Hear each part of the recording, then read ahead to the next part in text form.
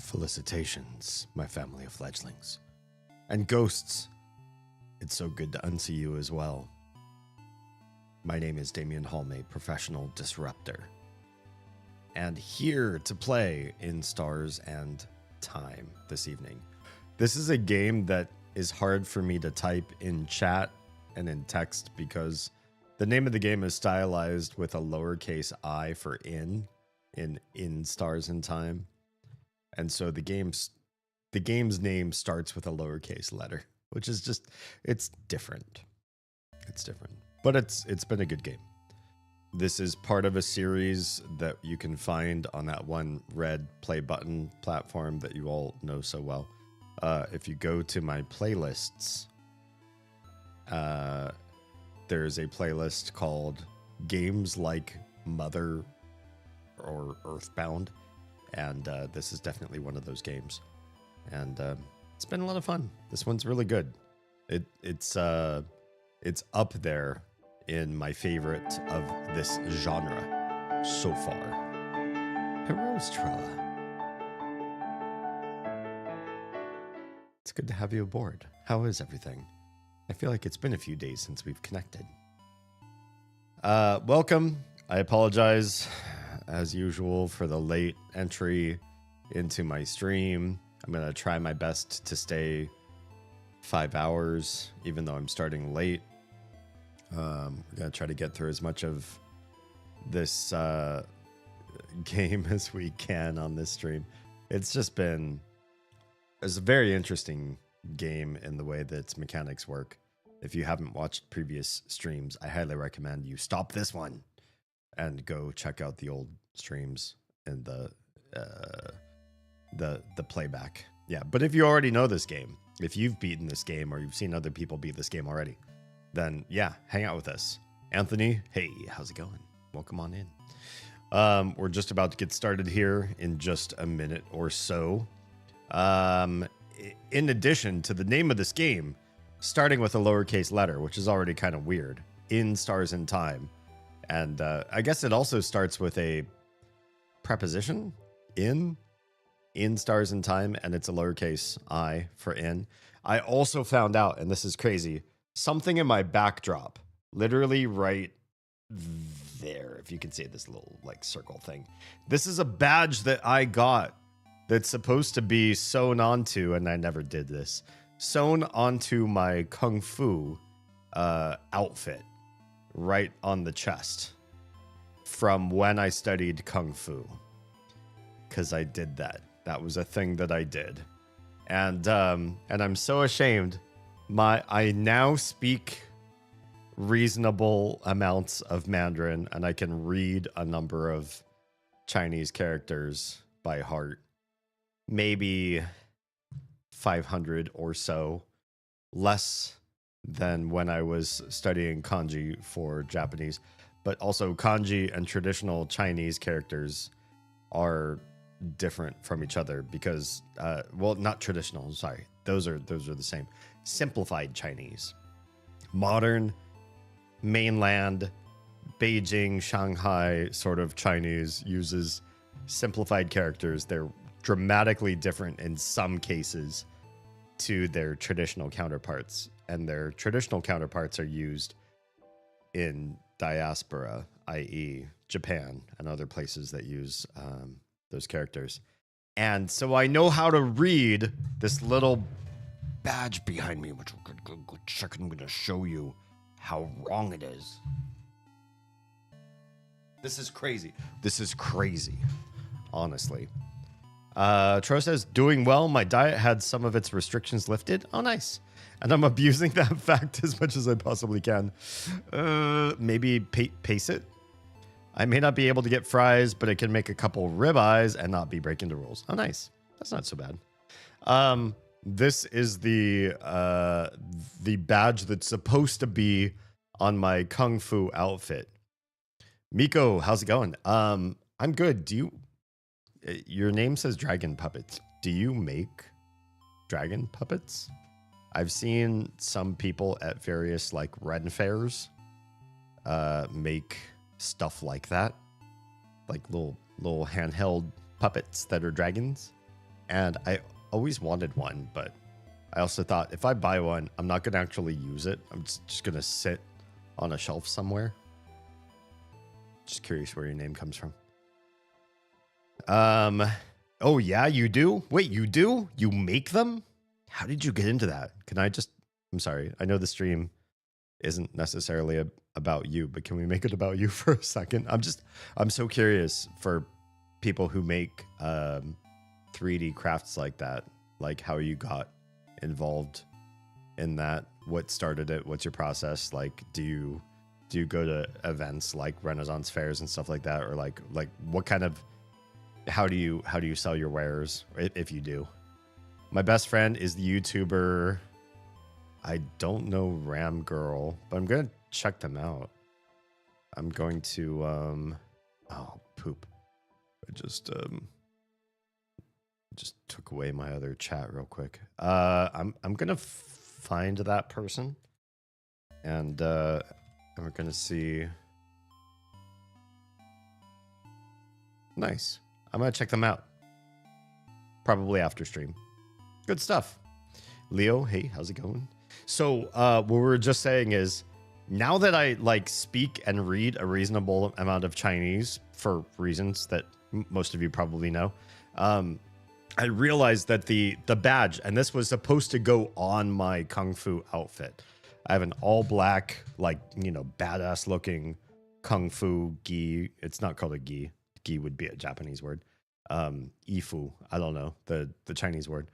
I never sewed this on or ironed it on or whatever. I think it's an iron-on patch because the backside is kind of like waxy. So I think you're supposed to be able to iron this on or whatever. It's paper, cardboard, or cardstock, scissors, tape, color stuff. I mean, that's cool. That's cool. I just subbed. Oh, thank you for the sub. I appreciate you. Welcome to my family of fledglings.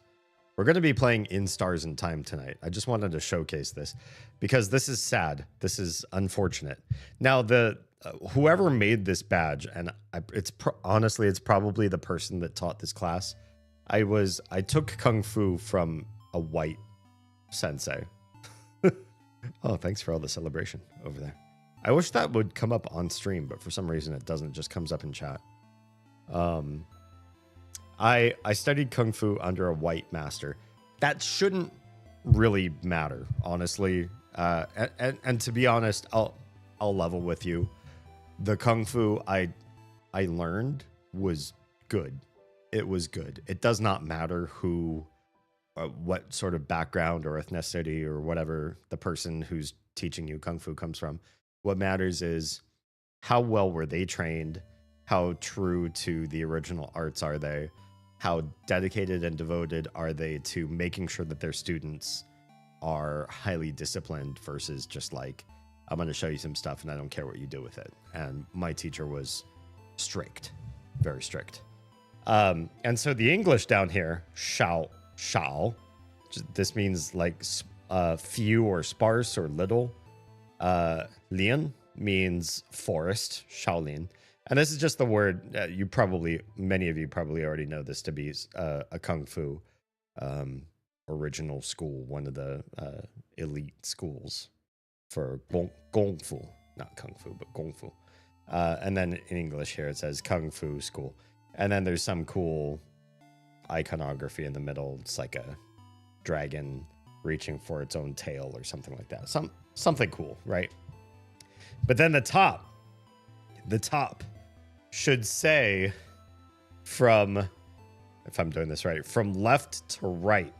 It should say Shao, meaning few, Lin, meaning forest. It should not say it in reverse. This is the character for forest. This is the character for few. It's backwards. This is backward. This is probably made by, is probably honestly commissioned by the sensei of the school that I studied under this, and they probably honestly maybe submitted it right. But then the printer, whoever received this, doesn't know anything about Chinese. They got all the English right, and they don't know anything about the Chinese characters. And they might have just flip-flopped them or did something wrong. And I believe it's probably a printer error, not the sensei error, but I will say sensei, not sensei. Shifu. Shifu. Honestly, if I'm saying Mandarin correctly. The Shifu probably looked at this and said, I don't read the Chinese characters. I see 2 Chinese characters. They look like the ones for Shaolin. And I think it's probably right. And it's wrong. It's backwards. And I don't want to put this on my Kung Fu outfit now, because it's going to make me look like I trained in America, which is true. I did. And I trained under a white person. It's true, I did. But I wish I could get this exact thing, this exact badge, but have these reversed so that it actually is right. 因为如果我说中文，我想真的对的中文。如果我带功夫衣，我想对的中文。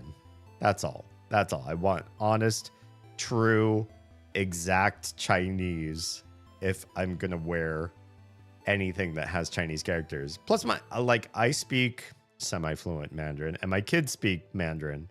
It's like, I don't want them to see me wear a kung fu outfit with flip-flopped characters. It's gonna show the wrong message to them. By the way, I also make candy. Oh yeah, I know candy. I make harnesses. Whoa. So you make big stuff. Skirts, headbands, etc. I also make masks because I'm a Varian? I don't know what that word means, but that's amazing. Good stuff. Candy's a little more than beadwork. True. Has its roots in undercore rave culture and is supposed to symbolize friendship or connection. Yeah, it's very true. It's deeper than a craft. It's a craft with heart. It's a craft with connection and symbolizing. Is it right to say plur to pronounce it? The 4 letters, the plur culture. Peace, love, unity. What's the R? Respect? Yeah. Good shit. Oh, the Gothic Cathedral's pretty much done? I can't wait to see it. I just need to finish the roots and then add in a few more window. Oh, roots. Roofs. Nice. Good stuff. That's really exciting. Varian is kind of like a furry or other pot. Oh, cool. Awesome. So, yeah, you're like a multi-hyphenate creator or crafter. You're really good at making things wrought into the world that are physically holdable, and in some cases you can play with and or wear your creations, which is really cool. I do appreciate people that make crafts that like sit on a shelf and are like physical 3D art. It's neat, you know. 2D art has its place, 3D art has its place, but there is something to be said about stuff like candy or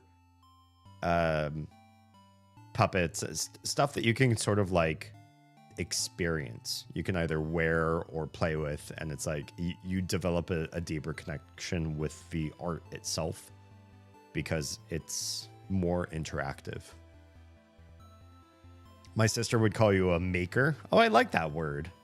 We should bring that into the common vernacular. Absolutely. Kind of a general term for a person who crafts in multiple categories. I love that. I really do. Yeah. I'm going to return this back. Let me take a quick bio break because I started stream and did not see to my own needs, and I drank a pretty decent amount of water before I even started stream. I had very little left, actually. Oh, so we're going to do that, and then we're actually going to start the game. Yeah, so I'll BRB in like 2 shakes of a lamb's tail.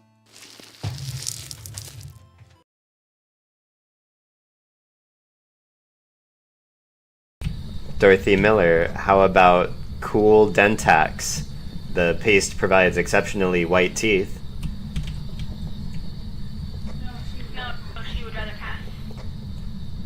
Dorothy Miller, can you hold my camera so I can pee?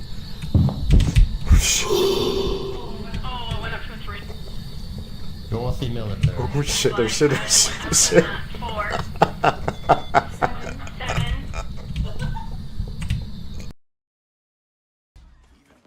Oh, jeez. Stupid long lob.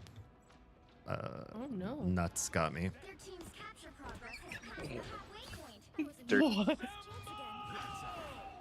You heard what he said. Long lob nuts. Sure. Okay. Well, I'd like to thank you all for. Yes. I saw you coming and I was like, what is that? What a wonderful way to end it all. Look at all those umbilical cords. All at once. How glorious. Did I go New Yorker? I'm a New Yorker, ooh. Remind me to have Gray do both his Jersey and Uwu. Yeah. Free first aid. If anybody wants it. Just behind this big tall boy. I Ooh. don't see no tall boy. Oh, wide boy. Ooh. If you see a wide boy at the side of the road.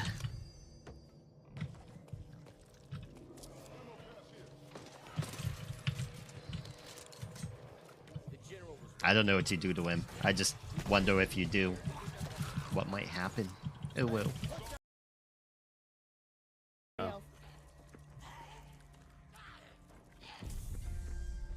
Need a mosquito? Mosquito? What's a mosquito? I just made it up. It's like a mosquito, only it's shaped like a penis. Alright, let's go. 给你们1分钟，好吧？所以我觉得，所以那些地方有多多的亭子地方有门可以开。我不可以. I don't know why I can't listen to myself on that clip. I sound so friggin' white. My Mandarin is particularly awful in that particular clip. Welcome back, most of you. What's going on? What game is this? We're playing. Let's bring this game up, shall we? In Stars in Time. I have to go by. Okay, bye. Yeah. Oh, they were asking about other older games. Oh, whoops. Well, those that playback is done. So we'll wait for the people in the cheap seats to come back, and then we'll get started on everything. Let me make sure that everything's working out here correctly. Why am I... Wait, how is that not actually doing the thing? If I wanted to... Can I see... No, that's already connected. How do I... I can't see that chat, can I? Son of a bitch. There should be a way to make sure that I'm live on every possible platform. And for some reason, I haven't seen one of my platforms technically go live, as far as I can tell. Let me just test a few things here. I can't change my keyframes there. Okay, that test came through okay. Oh my goodness, this is not what I wanted. I'm sorry. Oh, I messed up this whole window. Live production. This is how we do it. Let's check this one. If I hit test, it should also come through. Yes, 2 tests. 2 different chats on the same stream. I don't expect this one to come through, but I'll hit test anyway and watch what happens. Is it going to happen? Is it going to happen? This is not. For some reason, this has never worked. And I don't know how to get it to work. It's, yeah. Just not working the way I want it to. How is the Damien head? Busy, but not as productive. Not as what's the word I'm looking for? I'm not producing as much as I would like. I'm busy. I'm busy doing so much. And a lot of it I think is like groundwork for the new year. But it's May. I'm so sick of establishing groundwork. I'm so sick of doing regulatory and board of director and taxation and just like establishing all these systems, which should have been established like a long ass time ago, and then just like written over to being in my name. That would be great. But no, I'm starting them anew. Registrations for things, healthcare. Just there's so many ways in which I'm so busy doing stuff that does not create a bigger business or doesn't generate more revenue or doesn't build more of an audience. It's just sort of like regulatory stuff that needs to happen. I hate it. I hate it. I'm a creative at heart, and I wish I was doing more creative stuff. Yeah. How are you, Troa? All right, let's pop back into our save file. You thank the change god for its blessing and quickly run away. We are in... How do I check where we are? Not quit, that's for sure. Act 3. Loop 15, Act 3. We already talked to Loop this time. So now it's just a matter of talking to everybody else, I guess. Have we even talked to the person over here who... Are you the person that is... Wait, who's messaging me and why? Oh, gotcha. Still surfing the much improved waters with my new med setup. Nice.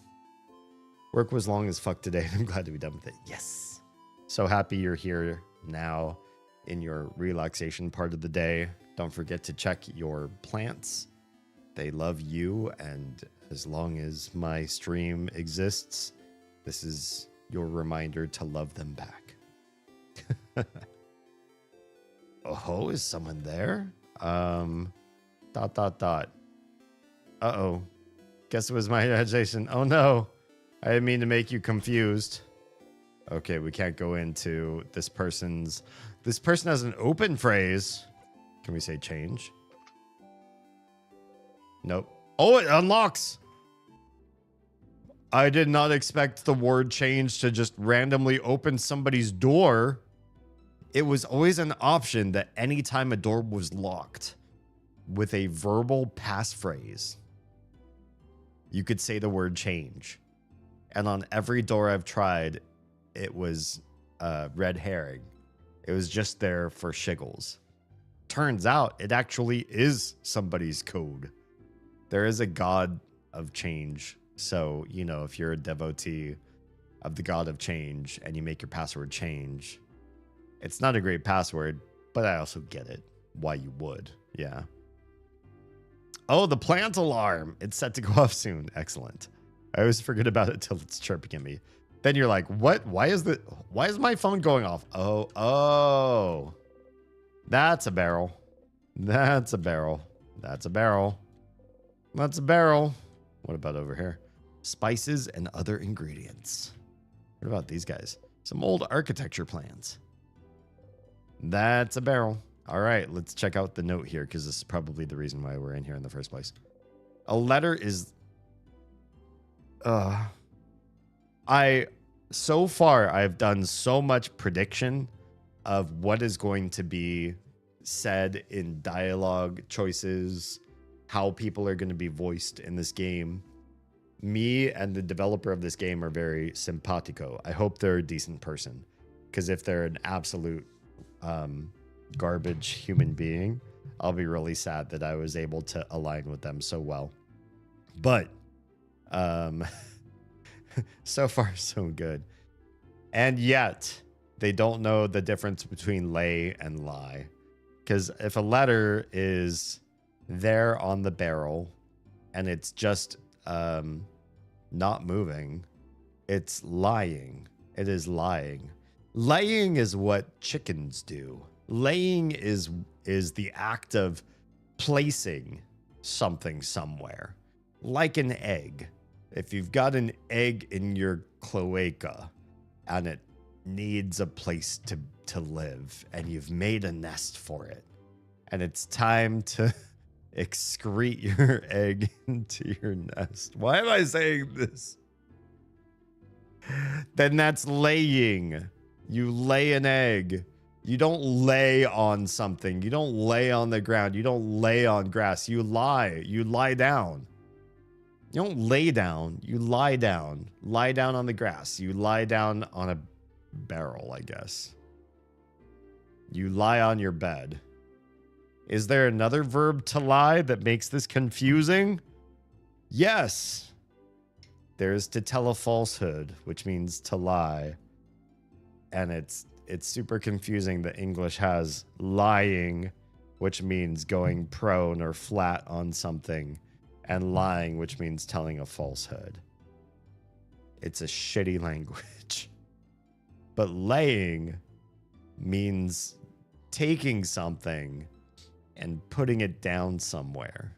This letter does not have hands as far as I can see. All right, shut up. There seems to be something inside. You open it. You can only describe the item inside the letter as a long thingy thing. You got the long thingy thing. You put the thingy thing in your pocket along with your souvenirs. Don't you need this to make a bomb? We sure do. Yeah, because we've spoken at length with Isabeau, who seems to know how to make bombs for whatever reason. And you need a long thingy thing to do this. It's part of what you need. Why do we need a bomb? I don't know. We're going to blow up the king at some point or something. I have no idea why we're doing it. Bonnie is here looking morosely at the fields. Bonnie. Hey, friend. What do you want? Clock Tower sleepover. We're just going to skip past most of this dialogue. It's a great idea. Stars, you do not know how to deal with Bonnie anymore. Okay, bye. Nothing. See you at the clock tower. There's somebody, before we leave, somebody who's interested in books. It's not you. Somebody is interested in books. You're a gardener. Are you interested in anything? One of the saviors traveling with Mirabelle? Nothing. You got a bright flower. Oh yeah, we can give a flower to somebody. I keep forgetting to do this part. We're gonna give it to Mirabelle again. Yeah, I want to give you a flower. Flower for you. This is a nice gift. I'll make sure to press it in a book so I can keep it forever. And she seems happy. See you later. Yes, you will. Oh, we could sit next to her. Are you the one that's interested in the... You're not the one. We already asked them about Timecraft. Somebody here is interested in a series of fiction books, but I can't remember who. Do we speak to already? Odile. I talk to nothing. I'll see you at the clock tower later then. It's interesting. You don't have to actually prompt them and let them know about the clock tower. You can just leave. Door seems to be locked. You need to know the open phrase. Can we say change and see if it works? No. That one does not need the word. Do we need anything from them? Probably not. Is it you? I think it's this person. You know, the end of the world is fine and all, but I only have one regret. I won't be able to know what happens to Lord Joseph Rand in the final issue of The Cursing of Chateau Castle. So did we read the very last one? 68. No. I thought we got an 80 something. Maybe not. Maybe not. Do we set up a rendezvous with them and Mirabelle? I think we're okay. Not this playthrough. Or do we? Maybe we do. Oh, whoops. Big hat and possibly warm-looking cloak. We're going to skip past a lot of stuff. Mirabelle thinks you're scary, but she liked your style. Oh, change it. Yes, so wonderful. I know exactly what to do. Give me 3 seconds. Hatted one. We get a letter from them. Yeah, right? Yes, okay, let's go. Can you give this to Mirabelle? I hope she likes it. Fan mail. Yeah, we're going to give fan mail to Mirabelle. I don't remember why exactly we want to do this, but we do. I think. Don't we? Fan mail. From a stylish lady. We can't skip this. It's from a scary classmate. Thought she was scary. But she's gifting me a bow. Oh, but you already have the bow. Mirabelle starts tearing up. So glad that... Anyway, look at this bow, isn't it? Oh, whoops. We already have the bow. This is why we don't do this. Because we mess with her. You have a stylish bow. Point at the bow Mirabelle is wearing. I do? I do. Look at this bow. Isn't it pretty? Looks wonderful. Why aren't we able to skip this? Is it because now Sifrin knows how to smooth her memory if she feels messed up? It does. Okay, she feels good about the bow, I guess. So maybe we're okay. We haven't fished, have we? Maybe we should go fish. There's something that improves every time we try to fish. So we should always, anytime we're back in town, do a fishing.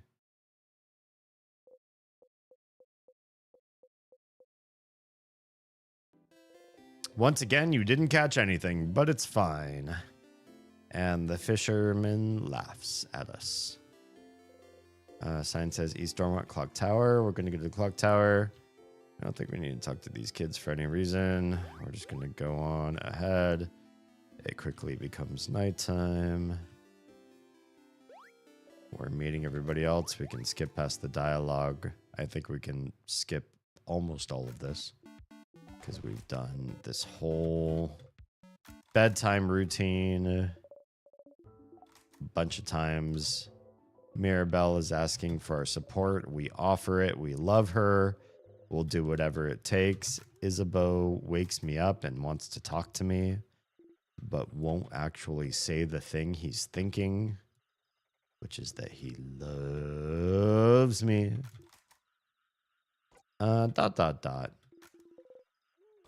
Okay. And then he wakes up Mirabelle and Bonnie, and they're super upset that they got woken up. It's time to go to bed. Close your eyes. You wonder if you'll be able to sleep tonight.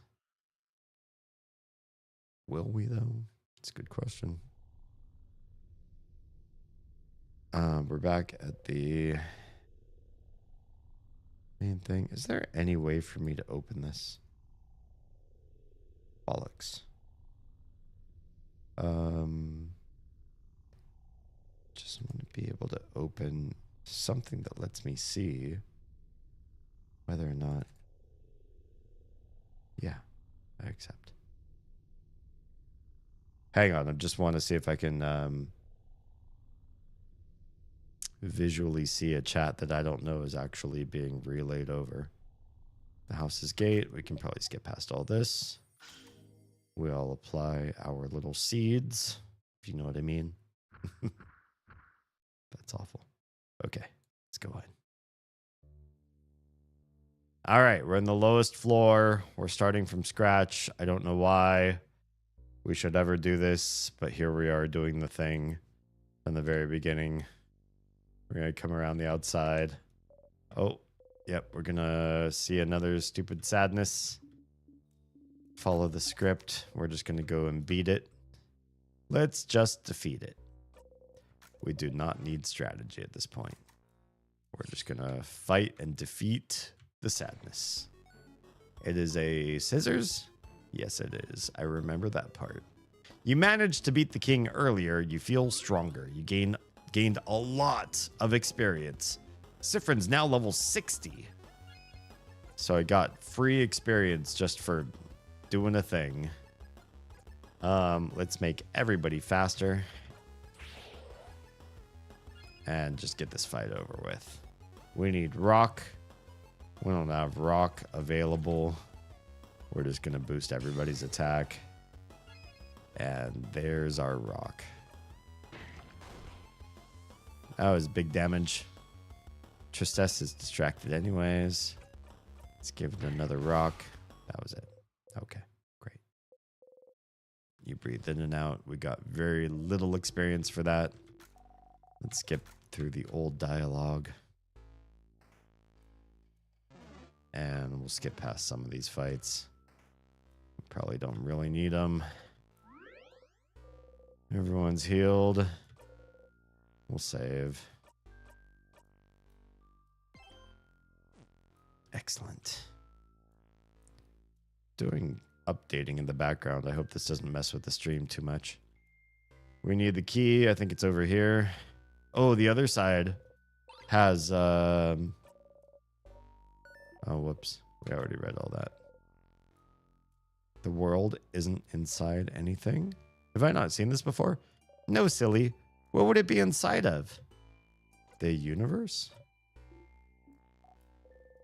They're all staring at you confused. Haha, funny joke. Haha, funny joke, yeah. Stars, why would you say that? You put the key in your pocket. Okay, never mind. The other side, however, does have some tinctures. So let's go get as many tonics and beverages and everything as much as we can. Come on, why can't we skip all this? Ginger juice, pepper juice, thyme juice. Skip past all the canned dialogue. Is there anything in the closet? I forget. Bell pendant. For some reason, we need that. Anew.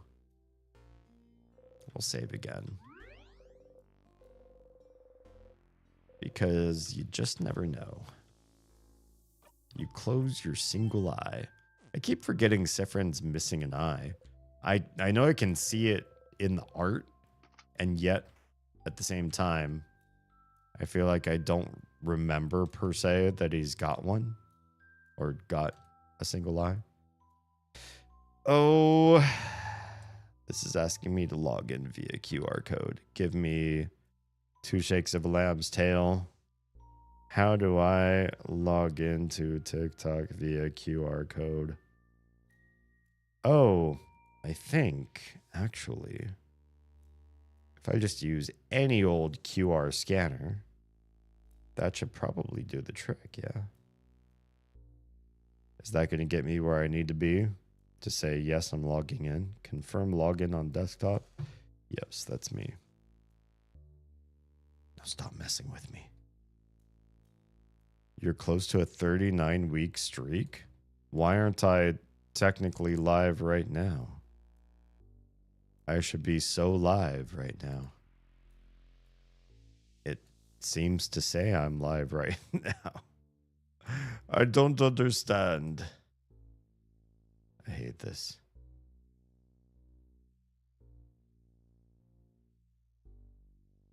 Is there a way to see my own profile? And then, no, not like that. Live. Yeah, I don't know. I have no idea what I'm doing. We're just going to ignore it, and we're going to focus on the game.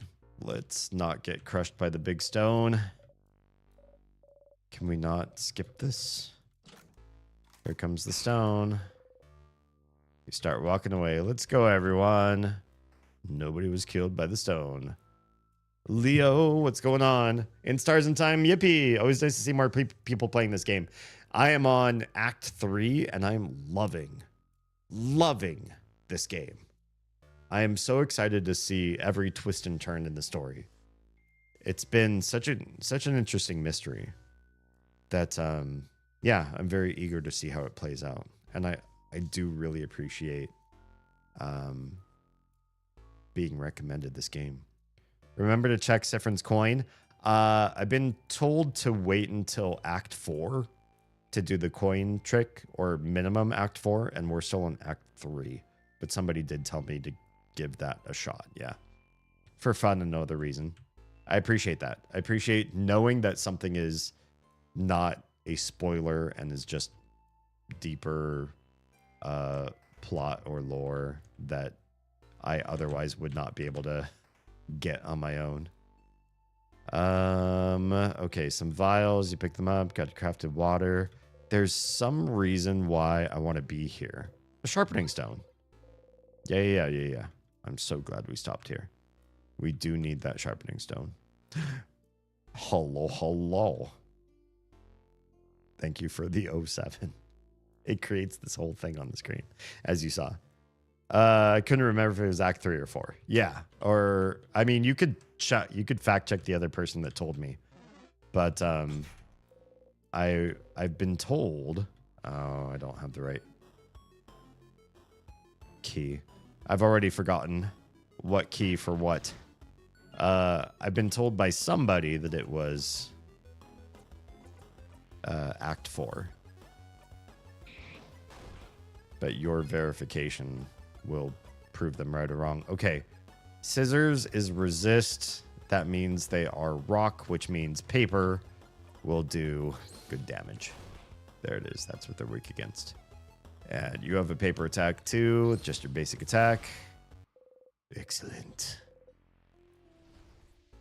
Just getting Lobby experience currently. How did I forget that Act 1 or what? No, floor 1 is going to the right first. Some vials. Let's just get as many of these freebies out of the gate as possible. Just nice to have. I can skip all that. I already read all that. Cupboard.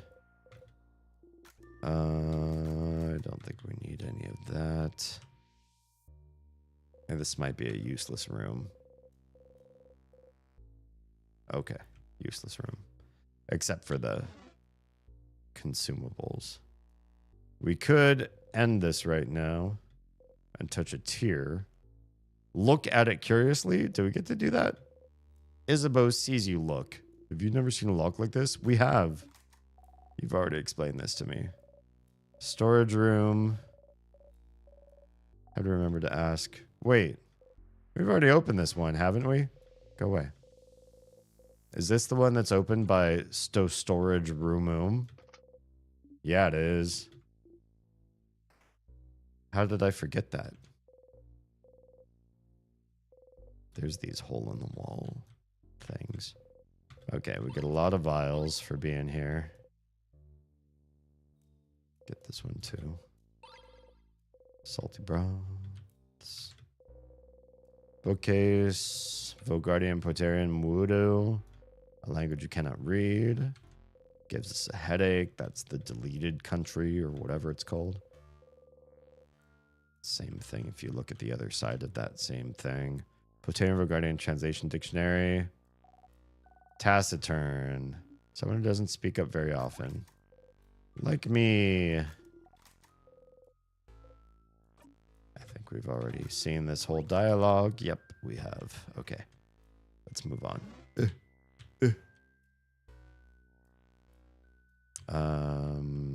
Down first? No, not yet. We need to get the don't do it. Don't do it. Keep Isabeau from running forward. We need to go back. First, we need to get the Star Crest or whatever it's called. Hello. I feel like we played through this so much, so many times. And yet here we are doing it all again. Can't remember why we are on this loop. Okay, it's weak to scissors. Great. We got so many scissors to offer you. Why don't you give your turn up to Odile? Maybe not. Let's just boost everybody's defense for now. Odile's right about to have her turn anyway. Bonnie gets a whack. More scissors. Fact that checked the coin. Thank you for doing that. It can be in either Act 3 or 4, so you're good to do it whenever before Act 5. Okay, great. Good to know. If we get back to town in this act while we're still in Act 3, I'll give it a shot. I'll give it a go. All right, more scissors, more scissors. All the scissors. Oh, jerk. You have another scissors attack right here. I don't think we need to stop to heal anybody, honestly. We have a normal scissors attack. This should be our heal. This 5 attack is both a heal and damage. And it's all we need. 1100 experience. Sifrin leveled up to 61. Doing good. We can skip past all of that. Let's bypass you. Wow, we didn't even aggro the guy. We're gonna use the Star Crest. Why can't we skip past that dialogue? I feel like we've been here so many times. Ow, stars! You hit your hip into the counter and bite your lip really hard. We do this every time. Every time. Why do you never remember the stupid counter? Oh no, Sif. Do you still have trouble judging distance? Let us know if you'd like anyone else to take the lead. Honestly, probably. Probably someone. There's the egg key. No time to discuss. Let's just check everything else. Wait, what? No, there's nothing there. Yeah. Cookies frozen. Okay, I think we're okay. Oh, wait, here. There's consumables right here. Super sour tonic. Flyer for the Doma Boulangerie. Alright, we've already checked out everything else here. Cool, cool, cool. Jackpot. Yes. Oh, I didn't mean to fight you. It's fine. Experience is experience. You need rock. We will give you rock. We're just I'm gonna pass you to Odile. You lose half your bar. Let's just give you rock 3 immediately. That was a good crit. We'll just skip this fight ASAP. Bye. No, I didn't want to fight you either. Oh, it's one of these guys. Paper. There's also some tonics on the shelf on the left wall in the kitchen next time you're there. Oh, thanks. I checked that wall one of these loops, but I only play this once a week. I end up forgetting a lot, honestly. Paper. We're going to use scissors on you. Yep. Lots and lots of scissors. All the scissors. You don't have a scissors, so you're just going to give your turn up to Sif, who has another scissors attack. That was a nice crit. Powering up the enemy. Good thing Bonnie's here to give us a snack break. More scissors. One more scissors. Everybody gets a heal. Everybody gets some damage. Nice. Easy peasy. Oh, so close. You know what? Just attack it. It's so weak. 1,000 experience. For trash, honestly, pretty good. It's a little bit of a longer fight, so I feel like, oh, come on. All the floor 1 enemies. Oh, right, you're a 3B, aren't you? Can we not immediately kill Mirabelle, please? Okay, let's... we have 3 scissors attackers, so let's focus on the person with paper. Shall we? Shan't we? Although, you should probably just heal yourself first. You are going to give your turn to Mirabelle, who has a scissors attack we could be using. Nice. Easy. Good, good, good. Ow, jerk. At least the forgetting is pretty in character specific. I know, honestly, and this sucks. I have a nearly photographic or eidetic memory, but when I take an entire week between streams, and I only play this for like 4 or 5 hours per stream, I do often risk completely forgetting what I learned in the last stream, or taking this entire stream to remember it. And that can really suck. Oh, I forgot we've got a rock on this person. We don't need to build up a combo point. Not on this character. It's just a trash character. Shouldn't be a big deal. Paper, sure.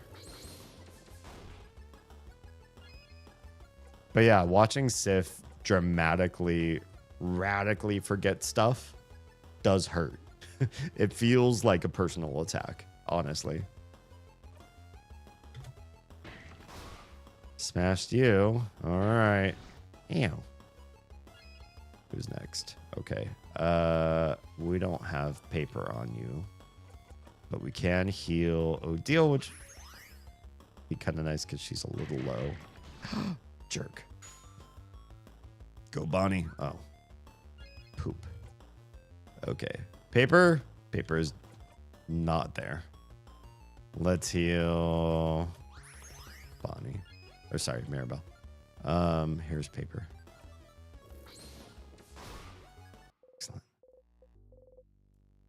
That was not nearly as much experience as I expected for somebody as multitudinal as that particular trash fight.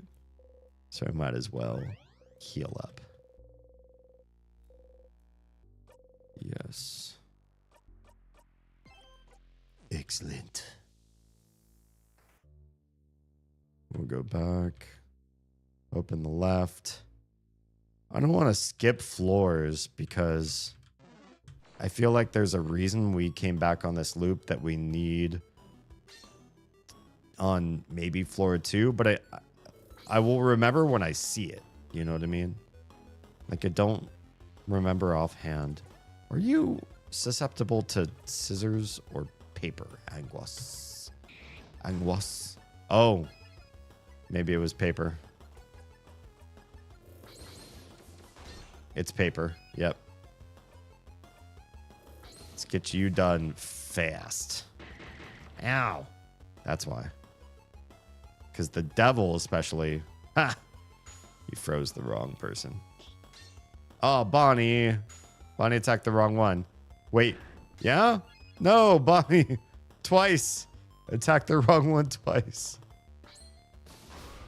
First Anguas. Or however you pronounce it. All right. You can take a heal. We'll attack it with whatever. I don't think it matters what it's weak to. It's weak to scissors. But honestly, it doesn't matter. It has almost no health, no attacks. Just do whatever. We already went up there. No, I thought it could run past you. This is paper? Those paper hands? They look like paper hands. Why don't you heal yourself? Nah, you're not that low. Odile, however, is lower. Let's see if it's paper. Yep. So all scissors all the time. Let's pass the turn to Sif. Sif is our scissors master. Nice.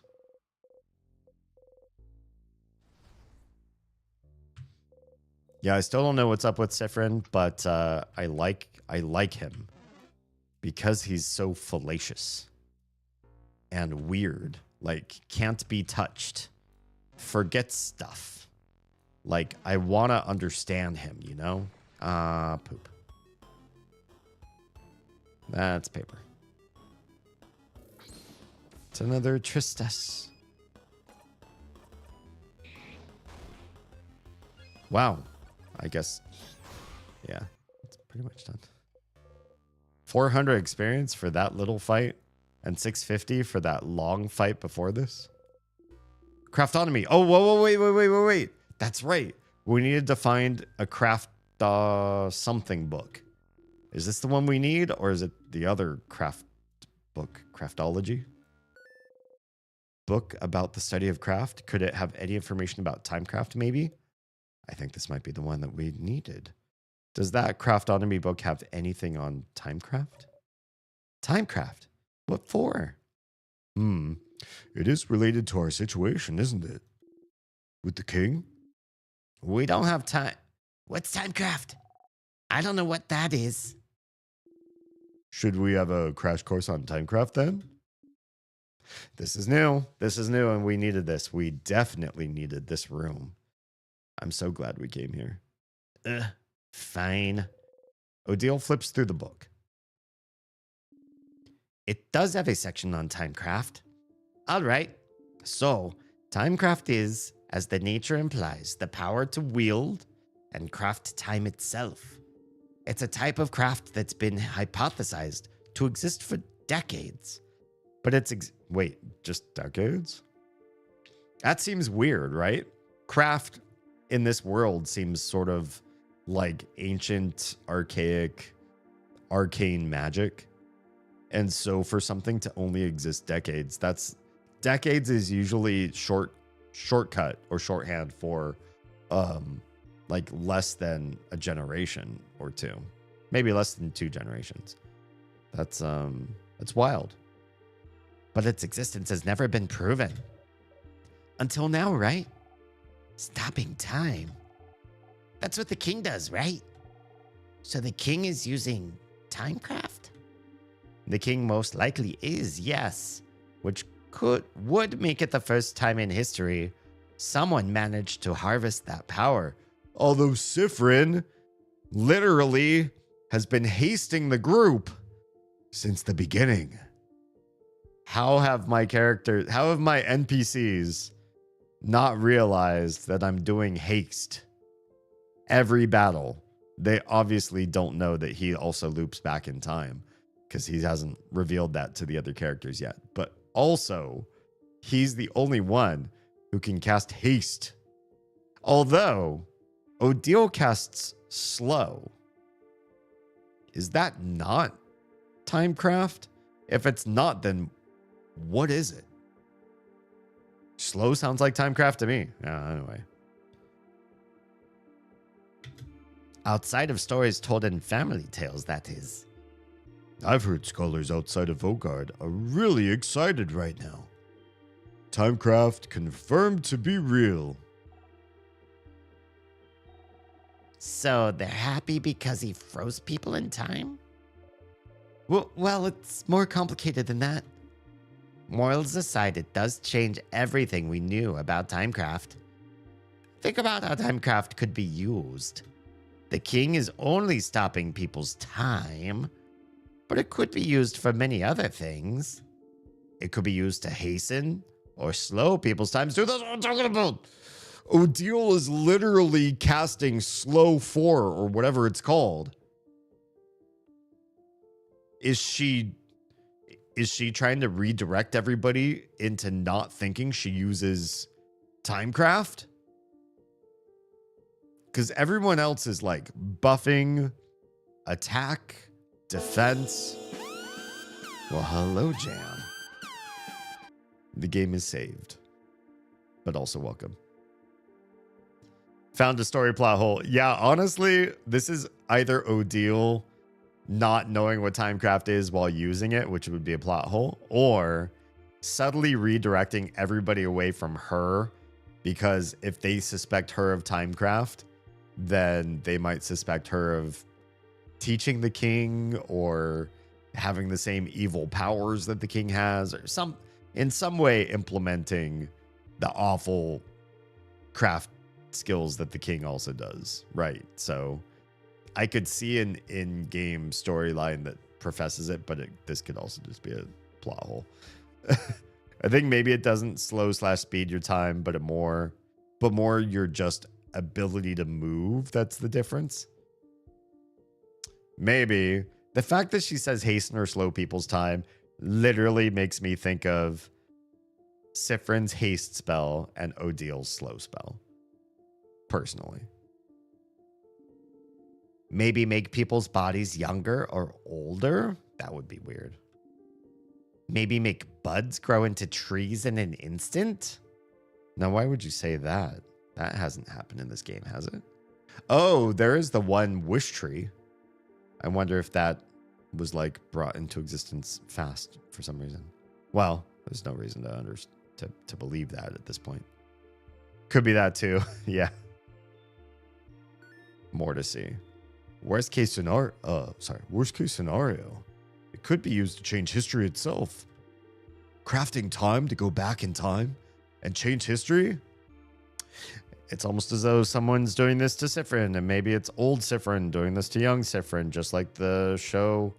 Oh, I don't want to say all what I said in the other stream. Shit. Spoiler alert. Kind of backwards if you watch my last stream. There's a show that tackles the same sort of idea that I'm conspirizing. My conspiracy theorist brain is working toward. Whoa. The possibilities are endless and terrifying. Definitely not the kind of power you want in someone's hands. And definitely not someone like the king. And correct me if I'm wrong, but crafting time wouldn't be like crafting clay to a specific shape or crafting a sword. Those are easy enough to do and won't tire you out. But crafting time? Something as basic and essential as time?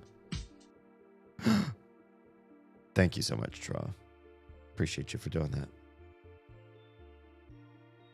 Thank goodness for smart detection, too.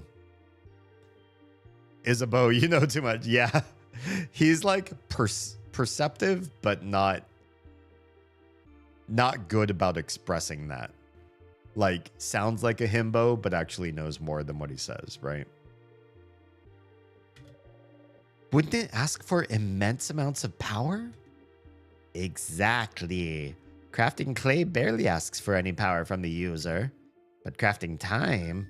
It was theorized that crafting time, even to pause time for a single second, would probably kill the user immediately. Huh? Kill them dead? Kill them dead. And yet the king is still alive. So it raises the question. I love this. Okay, they said raises instead of... Or wait. What was it? They said lay instead of lie. So there's already a grammatical error. But here they said raises the question. Thank you. Thank you for choosing raises.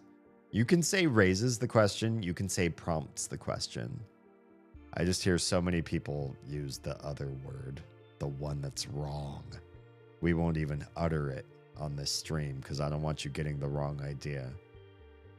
If a question comes up based on new evidence, like you're talking about time and suddenly you have a new query, a new curiosity, that question has been raised or prompted. So you can say it raises the question or it prompts the question. Not the other one. Not that thing we won't say. What gave him enough power to use Timecraft without dying? And how did he learn how to use it? Good questions, Isabeau. You have pretty smart insights sometimes. I sure do. Timecraft is what the king uses, and it's dangerous. Got it. I suppose talking about this was useful. I'm surprised you're curious about this, though. Sifrin. We all know. We all know something there. You shrug. Yeah, you shrug to divert her interest in you. Yeah, you're gonna all ... about this. Timecraft, a type of craft that allows the user to control time. Obviously. Isn't that what you and the king have been using? Obviously. You're the king. You are the young version of the king. Don't tell me if I'm right. Please, no one in chat say D, you've guessed. But my suspicion, my conspiracy theory is Sifrin and the king are one. But neither of you should be able to use it. Unless, because Odile said, shouldn't it require tons of energy? I don't know how we get that. And tons of time to be able to learn it. If you already know Timecraft because old you knows it and loops young you so that you have infinite time to learn it, then you learn it and then you know Timecraft and then old you gains it. Some time traveling universes could work that way, where as long as old you does a thing to young you in time, it's canon. Yeah, I think the Bill and Ted world works this way. Using it would ask for immense amounts of power. So then, what gave you this power? Old you, of course. Maybe you should ask the king about this. Oh, good, we're going to go fight the king. But what if it isn't enough?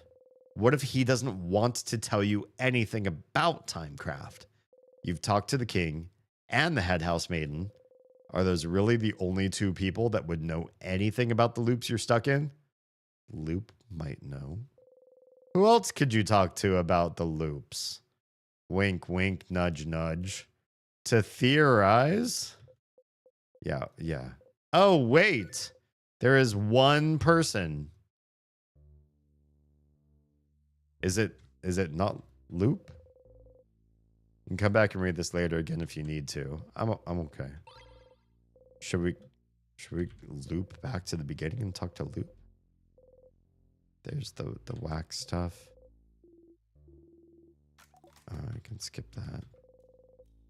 Instructions on how to craft candles. Is there anything in this one? Oh, no. Well, oh, salty broth. Okay. Yeah, gosh, I don't know. Hello, Stardust. Found the broken egg key. Just skip past the dialogue. Closet. We don't want to... No. We don't want to expose Bonnie to what's in there. All right, let's go. No. No. I rebuke you. We're not fighting the trash as much as we can. No. Try to avoid you all. There we go. Let's record our progress. I do think maybe we need to talk to Loop, and maybe that was a signal to do so. Maybe we should. Maybe we should right now. That did seem to be an indication. We just need to go find a tier then. Or lose to this fight. But we're not going to lose to this fight. Because every fight we fight gives me another... whatever. Teleport point. Okay. Rock sign means we can fight paper. We do not need to analyze. Ow. The cards don't have anything that Bonnie shouldn't see. Actually, that changes act to act. Oh, really? Interesting. Nothing important, but they are some fun little Easter eggs. Interesting. Last time I looked through them, it was like racy stuff that Bonnie shouldn't see. And we already saw the whole,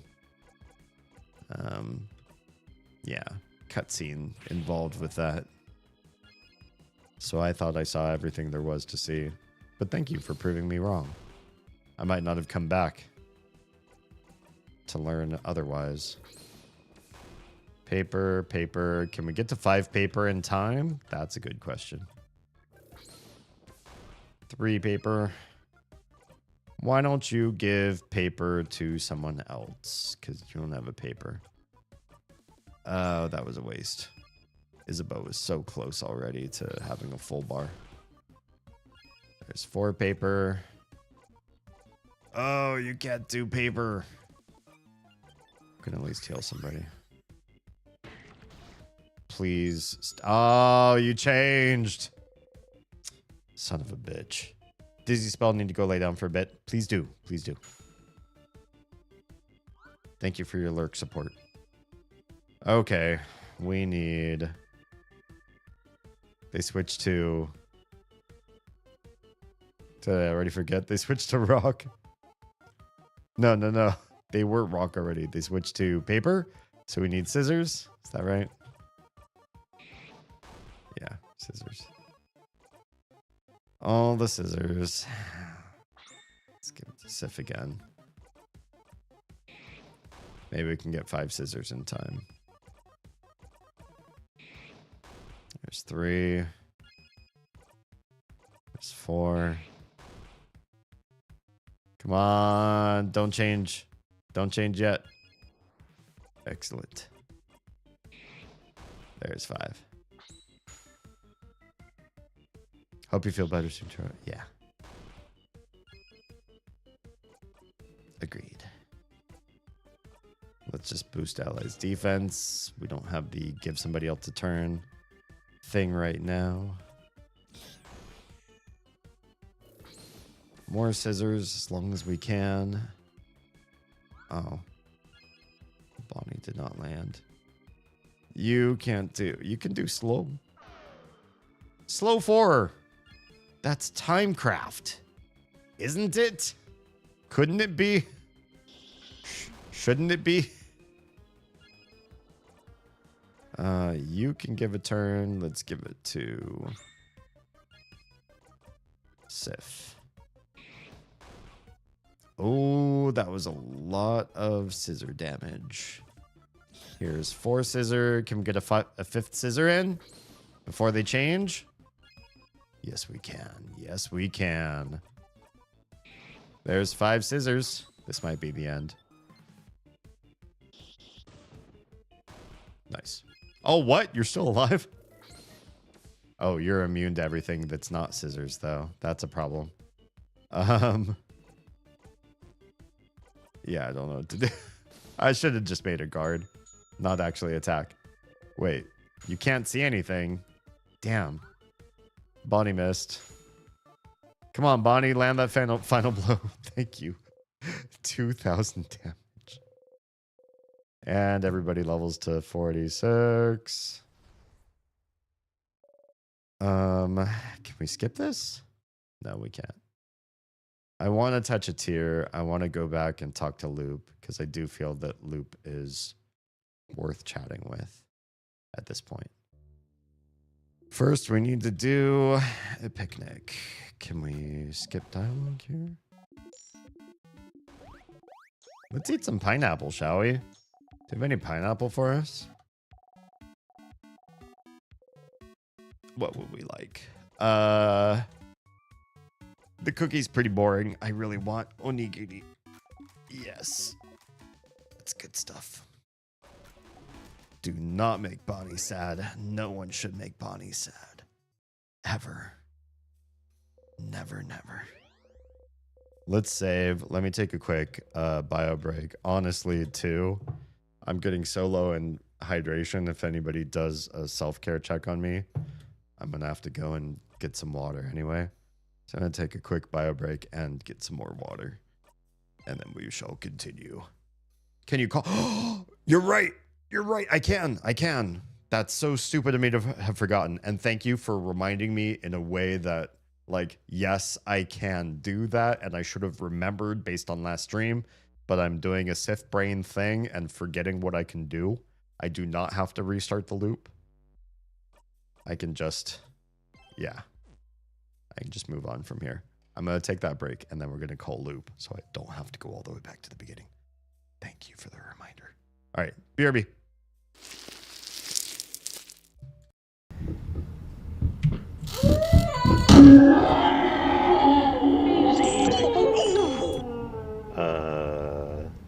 Okay, so I have a weird mixed feeling about what just happened. Like, on one hand, that sound at the end, a little chilling, like a little freaky. But that was some funny shit. Like, can we make that baby come through again?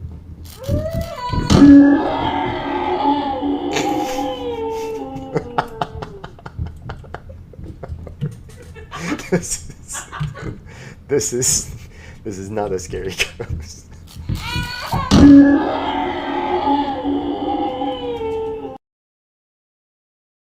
Oh, you're so fun. I want to make like a baby and spend 9 months inside you. What the hell? Oh, lovely. And then, oh, I do it, but I put me on there. Right? Get on up. Get on up. Get up. Get on the stake. Like a sex mistake. Whoa, that played out really weird. Please ignore my lyrics. Uh-oh. Yeah, but like Although as I understand from men who can self-suck, self-sucking, how is it described? It's a lot less like having your dick sucked and a lot more like sucking a dick. For anybody Gee, I who's- wonder fucking why. I wonder why, yeah. Yeah. It's not around anymore, and I am your ghost host with the most, Damien Halme. Welcome. I'm a variety streamer, disruptor of the status quo and reprogrammer of your mind. Breaker of your ruts. Filler? I fill your ruts? Oh no, let's not. Let's not say that one. Just save again. I feel like it. Oh, we can't. Okay. Good thing we saved before we got here. Although I'd hate to watch that whole cutscene again. I just want to be let out. I remember this area and I just want to be let out of the cage. Coming out of my cage and well, I'm not coming out of my cage. That's the problem. Okay. Well, I think there's only one thing to do while you're in here, and that's... Alexander throws a skull into the grinding gears. And? Oh! The skull is caught between two cogs. The gears shriek and shudder. Oh! The skull begins to bulge. Uh-oh. Uh-oh! With a sudden lurch, the ceiling completes its descent. Wait, no! No! Yikes! And presses Alexander into the floor like a bug under a heel. A bug under a That heel. skull wasn't strong enough to endure the pressure, and neither is Alexander's. Under pressure. Tickets up. Next. Alright. Alexander never was much good at squash. Awful. Interesting or exciting. What'd you tag? Oh, I see it. Got him. Pop like a zit. Zit. Yep. Ah, behind. Oh, see him. Oh, what the hell? Okay, we're back. Welcome. Thank you for your patience. I have hydration. I have bioed. We are ready. Okay, I think we also already saved. So let's pause. How do we pockets?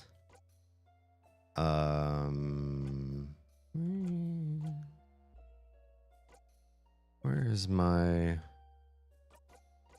ability to call my friendo?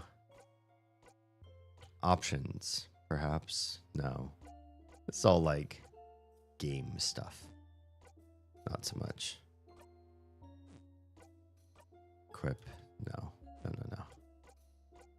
Wouldn't be a craft. Oh, it would. It would. Isn't it a Siffrin craft? Yes, it is. It is. I remember without anybody needing to tell me. Loop, my friend, you make the secret hand sign and think about talking to Loop. You close your eyes. Thanks, Leo. Yeah. Stream delay. I was able to figure it out before I saw your chat come into play. That's how life do. Hello, Loop speaking. Thank you for calling. How may I help you? Let's talk about something, I think. Well, I'd love to chat, Stardust, but you have other things to do, don't you? No, I'm calling you for this reason exactly. Come by and see me anytime. No. We'll have time to chat about whatever you want. Nope. I had a question about... Yeah. Wait, what? No, I already know these things. Really? I know about the book fan. I know about Isabeau. I know about the bomb. I know about the knife. What should I do next, maybe? You're doing so many different things. What do you need help with? Here we go. Here it is. Help everyone. No, find more of the king. Find more about loops.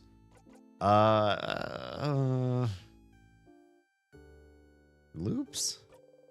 About the loops. Shit, it's not a refresher. I don't think I need a refresher. What should I do now? So oh, there it is. Oh, thank God I picked the right thing. I was like, I can't find Timecraft anywhere. So you found out more about Timecraft, and the head housemaiden just repeated everything when you saw her. Yeah, I don't want to talk to her or the king, to be honest, because they're pretty useless from what I see so far. What else could you do to find out more about the loops? I'm talking to you. That's why. Your name. Maybe you could talk to someone whose name is Loop. Huh. Literally, we are literally doing this right now. Are you? Oh, okay. So we need to die. We need to talk to Loop, in person. Apparently, because on our little phone call, apparently that's not enough. Yeah, we're ready. It's fine. It's fine. There's literally a tier like right here. We're just going to do it. Honestly, we're just going to do it. A tier froze you in time. Good. I want it. I want that. Let's go back to the beginning. It doesn't even cost any of my 115 Stardust points or whatever. So we are so good. You wake up. You dreamt about someone crying into nothing. Disturbing. Whose voice was it? Yeah, super disturbing. Hey, let's first we'll talk to Maribel, and then we're gonna make me stronger. Siffrin, you're up. Here again. Have you thought about doing a sleepover tonight? Oh, I was just thinking about it. Okay, we're just gonna skip. Skip. You tell Mirabelle about the carrot method so she can learn that one skill. Done. You watch her go. Great. Let's get more defense, because this is the one thing I think we're lacking. Based on fights, I just wish everybody had more protection. Protection. To survive. It's what you want. Excellent. Yeah, no call shortcut. it was worth a try. I mean, it was free, so why not? You and your allies' defense got boosted. You close your single eye. We're gonna save. We're still in Act 3. Not at the statue and turn back. Since you mentioned it, and since somebody else told me about this, there is this option, optional content sort of thing, where you have this silver coin that you think about the incident. What does that mean? Pockets, souvenirs. You flip the coin in the air a few times. How do we do this fast? You roll the coin around in your pocket. Escape, space, page up, space. You roll the coin around in your pocket. Escape, space, page up, space. You think about the incident. You grip the coin tightly between your fingers. Think about the incident. For those of you that don't know, this is a thing I'm trying here. Somebody told me about. You have to interact with it multiple times to get the event, but you'll know when it happens. Okay, great. Pockets, silver coin. Flip the coin in the air a few times. This is like a random thing that I'm trying here. Flip the coin in the air a few times. Roll the coin in your pocket. Think about the incident. Think about the incident. What does that mean? How I lost my eye, perhaps? Throw the coin in your pocket. Think about the incident. Put the coin in the air a few times. Look at how fast I'm doing this. So cool. I got a system. Grip the coin tightly between your fingers. Flip the coin in the air. Ah, I messed up. There it is. Grip the coin tightly. Flip the coin in the air. Flip the coin in the air. Roll the coin.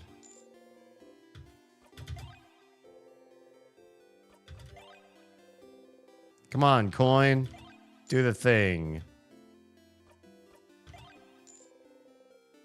I just want love.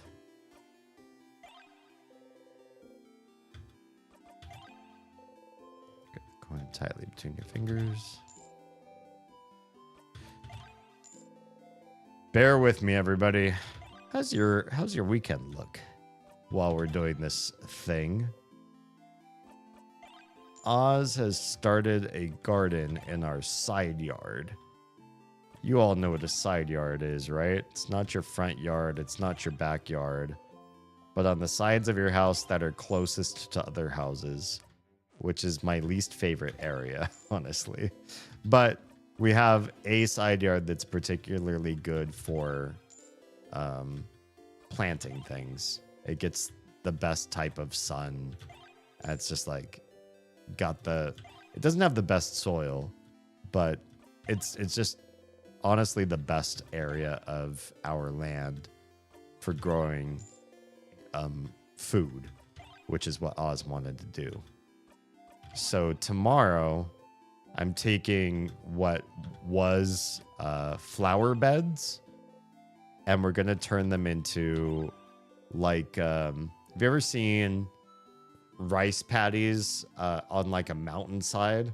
This is the best analogy I can think of because I've seen this a few times in like documentaries and stuff where it's like flat land because flat is really best for crops, and then it steps down like a stair step, and then more flat land steps and then flat. It's like that. That's what Oz wants, because we don't. It's right now. It's just like a diagonal slope down to the back of the house.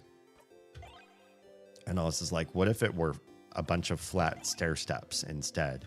Then we could really grow crops right out of the ground. Right now we have them in a bunch of growing pots and planters and stuff. Wait. Before you became stuck in time, you passed through a little town for supplies. This is new stuff.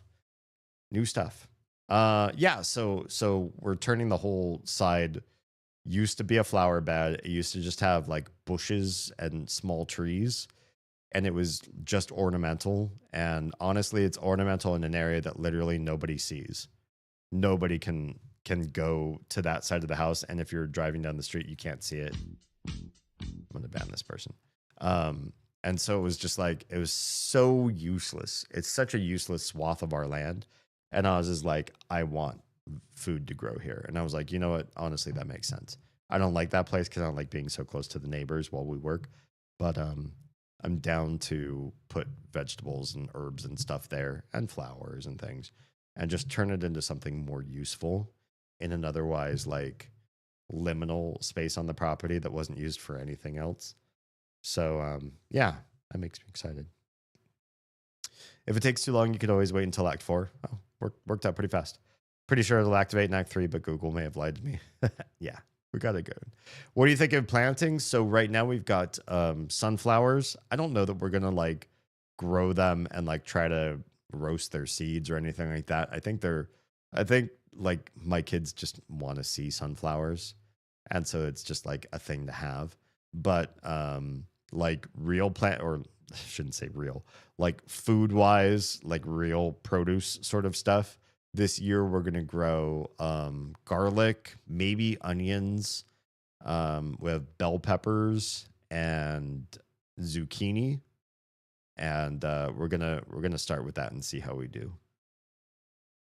Always good to have some extra food growth. Yeah, I mean we live in a pretty fertile state. It's just most of the ground that we have in our yards is like just tough red clay. So we need to have some topsoil placed on top of everything. Just it costs a little bit of extra money, which is kind of lame. But you buy the topsoil, stick that on top of the clay, and then most plants seem to thrive pretty well that way. They do okay as long as you know, dedicate some resources and money to giving them a good environment to grow. Because we've got the good 4 seasons here and plenty of rain. So plants thrive here pretty well with a little bit of love. Okay, so this is prior to us doing this whole looping thing, probably prior to the final day where we're supposed to be going with Mirabelle into the House of Change. We're remembering a little town of supplies, or that we stopped in for supplies. Everyone had things to do, but you were so stupidly hungry you could barely think. So you stopped at a boulangerie nearby. And this was not the final place, because that also had a boulangerie. But apparently that's something that Sifrin likes, so that's a thing. The boulanger was an old man, but strong. Looked like he woke up smiling every day. Aww. Bahalas, hello and welcome. Kirinesa. Nice, nice. Welcome on in. We're playing a little In Stars and Time this night. Do you know this game? It's kind of Omori adjacent, or if you played the Mother games for Nintendo, like Earthbound, it's in that same vein. It's really good, honestly. I do know somebody that looks like they woke up smiling every day. It's a little bit wild to me. One time I asked him, like, why are you so happy all the time? I think he just gave me an awkward answer because he didn't know how to answer that. But yeah, some people just are happy every day or choose happiness. I don't know how they do it. Even then, with the threat of the king looming over everyone, wordlessly, you pointed at a croissant, showing some coins, silently smiling. He got you your pastry, took your money, gave you 1 silver piece of money back. You both said thank you at the same time, and you held onto that coin. That's the coin that we're messing with right now. And it's because he was so happy and you wanted that. And you both froze. Oh, because you both said thank you at the same time. Apart from Isa and Mira, who have the same accent, you all have very different ways of speaking the same language. Okay, because they're both from Vogard, but so is Bonnie. but they don't say words the same way. I mean, they're from different areas of Vogard, right? Makes sense as you all come from different places. Wait. Actually, not all from Vogard. Maybe I'm remembering wrong, but I think Mirabelle's from Vogard, but Isabeau is from Jovant or something like that. Through your travels, you met a lot of people with Mira and Isa's Vogardian accent. Okay, he does have a Vogardian accent. A few with Bonnie's coastal accent. Gotcha. Which explains their attire. It's like Costa. Yeah. What was the Final Fantasy VII area? Costa del Sol or whatever it's called. It's like a sun-drenched area you go to right after you meet Red. And even fewer with Odile's Cabuan accent. But your accent stayed unique, foreign, which is what I think Sif is part of that deleted country that everybody gets a headache thinking of. The Boulanger's accent was the same as yours. Uh-huh. That's why you saved the coin. It reminded you of home. He was from where you were from, probably. Without breaking eye contact, the old man grabbed your arm. Oh God, that's a little bit scary. His eyes were stunned because people didn't escape from that country, perhaps. Fearful, hopeful. And he said, "Young one, where are you from?" And you couldn't say the name of the country. Yep, you couldn't answer. God, it's like I played this game before, and I definitely haven't. I was talking to Oz about this earlier today. I was like, I feel like my audience is going to think I pre-played this game, or like I have another Steam account where I have a saved on this game and I play through that first because of how many times I predict the dialogue. I promise you, it's just that the developer or whoever wrote the script and me, we're simpatico somehow. I've got their number. I seem to know how this game should be scripted. There was no way you could answer because you can't say the name of the country.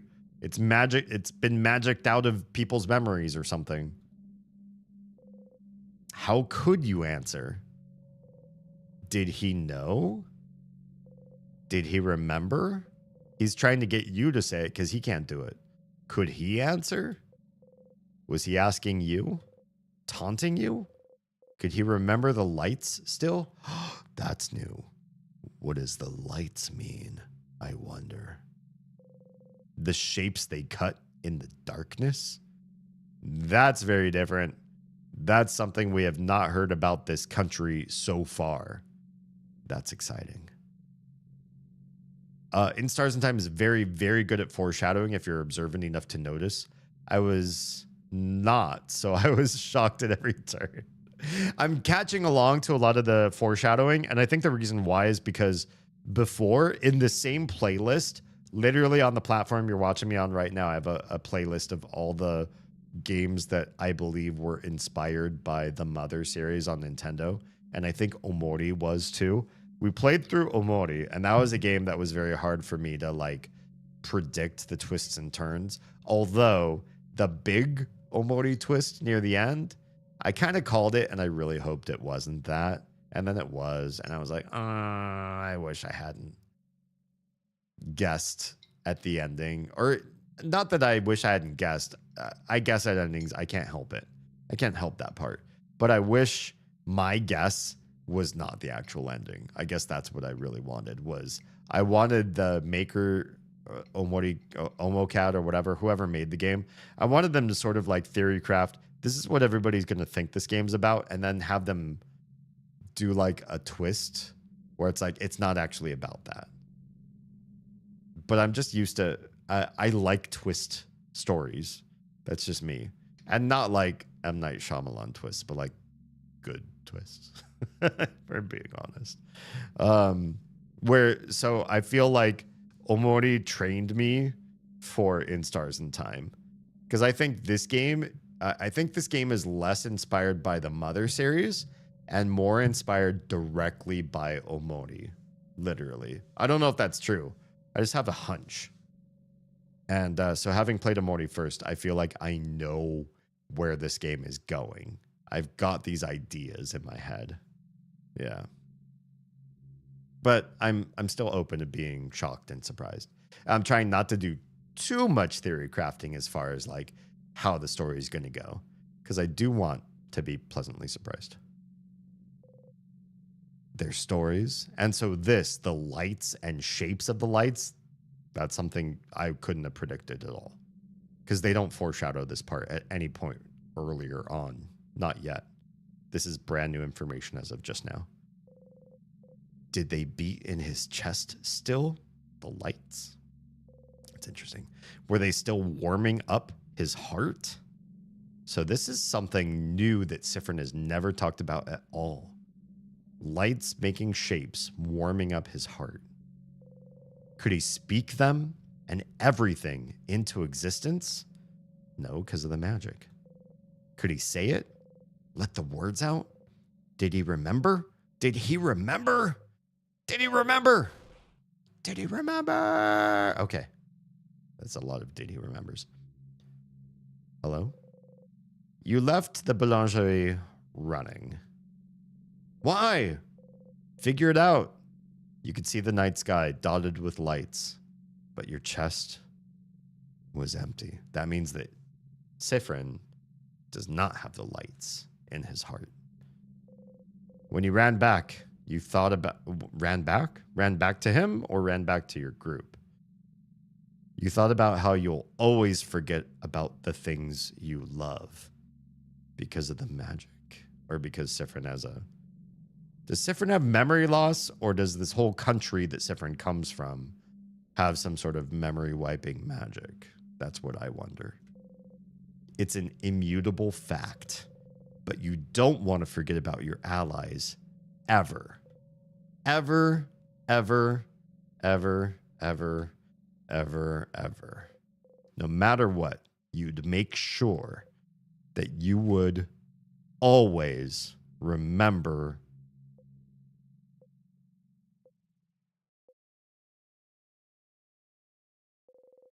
you ate the croissant when you got back to everyone else. Okay. Thanks for that. What a crazy segue. It didn't taste like anything. Oh, what the fuck? Probably because it tasted like home. That's the thing. The croissant was like that deleted country's native flavor profile. And therefore, Sifrin ate it and it got deleted from his memory. Oh, God. Here's some change. Find out about the incident. Cool. Hey, Loop. Loop. We're supposed to talk to you about time. First, can we talk to you? Isabeau's here, probably pondering at the tree. I need to do the favor tree thing. Oh, sorry. I'm in your way then, aren't I? I'll get out of your hair. See you at the clock tower. Goodbye. Yeah. Hi. Hi, Stardust. Oh boy, Loop, do I have things to talk to you about. So, got any theories about the loops I'm trapped in? This is literally all I can ask right now, so let's just do it. Why would I? Your name is literally Loop. ... Oh, stars above, it is. Teehee. Yeah. Ugh. But just because I call myself Loop doesn't mean I know anything. I'm just bad at names. But I'll see what I can do. Please. What's your question? Oh God, I hate this so much. Do you know anything that could help? Such a broad question, Stardust. As I've told you before, I know as much as you do right now. Because you're me. Because you're also me. You're also like a future me. I feel like this is... hang on, my seat's doing the thing, and I still haven't fixed this stupid sheet. I have the support item right in front of me, and I still haven't figured out. I know. Stupid teehee. I hate the teehee so much right now. I totally feel, and I've seen this before in other games, And I've even written a similar sort of creature into one of my stories as well, of this like youth, mid-level, and then old version of like the same sort of person or creature or whatever. And I super have this like brain theory, don't tell me if I'm right or wrong, that Sifrin, the king, and Loop are all the same person as young, old, and older. God, this fucking chair is doing the thing. This chair is losing altitude and I'm not even wiggling or anything. But how can that be? Because Loop only knows as much as Sifrin because Loop is Sifrin. What do you mean? Aren't you here to help me? Why don't you know more about the loops you're supposed to help me with? ... T. Don't you tee-hee me. Oh, look at that. That's a new Sif face. I don't think I've ever seen this Sifrin face before. This face is like he's gonna take no more shit. Aww. I still don't have a good answer for you, Stardust. Isn't it already nice that you have me to talk to about those loot? You're what? You're just a sounding board at this point. You jerk. God, this chair is doing the thing I need. So it's this thing, which I still have in the plastic wrap. This no, it's not hydraulic. Whatever it's made of, or it's air. So isn't that pneumatic? It's a certain type of gas. It's a post that your chair sits on, and I haven't been able to get this old one out of the chair, and it's making me lose altitude right now. It's okay. I'm gonna watch the stream, and as long as my face is still visible on camera, I'm gonna try to ignore the chair and just focus on the game. You're not a sounding board, Loops. You're not. It's the worst when chairs do that. I hope you're able to fix it soon. I bought the piece. I used so many tools. I got WD-40. I got wrenches and mallets and stuff here, and I've been trying to get this old post out of the chair so I can install the new one. I can't get the old one out. I'm not weak. It's just so embedded in there. I need like a crane or like a jack or like a multiple pulley system or something. I hate this. Yeah, the chair's like just slowly sinking as we play. I need to move my microphone down so I can actually see the screen. Yeah. No, yeah, I definitely hate Loop. The person that's like, I will help you with whatever you need. And then I ask Loop about loops. And they're like, you can talk to me about loops, but I don't have answers for you. Rude. So rude. You could be alone, stuck with only your tiny brain for company. Wow, rude. With no one to talk to. ... Okay.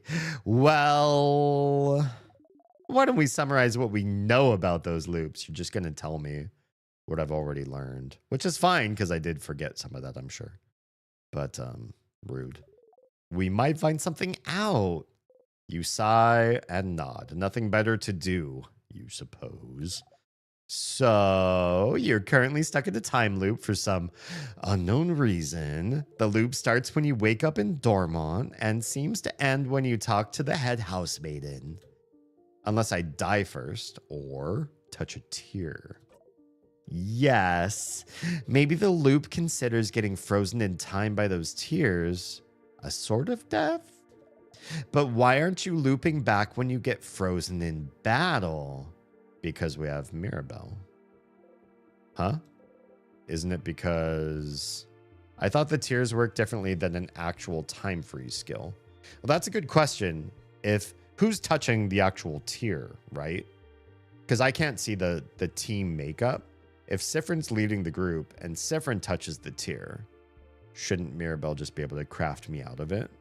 But if Sifrin touches the tier for everybody, like, oh, here's a tier, and then all hands in the group all touch tier at the same time, then we all freeze all at once. That would be so stupid, but you know, how else would it work, right? I thought the tears were differently than an actual time freeze skill. Is that so? Well, you're the one getting frozen, so you'd know. So you loop if something keeps you from advancing in some way.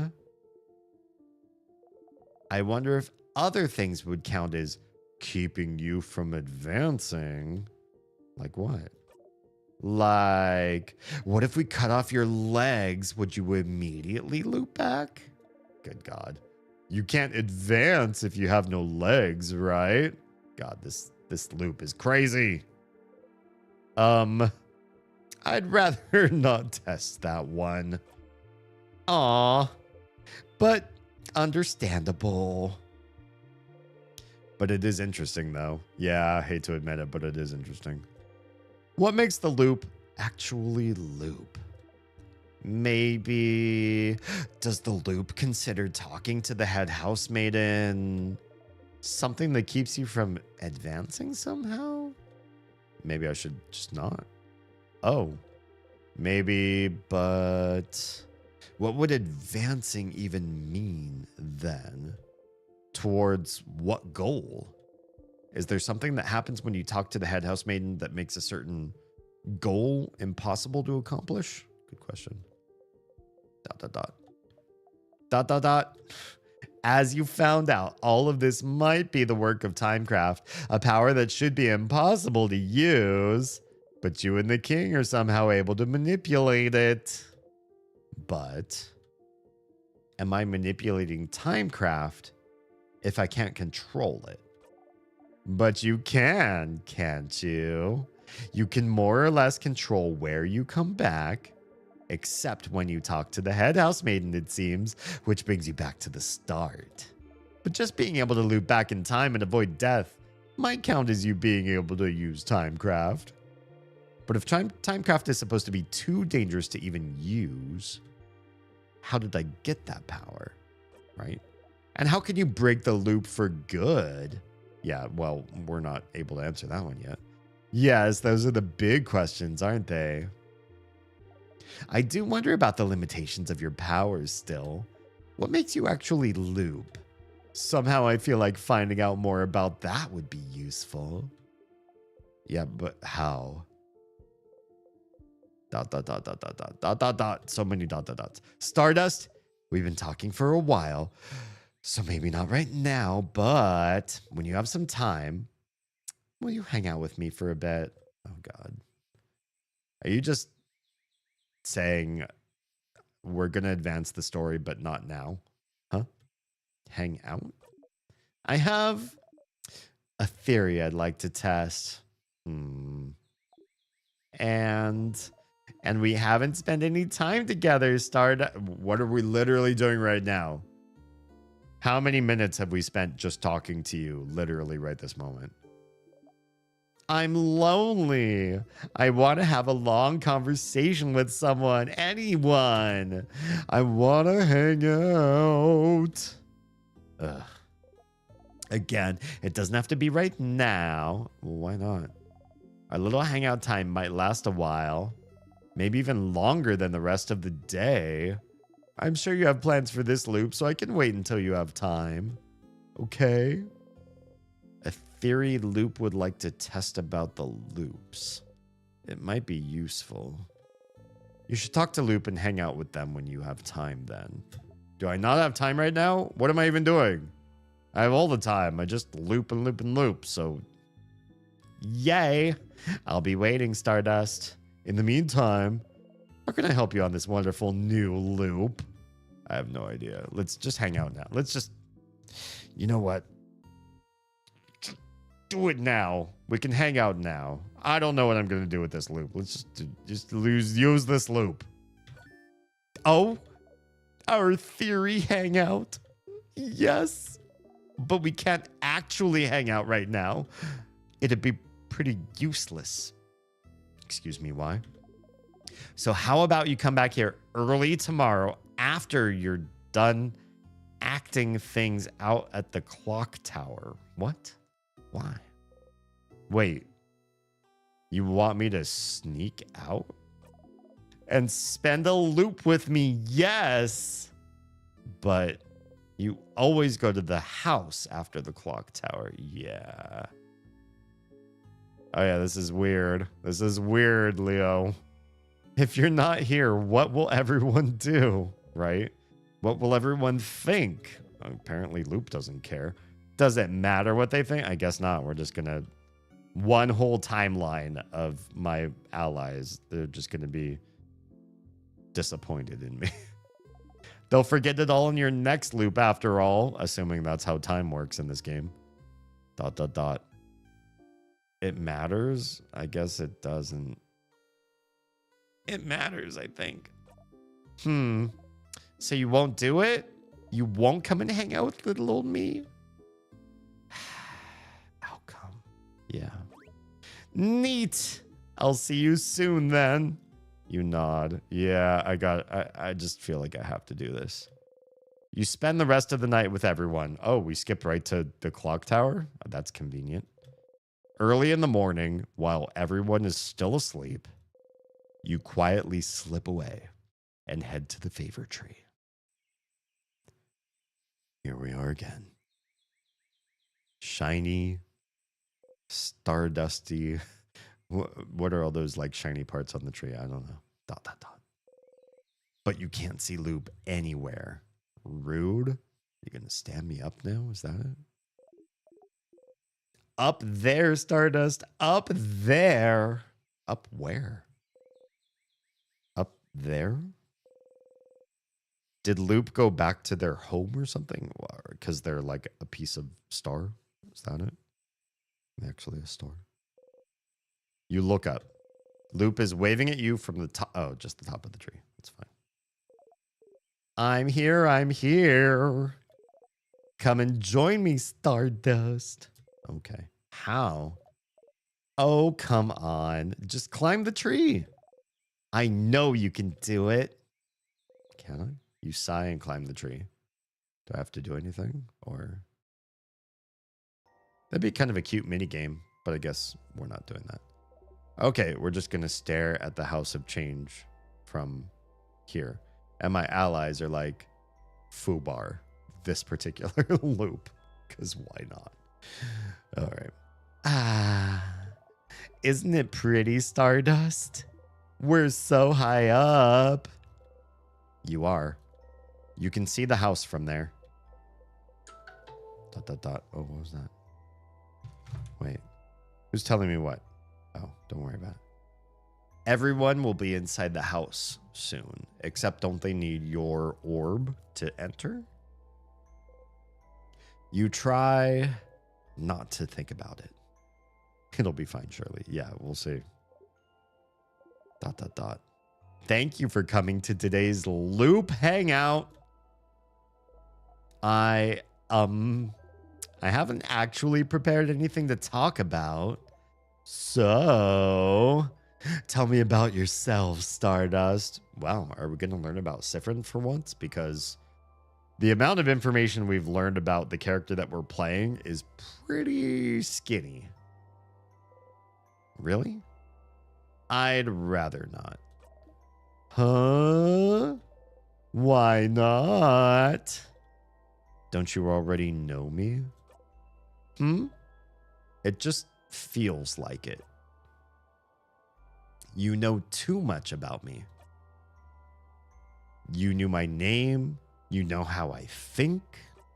Yeah, that seems weird, right? You knew me before we even met, didn't you? It's because Loop is me. Tell me, Loop. Tell me, Loop. Kind of. Kind of. Do I know you? Oh, no, you don't know me, Teehee. That is technically a correct answer if Loop is indeed future Sifrin. Because future Sifrin could in no way be known by present Sifrin. I think. If my conspiracy theory comes true here. Don't worry, your memory isn't failing you this time. Because you can't remember things from your future. You only remember your past. When we met under the favor tree, that was the very first time we've ever seen each other. Is that so? So then, is that why you're helping me? Because you know me? Oh, not really. Jeez, what is going on? When I decided to help you, you were not a factor in the slightest. You are now, I suppose. But does that mean you actually believe me? Wait, believe you what? When I say I'm here to help? I guess you're just like bad help is all. You're like a hint box in one of the mother games at best. A lot of expense. Well, this one doesn't cost any money, but just like as cryptic as the hint system in the mother games. You don't think I'm lying and I'm actually the one trapping you here or whatever. Actually, I didn't think that, but now that you say that, that makes me feel kind of weird. I do still feel like maybe the king trapped me here, though. But I also think that the king is me, so I don't know what to think. You really believe that I'm here to help you? ... Do I get to... Oh, I do get to say. I do believe it. I do, honestly. Oh... ... You always surprise me, Stardust. I know I wouldn't believe myself if I was in your place. That's a big clue. That, to me, screams Loop is me.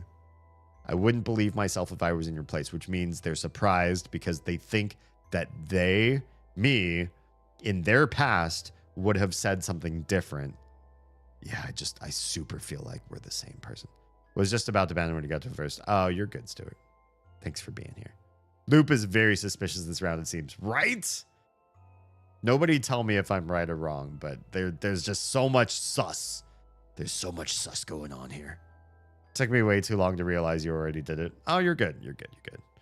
Yeah, if I don't see somebody step in like the first like 30 seconds, I'll just usually drop the ban hammer myself.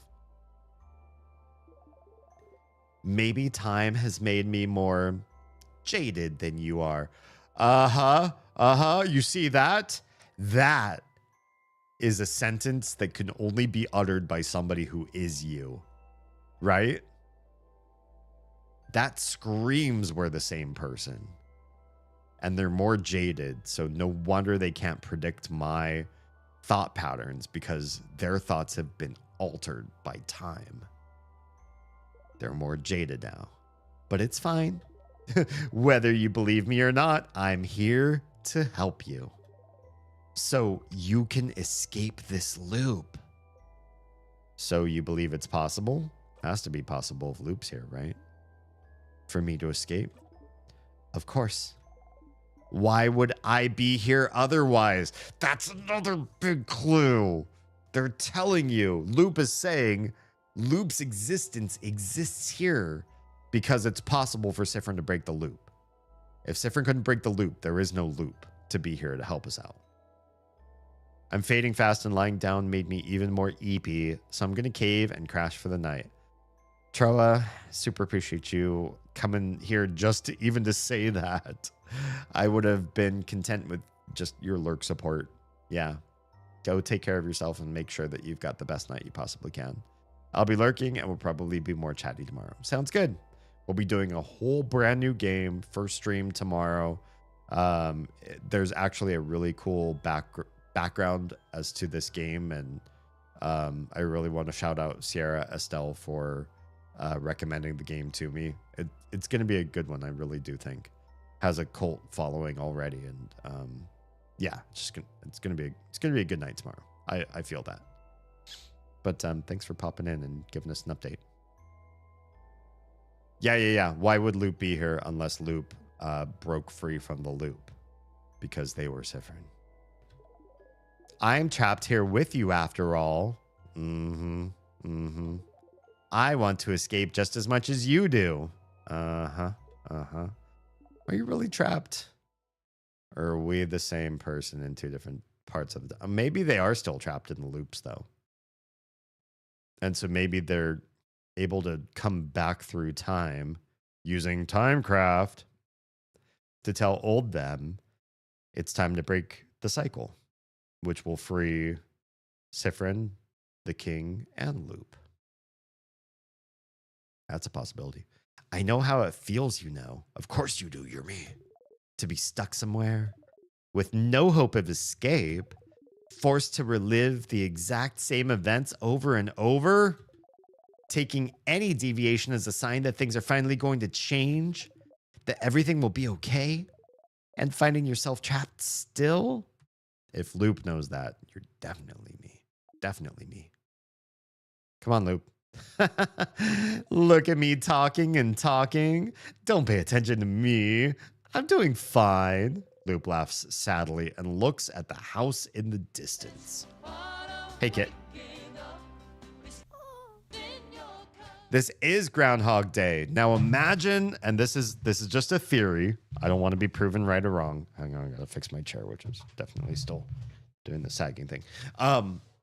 Don't prove me right or wrong. This is just my theory, and I don't want to know. I just want to tell you what my theory is, so that if I'm right, then I can brag. I can cite this part of the stream and tell you, I knew it. Imagine if in Groundhog Day, somehow Bill Murray had a chance. I forget his character's name in the movie, but somehow Bill Murray has a chance to go back to his early loops of Groundhog Day and be a mentor to young him, 500 loop him or 10,000 loop him, figured out a way to go back to loop 5 and say, hey, buddy, I know what it's like. I've been in your shoes. But for some reason, he doesn't look the same after that many loops. I feel like that's what's happening here. ...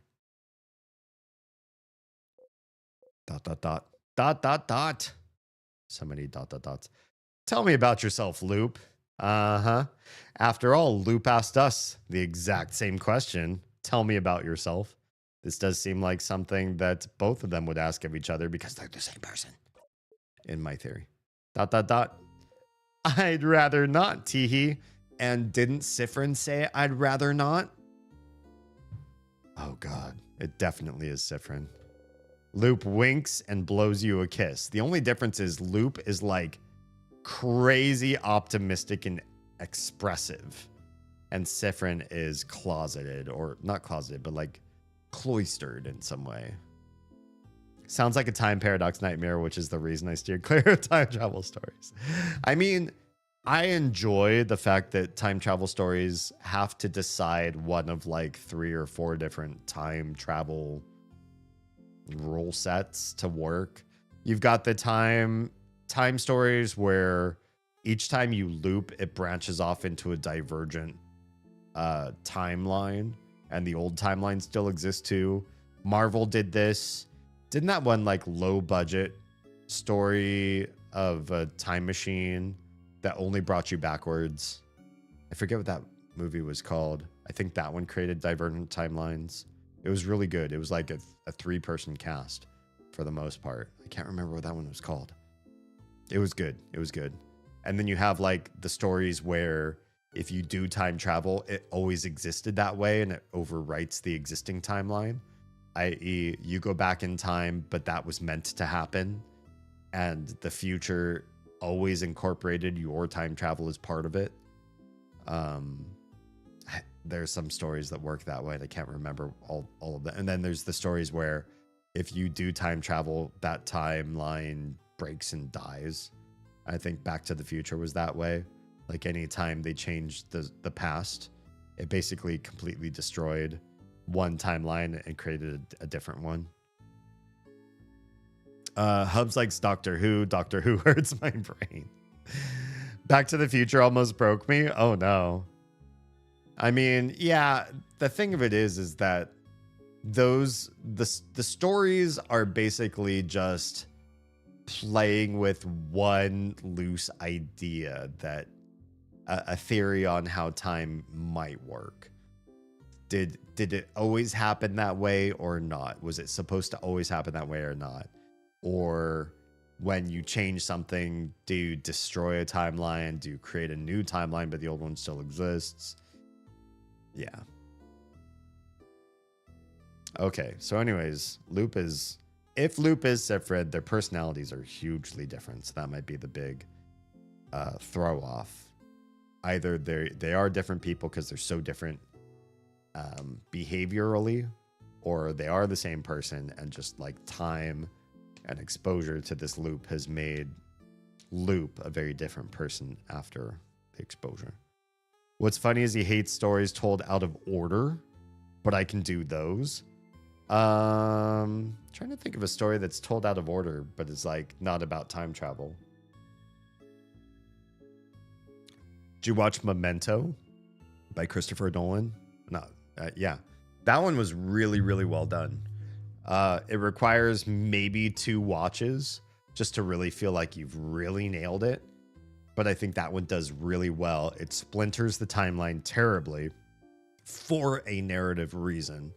It's if you watch the movie, those of you who have not seen Memento, watch it. It's a broken timeline for a very good reason. Once you watch it, it only takes like the first 15 minutes of the movie for you to realize why they did what they did with the timeline. And it's awful.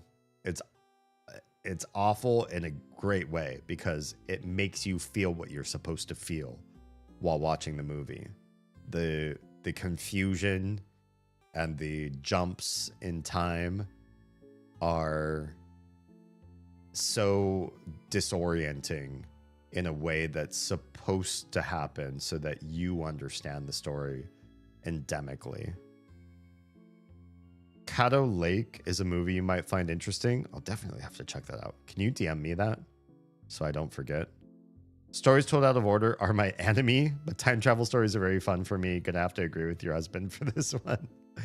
I think a good story told out of order just needs to be watched more than once. You watch it twice, most of those stories usually come together. Yeah. Also, that lake is where my husband goes fishing and has all the gators. Oh, it's a real lake. So it's a movie about a place that actually exists. Interesting. Okay, let's continue on with our little story about Loop, shall we? Oh, they call it a lake because then they can say it's Texas's only natural lake, but it's actually a swamp. Oh, gotcha. Oh, swamplands. I do not like being in swamps. I like that they exist. I find them fascinating. I just don't want to be in one. Despite yourself, you laugh. You hear Loop laugh softly as well. Say, Stardust, that reminds me. I can't believe your first death was being crushed by the very first trap. How embarrassing. Hey, you and Loop animatedly talk about the different things you've done during your loops. It's nice to be able to talk about them with someone. You talk and talk until the sun has risen high above you in the sky. So you spend a whole day doing this. Interesting. Dot, dot, dot. So many dot, dot, dots. Ah. It'll happen soon now. What? What will? The theory crafting part of our hangout session, of course. That is, will Sifrin auto loop if he doesn't die, touch a tier, one of the king's tiers, or talk to the head housemaiden at the end. That's what Loop was trying right now. Dot, dot, dot. You open your mouth to ask, and then... Oh, God. Here it comes. Ugh. You heard a horrible sound. Your head. You saw... something. I'm glad you decided to spend some time with me, Stardust. Sorry it's gonna end with this. What? I thought maybe it wouldn't happen, but... See that light in the distance? I do. It's from the king's floor. I see it every time you get far enough to fight him. His first attack Oh, right. And we are not here to be defended by Maribel. The king's first attack? How long have you been talking to Loop? Long enough to do this. Who is the king attacking? The rest of the group without you. Who is he? The king doesn't attack or do anything until you get to him. He would only attack if someone... I can feel it every time. Whatever he does, it makes you see something, doesn't it? Something awful. Something so terrible that it's enough to bring anyone close enough to their knees. Stars. I wonder who he attacked. The rest of your friends. You know it's the rest of your friends. You can't even hear Loop speak. Your friends. They were against the king just now. You know how to survive his first attack. You found out, but you hear someone cry out. You look at Loop. Loop is just looking at you. This is weird. This is super weird, man. So my friends may have all been pulverized by the king just now. I am apparently not immediately disappearing after that light. And now I'm here and Loop is... What does this look? What does this look even mean? I can't parse it. Not saying anything. Yeah. There's no pity in their gaze. No sadness. Just some slight impatience. Like, did you figure it out yet? Obviously not. Sifrin's here just like staring right back at you. Like, I don't know what's going on. Did you figure out what made the king attack just now? Because the rest of the friends went up there and said, we're going to kill you or something? There's only one answer, Stardust. And this is not Loop talking. This is now Sifrin imagining Loop's dialogue. Just figure it out already so we can move on. That's what Sifrin is guessing Loop is saying with their blank stare. Godly, hello and welcome. You are real, as it turns out. I hope this isn't spoilers. I hope you know this game well enough that you know where we are and you're not getting spoiled for the game. Yeah, welcome on in. Who was the king fighting? I think we guessed that already. Who did the king just kill? Yeah. That doesn't make me happy, Loop. You jerk. Did you figure it out yet? Okay, Loop is actually going to talk. Nope, just ... Did you? Oh, what? Did all of those things we imagine Loop say actually like telepathically enter our brain? Because now Loop is talking like they actually said all those things when they didn't. You finished the game. The scene is a solid top. Nice. Top 7? Interesting. Yeah, this is my first playthrough. Please no spoilers. And if I say I have an idea as to how this game is, please don't tell me if I'm right or wrong. You start screaming. Yeah, I would. I think I would. Oh, wait. It's because you weren't there. Yeah, obviously. They died because you weren't there. They're gone because you weren't there. You clutch your head, your hair, your stomach, because you weren't there. Because of you, they're gone. They're gone. Because of you, because of you, because of you, because of you, because of you, blah, blah, blah, blah. Whoa, we get, whoa. So that looked like a time reverse, but we did not start at the beginning of the day. We started at the bottom of the tree. That's weird already. You stumble and fall to your knees. You breathe harshly in and out. It's not working. You can't take a full breath. Interesting. You can't. You hit the ground with your fist. Why? Oh, we're here with Loop still. Hi, Loop. You jerk. Didn't this whole hangout with Loop just result in a timeline where from far away on the top of a tree in a romantic night, watch a bright light decimate my friends? I will always remember this, Loop. I hope Sifrin always remembers this. Experiment success. Yeah. Successful for Loop, right? You stumble. Get it? Because it's a tree. Yeah. Loop does not answer. Good. I don't think anything Loop can say right now is going to make Sifrin happy. Did you know this would happen? Of course not. Loop was experimenting with us. Which part? Wow, that is the wrong answer, my dude. This is not the way to get in Sif's best graces. You looping back or your party dying? Wow. Low empathy much? You ASPD. I had a suspicion about the former. I was certain about the latter.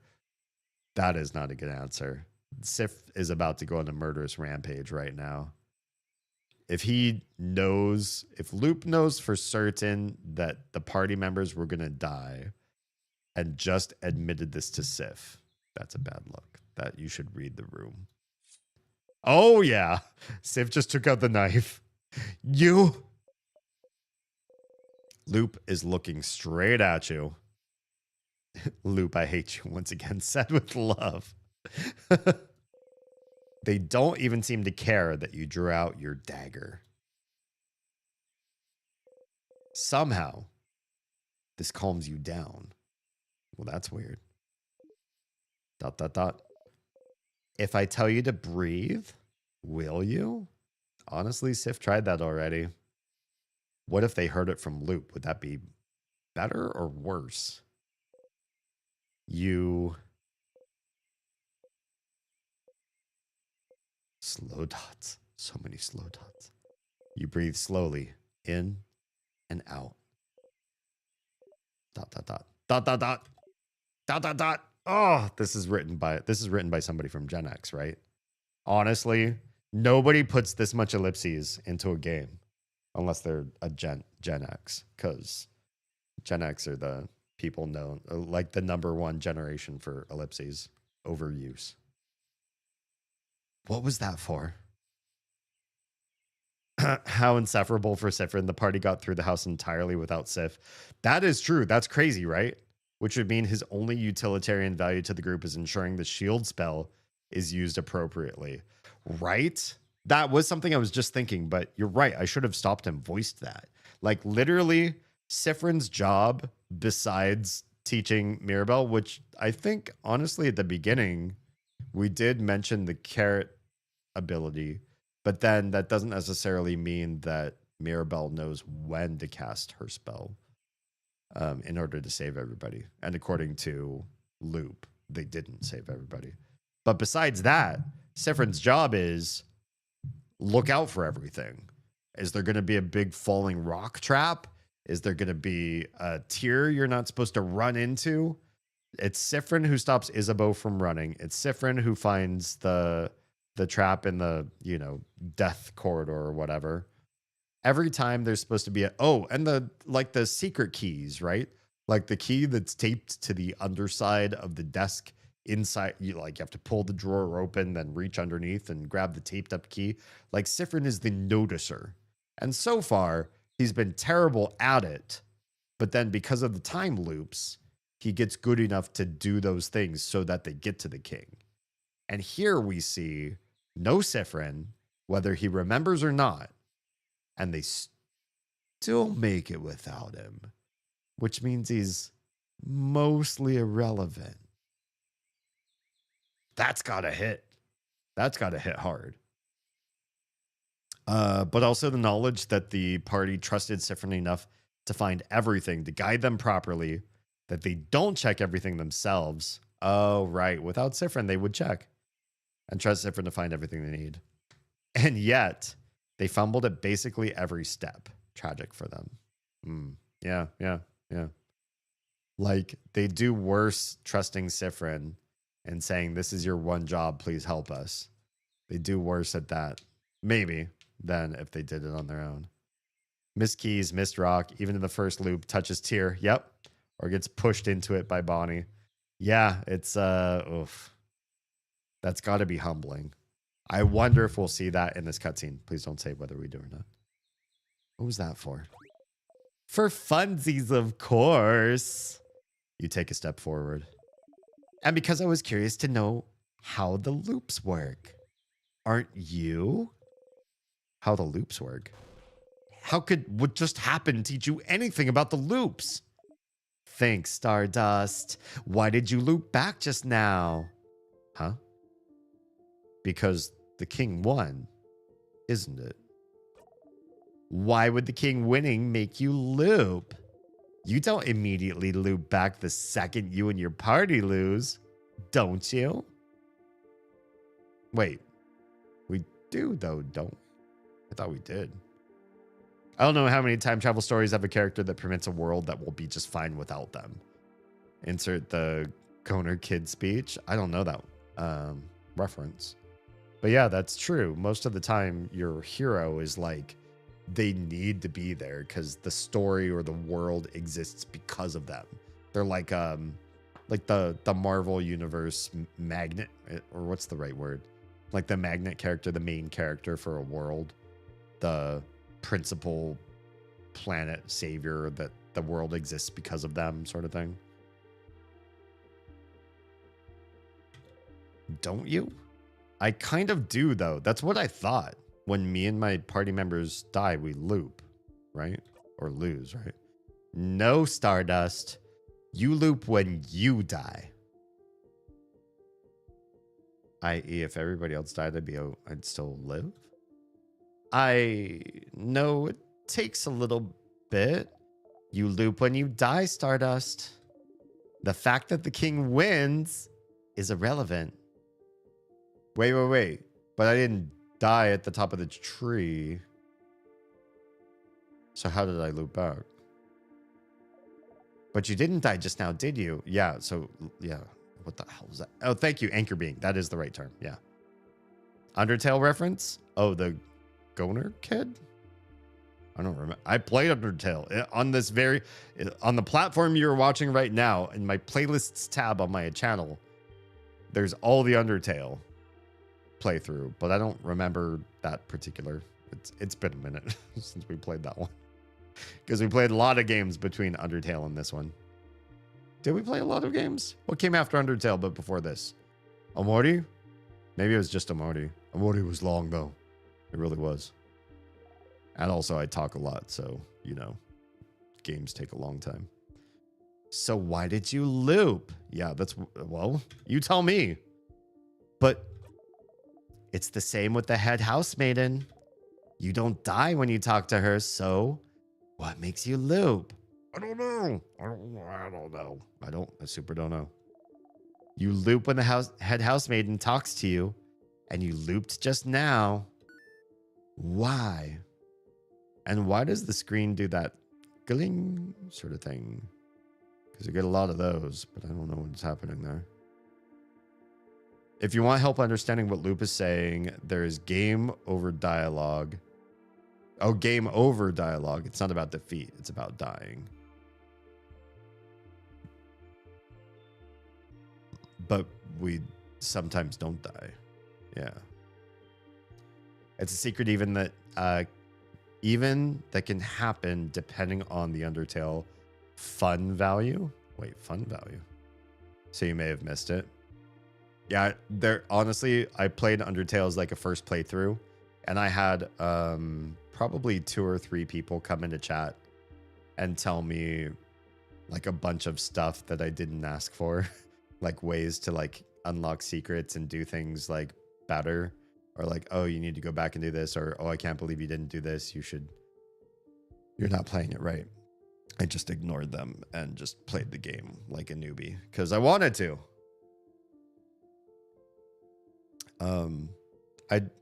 Undertale is definitely one of those games you play multiple times if you want to get everything, all the secrets and all that sort of stuff. I get that. I super didn't want my first playthrough to be tell me where all the secrets are, tell me how to play a perfect playthrough my first time. I feel like I would be the new experience would have been stolen from me at that point. So I just ignored chat. Yeah. I probably missed a lot of stuff in that playthrough. In fact, I know I did because people were talking about like 2 different ways that you could see the game's ending. And I think I missed both of them the way I played. As in normal loops, like when you first fought the king, didn't loop back when the battle ended. You looped when the king made his final strike in a cutscene, i.e. death. Yeah, the battle didn't end. He killed me. Most of my loops back were some sort of death, but some of them were not. Fun value is a random number between 1 to 100 that generates for each reset in Undertale. Depending on the number, certain events happen. Oh, that's weird. The Goner Kid event is one of those secrets. Oh, gotcha. Okay, cool. I don't know if I'm going to go back and like play and replay that game. The problem with me choosing these like really heavy story games is I can't do the like just chatting sort of streams that I'm looking forward to trying to like rebrand as. These games are really cool and I really like them and I do want to play them and I want to play this one through, but when I get through all the Mother-like games that I have on my streaming schedule, I want to pull away from this kind of stuff and probably not play Undertale again. It's just it's so story heavy. Like you and I can't spend time and hang out and chat. I'm just like narrating the game for the most part. Undertale fandom is a bit weird about what your first playthrough should be. Yeah, they were so prescriptive. They're like, you're playing the game wrong. I was like, I'm playing the game for the first time. What's wrong? That wrong shouldn't exist. You should just be able to make mistakes. You should be able to play the game wrong the first time. You should be able to do it not by a walkthrough or perfectly solving for something. It's definitely worth going back, but I can understand the experience being tainted. Not so much tainted so much as it just takes so much time to play a game like that. I don't know if I'd go back on stream anyways and do it again just to see an ending. In fact, we did pull up, I think it was after we beat Omori. I think we pulled up one of the other endings for Omori and just watched it. Or sorry, one of the other endings for Undertale and just watched it because I was like, I don't know if I'm gonna like play through the game again just to watch an ending.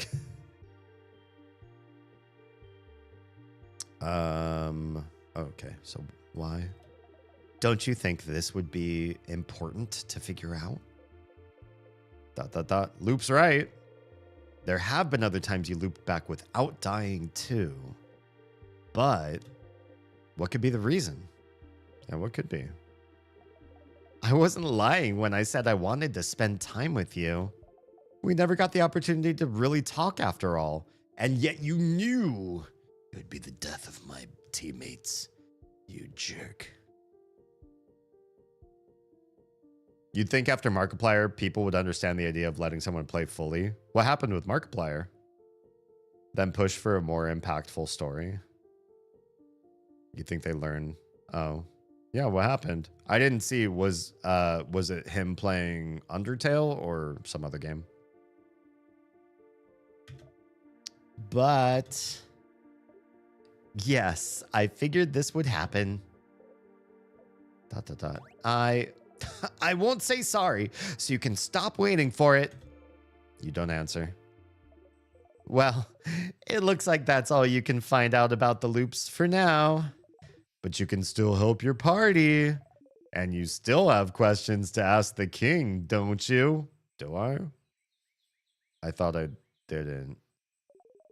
I'll be ready to help you out next loop. This didn't really help anything. All we really discovered, which I think we kind of already know in the first place, is that you can loop by dying and you can loop by other things. And I don't know what's going on with that yet. We already knew those things, so this was a long, convoluted engagement with loop that didn't really help, in my opinion. Leo, you got this. I don't want to type. I'm eating spaghetti. Please enjoy your spaghetti. Is it mom's spaghetti? It's the best spaghetti ever. Although it could be vomit on your sweater already if you're ready to drop bombs. They did the same thing to Mark. They just did to you, and he refused to play. I understand. Oh, I mean, he's got that kind of clout. I just stopped reading chat. I would play through and then read chat afterwards. And yeah, some people just didn't get my like live interaction with them. And I was like, you know what? It might be a stream, but at the same time, like, don't puppeteer me playing the game.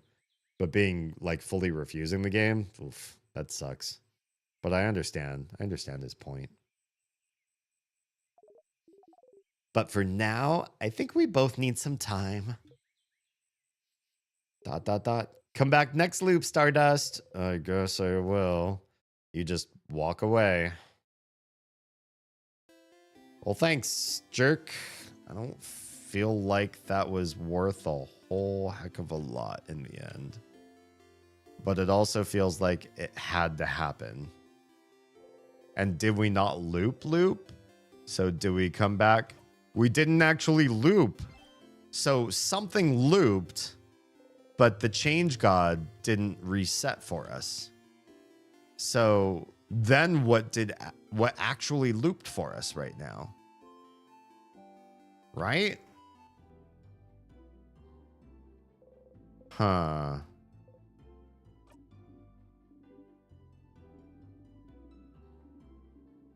Are we ready to move on to the end? To the clock tower? There's supposedly a way to skip. Don't tell me, but supposedly a way to skip through this.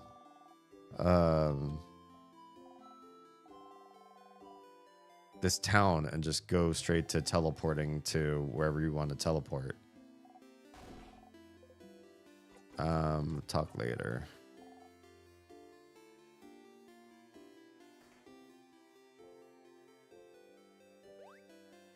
Hi. Old one. Hey, young lad, sit down next to me. You can send dimensions tools by walking into them. Yes, I know. Just walk into them. Very intuitive. Thank you for teaching me. Oh, you're so sweet. It's no problem at all, sweetie. Okay. Thanks for giving me that. Isabeau's here. I don't think we have anything to say to you. Yeah.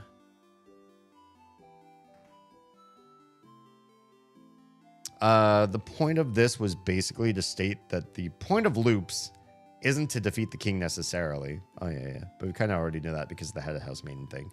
Yeah, I kind of knew that defeating the king doesn't necessarily loop you. Dying doesn't necessarily loop you. But some things loop you, and we don't understand the whole reason why we loop. It's important for some so they can probably properly see when X happened, Sephron didn't have a spontaneous heart attack. Yeah, I suppose that's true. Like, the game is then telling you talking to the head house maiden isn't killing you. We would like to fish for a bit because there's like a timer on something. There's like some item that gets better every time we try to fish, so we might as well just do this every time. But we didn't catch anything. And that person super doesn't care whether we catch anything or not.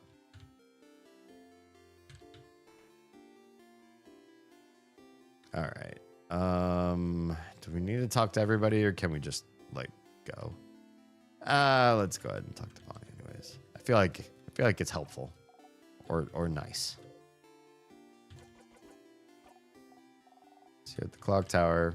Suppose we could also get the flower. I don't know that we've given the flower to everybody. So maybe several times we loop through, we make sure to give the flower to different people. Why are you giving flowers away? Oh, that's new. What act? I'm in act 3. Don't tell me how many acts there are. I don't even know how many acts. Have you looked around my house? I could not get rid of those fast enough. That's why everyone in Dormont has one too. Has some too. And it's just nice, isn't it? To be able to give physical proof of your love to people? Oh, maybe. Not really. You're learning that physical things fade too. Oh. Damn, my chair's sinking again. Son of a bitch. Chair, I swear to God, why are you like this? Why are we doing this? I'll just set up more straight. Maybe it'll stop. It keeps going.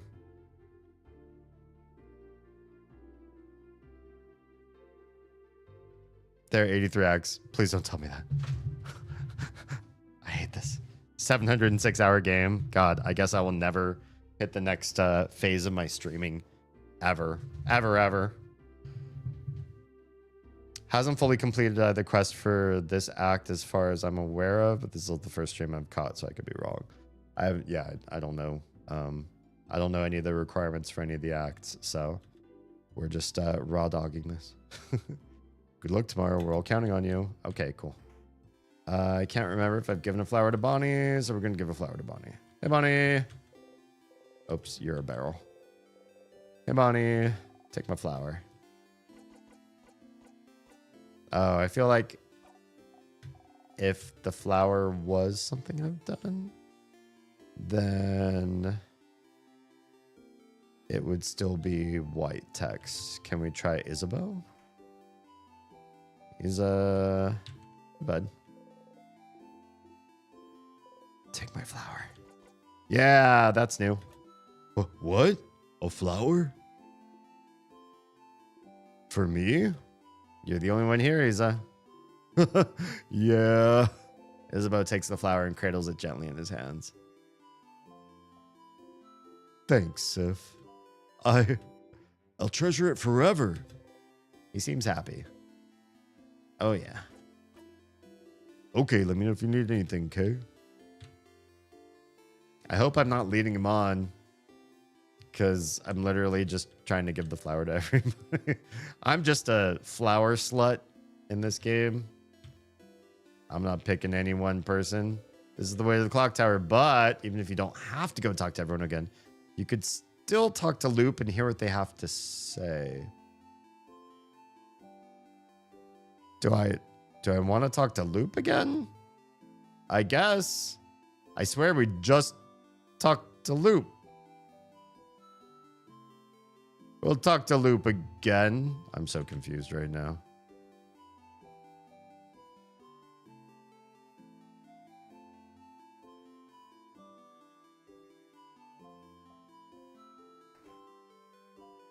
Wait, is my chat not keeping up? What happened? Why is this chat not keeping up with the other chat? Son of a bitch. I remember this act. The pain and suffering is coursing through my brain. Oh no. I had to take a week break after nonstop playing this game at the end of this act. Interesting. Why the bridge is telling you to. I don't think you're able to after the hangout event. We're going to try again. You don't want to talk to Loop right now. Never mind. Maybe we just have to make sure we talk to all the party members again. I already talked to Isa twice. I don't remember if I've talked to Odile this loop, so she'll see me at the clock tower later. Make sure to talk to Mira again. We've talked. Stop kissing everything. The streamer of Oz. Welcome, Gobbo Raiders. How we doing this evening? Welcome on in. We're replaying more Split Fiction tonight.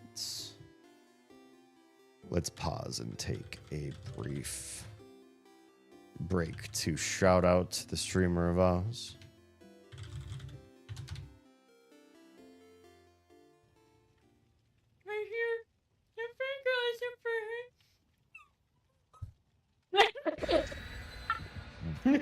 What was going on?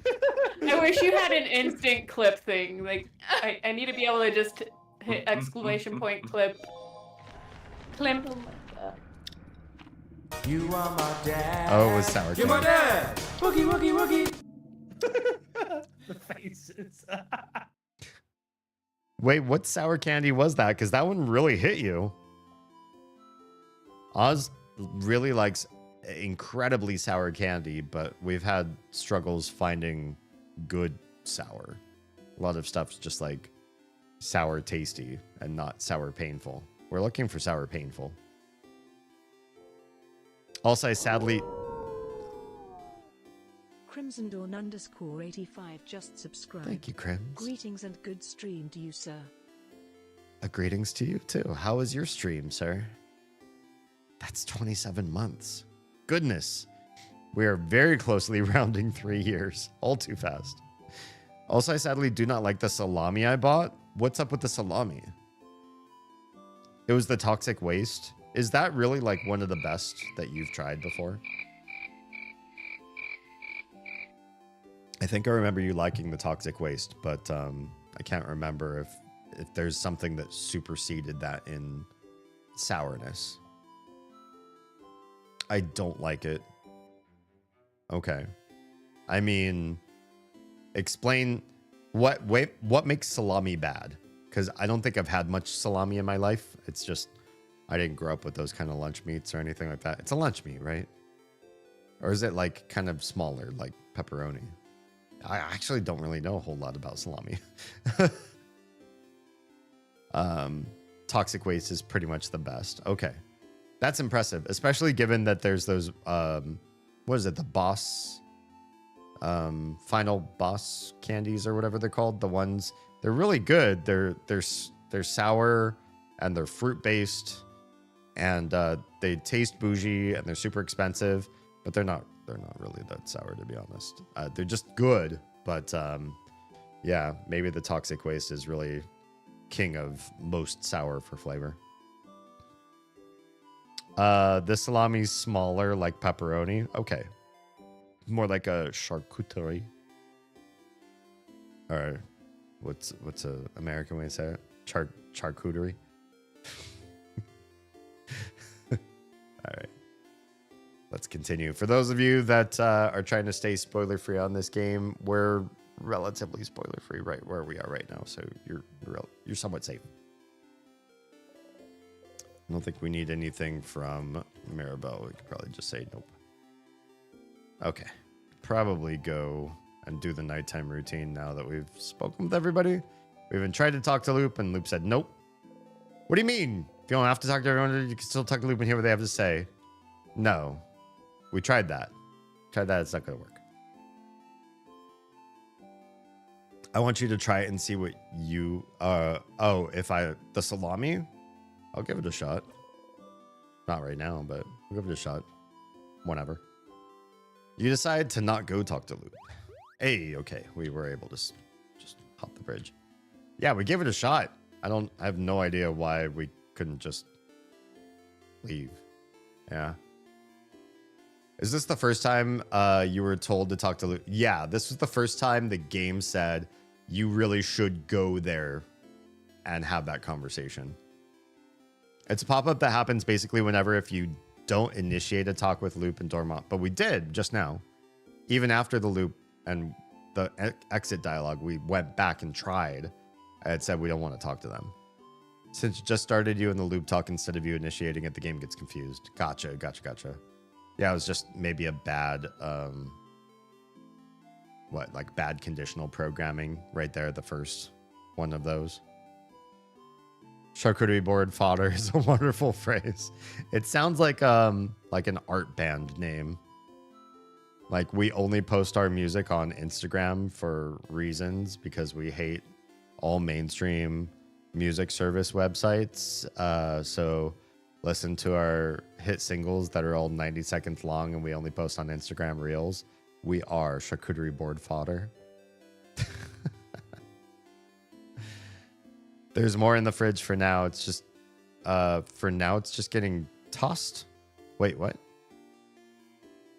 Oh, the stuff that you have out's getting tossed? That's fine. I'm not going downstairs to take it. Also, have you taken the tiny to go pee? No, I should probably take a break and take the tiny to pee now-ish. That was probably a reasonable time to do that. Yeah. There's certain events in which Siffrin or Loop won't let the talks happen. Only two I can think of, and the hangout event is one of them. Gotcha. Okay. Cool. Let me take a break. The tiny, just to make sure that tonight goes leak-free, dry bed, dry undies. I should go and take her for a middle of the night bio break, because she might not wake up to do it herself. Gotta hit the bed. Hit bed. Who says I gotta hit bed? You must be exhausted. Just kidding. Everybody say goodnight to Oz. She's gonna go hit bed. All right. I'm going to take a quick bio break for the tiny, and I will be back shortly. Enjoy some clip show, and we'll get this next part started briefly. BRB.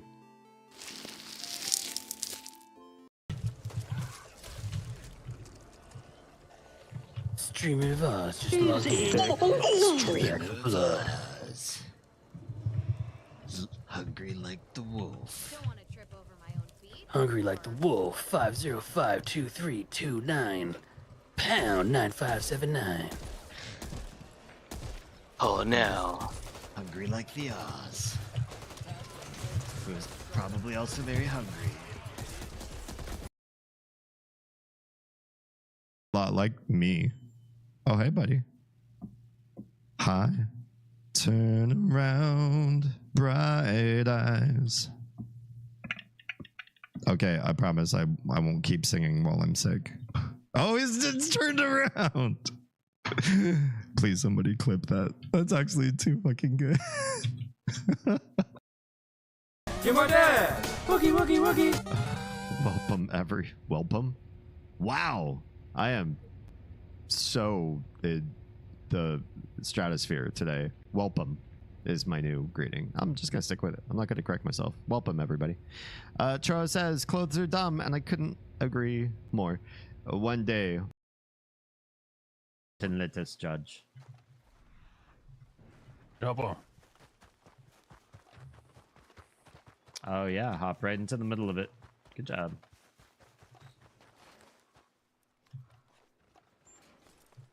Got a full-blown stagecoach.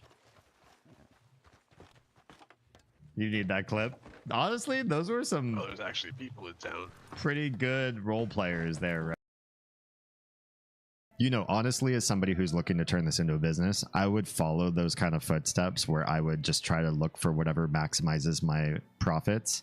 Except I would hate myself at the end of the night. I would actually tear myself apart. I couldn't just take my money and like rub it against my face and feel better. So I've got to follow a different sort of policy for me. Once again, rage bait works. Yeah. Yeah. It's still engagement, whether you fucking hate it or you fucking love it. It's true. Well, if you ever see me raging 5 years from now, I'll tell you today, a tacit agreement. I did it for the money and not because I'm actually a ragey person. 给你们1分钟，好吧？所以我觉得，所以那些地方有多多的亭子地方有门可以开。如果你开门，然后门后面有一个厅房间或者一个人道，我真的先不喜欢了。第一的人我真的不喜欢。然后他们在这个新的办法做通秘密的地方，你开一扇门。然后你再多一个地方你可以找，真的不喜欢，太无聊。但是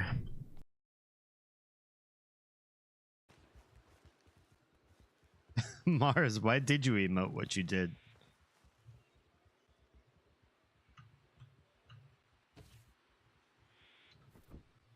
I actually don't know how to get my horse back up now. Could she need for something? I'm not sure what she needs right now. Oh, your emotes can predict the future. Alexander throws a skull into the grinding gears. And? Oh! The skull is caught between two cogs. The gears shriek and shudder. Oh! The skull begins to bulge. Uh-oh. Uh-oh! With a sudden lurch, the ceiling completes its descent. Wait, no! No! Yikes! And presses Alexander into the floor like a bug under a heel. A bug under a That heel. skull wasn't strong enough to endure the pressure, and neither is Alexander's. Under pressure. Tickets up. Next. All right. Alexander never was much good at squash. Awful. 给你们1分钟，好吧？所以我觉得，所以那些地方有多多的亭子地方有门可以开。如果你开门，然后门后面有一个厅房间或者一个人道，我真的先不喜欢了。第一 driven 我真的不喜欢。然后他们在这个新的办法做通秘密的地方，你开一扇门，然后你再多一个地方你可以找，真的不喜欢，太无聊了。但是 I'm not sure how we go about. Jimmy, look what I found. Jeez, what? It's a doge. I'm gonna drop him off the side of the boat. All right. Such is the fate of all doge.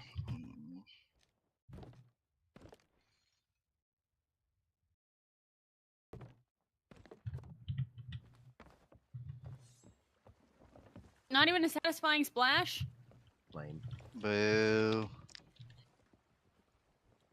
Well, do we want to try locating some of these shrines and treasuries and see if He's peeing on the boat. Lovely. Whoops. Mars. Did you Hey, not, don't blame. did you not train your dog? My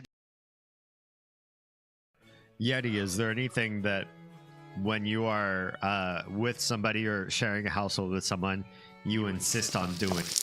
Raiders! Hello and welcome. I'm just coming back from an AFK. Twizzlo, how's it going? How's your spring going so far? I know most people don't talk in terms of seasons, but to me, my life really does like exist in seasonal chunks. Like winter is a vibe, spring is a vibe, summer is going to be a whole different vibe. And so like, you know, I'm going to extrapolate that and see if I'm going to test an audience of people that I ask seasonal questions and see how it works out for you. Oh, whoops. I'm on the wrong scene. How it works out for you all too. And see if other people think in terms of seasons or if that's a dumb and weird thing. And people are like, what the hell? That doesn't happen to me. Hey, hello. It's been dry. I want more rain. We just had a thunderstorm here, a pretty good one, and it dumped out a pretty good amount of rain. But I'm going to agree with you. Like for where I live, I wish it were even wetter. Like I want standing water where there usually isn't. I would love like problems with rain. That sounds awful. But like I like really, really wet. I grew up in the PNW. So to me, like having unfortunate amounts of water is a comfortable place for me to be. I apologize to everybody who's depending on what platform you're on, some of you are getting brought onto the multi. Oh, you know what? I can see most of you on the multi-stream chat, just not everybody, unfortunately. Let's do a shout out for Twizzlo. If you're not following them yet, rude. Appreciate all of your recent raids And then I too. got trapped in lower engine right after that. No, I don't know. Wait, so wait. Can you translate that? This is such a Oh shit, was I muted? Wait, I said I don't know. Betrayed yourself with the unmuted mic.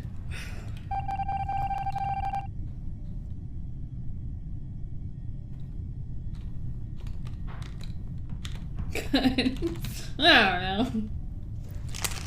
I'm 90% certain that Among Us was based off of Space Station 13, which I played unfortunately a lot. It's a very bad Do these game. have juice inside them?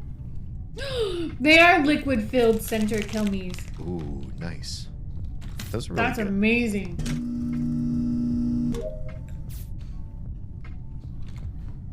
Liquid filled are my favorite type of gummy, honestly. Yeah. I played this game, Space Station 13. I'm pretty sure it's Among Us's predecessor. It's a hard game to play. Probably don't play it. Look it up. Or watch like a YouTube video on it or something. But probably don't play it. But I put in a lot of hours in that game. And it was fun in its own way. Darker and deeper than Among Us. But I think Among Us is like a good arcadey version of the same sort of idea. It's almost like the board game version of Space Station 13. I think it's much better, much more worth playing. It's a long ass clip. It's fine.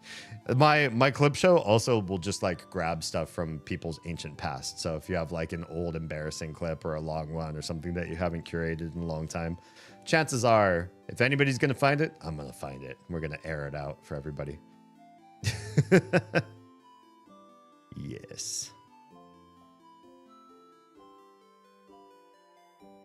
I don't think in seasons, but I also live in a place that doesn't really experience much change between seasons.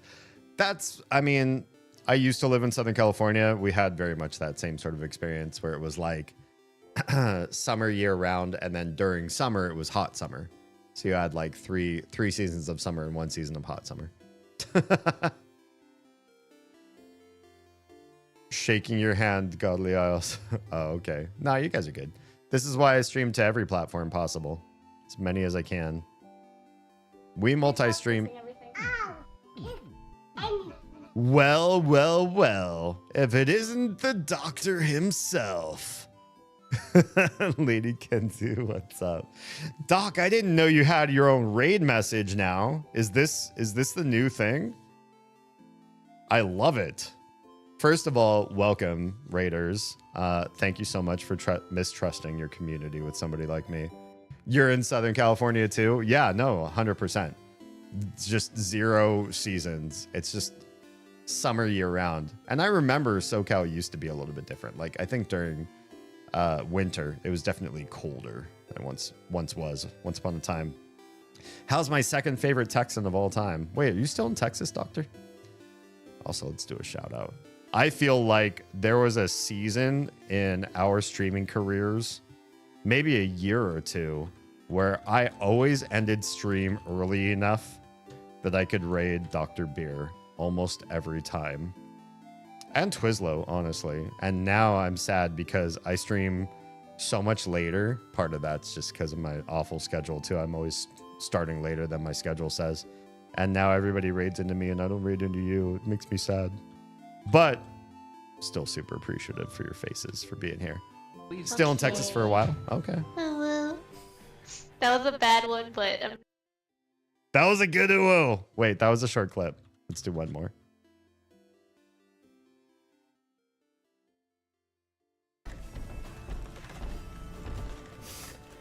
What is going on? Oh my god. Woo! Final boss! Yeah! Yeah! Yeah! Gorgeous. I actually can't even target him either.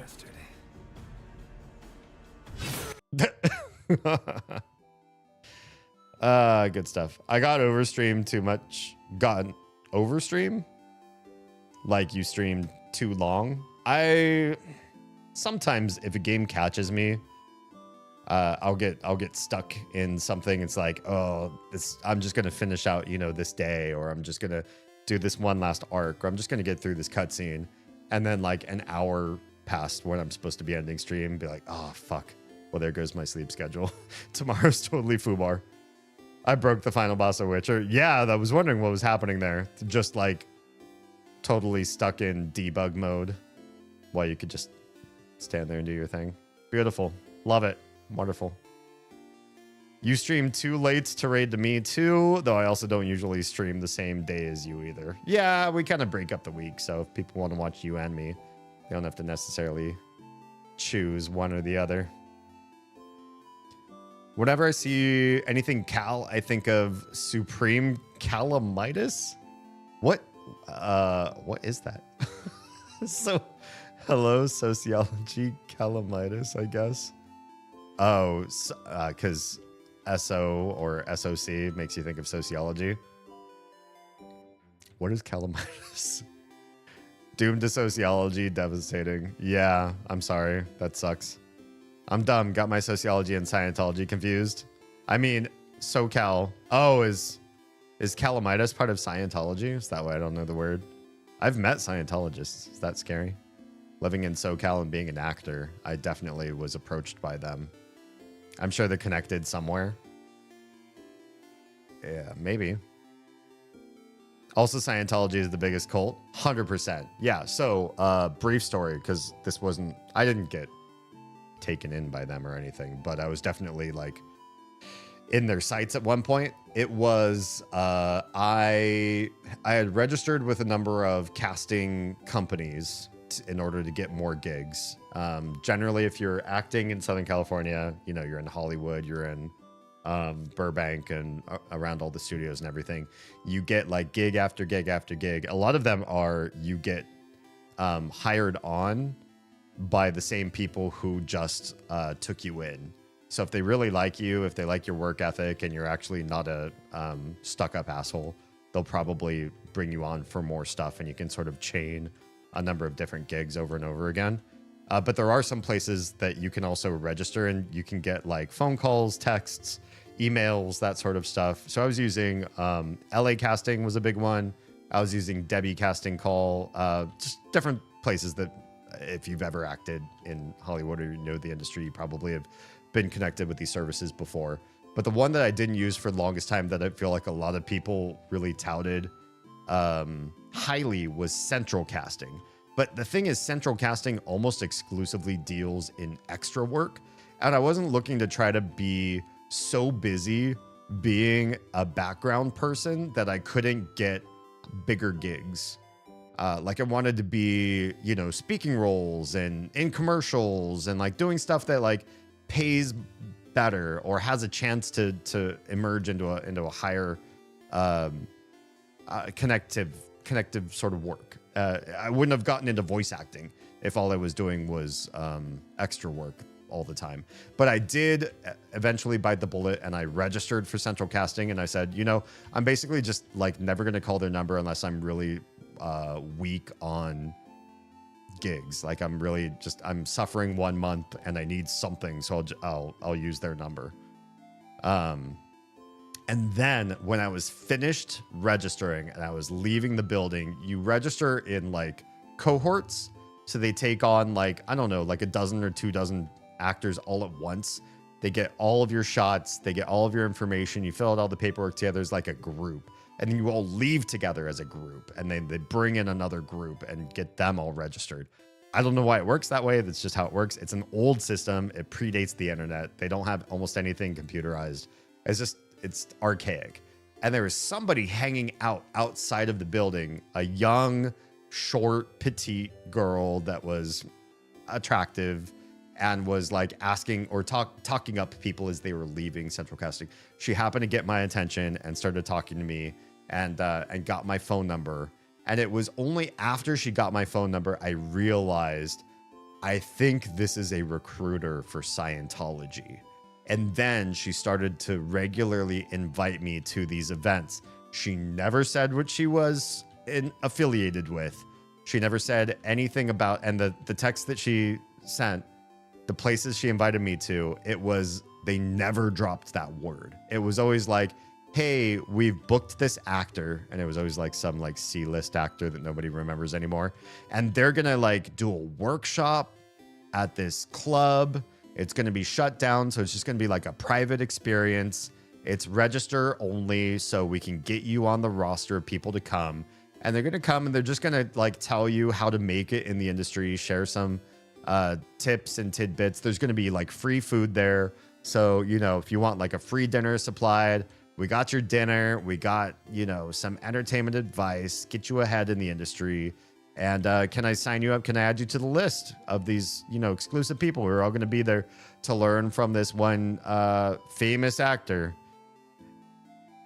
And then I started looking up the people that she was texting me about because I declined a couple times. I was busy or I was just nervous. I didn't know what to. And sure enough, they were like openly Scientology related actors. And I was like, fuck. They have my phone number. They know me. It never went further than that. I ghosted her for maybe like half a year. And then she finally stopped communicating with me. She stopped trying. But I was scared for a while. It was like, they know who I am. They have my phone. They could track my phone if they have my phone number. What's going to happen to me? But nothing happened. It was fine. But it was scary for a little bit. Calamatus? Calamatus? I don't know what that is.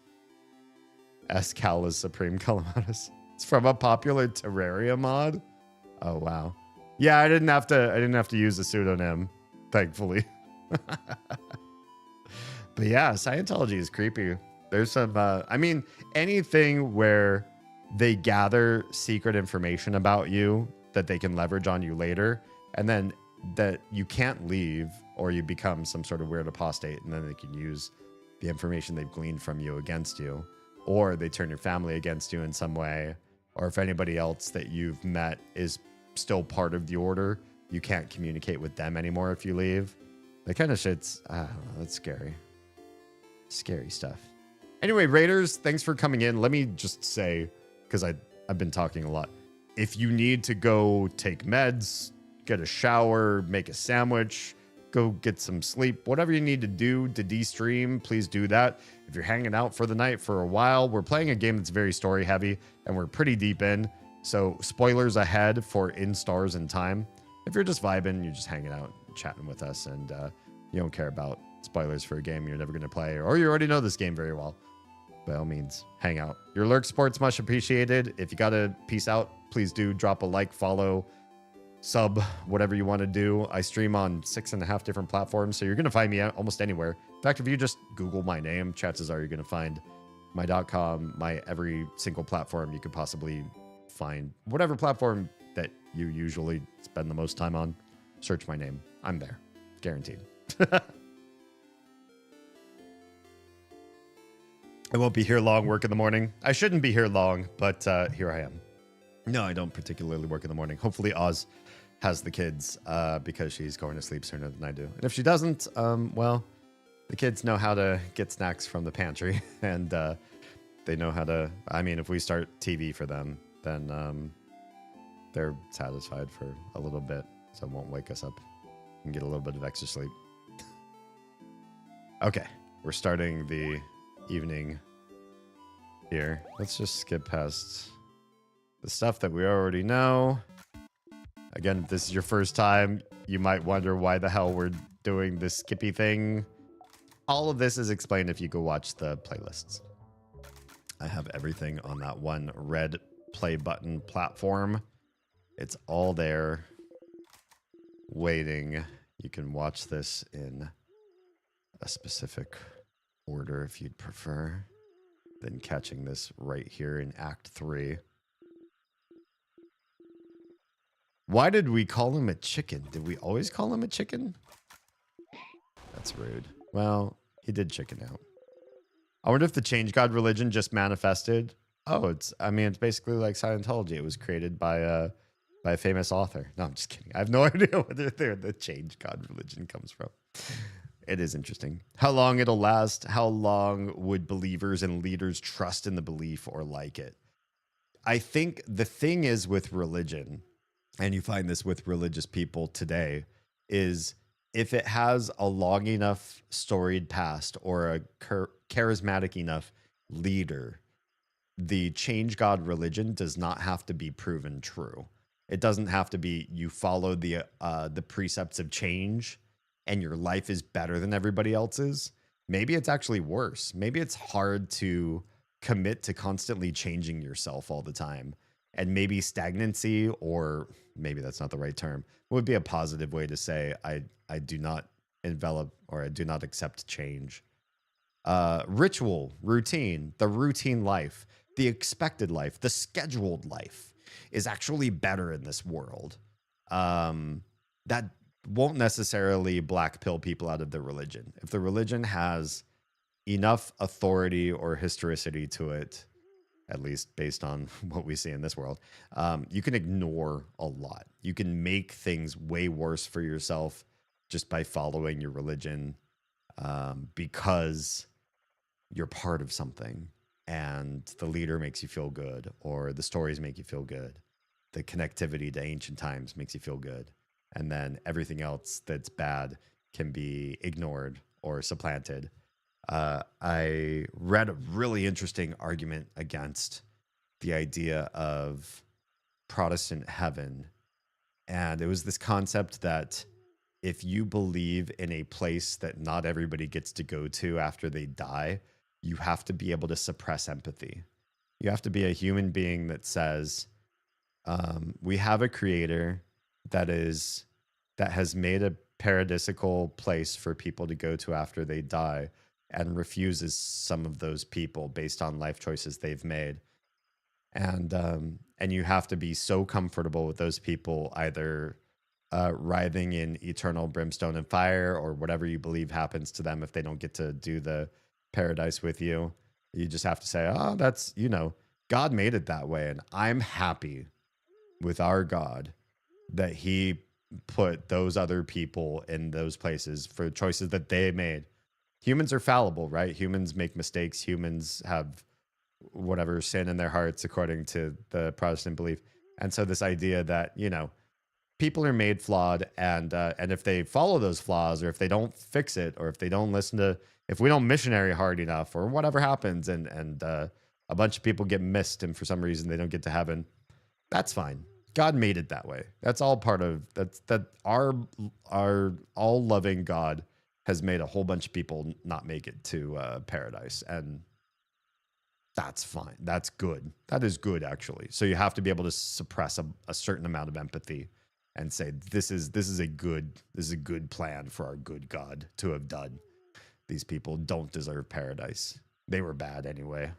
And I'm okay with that. I am okay with that too. Yeah. That's what you have to sort of tell you. And that's such an interesting thing for somebody to say, that they have like the love-based and light-based religion, for them also to say that they have an exclusivity contract on their afterlife. What a weird paradox to come to terms with. You have to be a low empathy person. You have to be somebody who can either be extremely low empathy, or to put your empathy away and set it aside for some other belief that you have.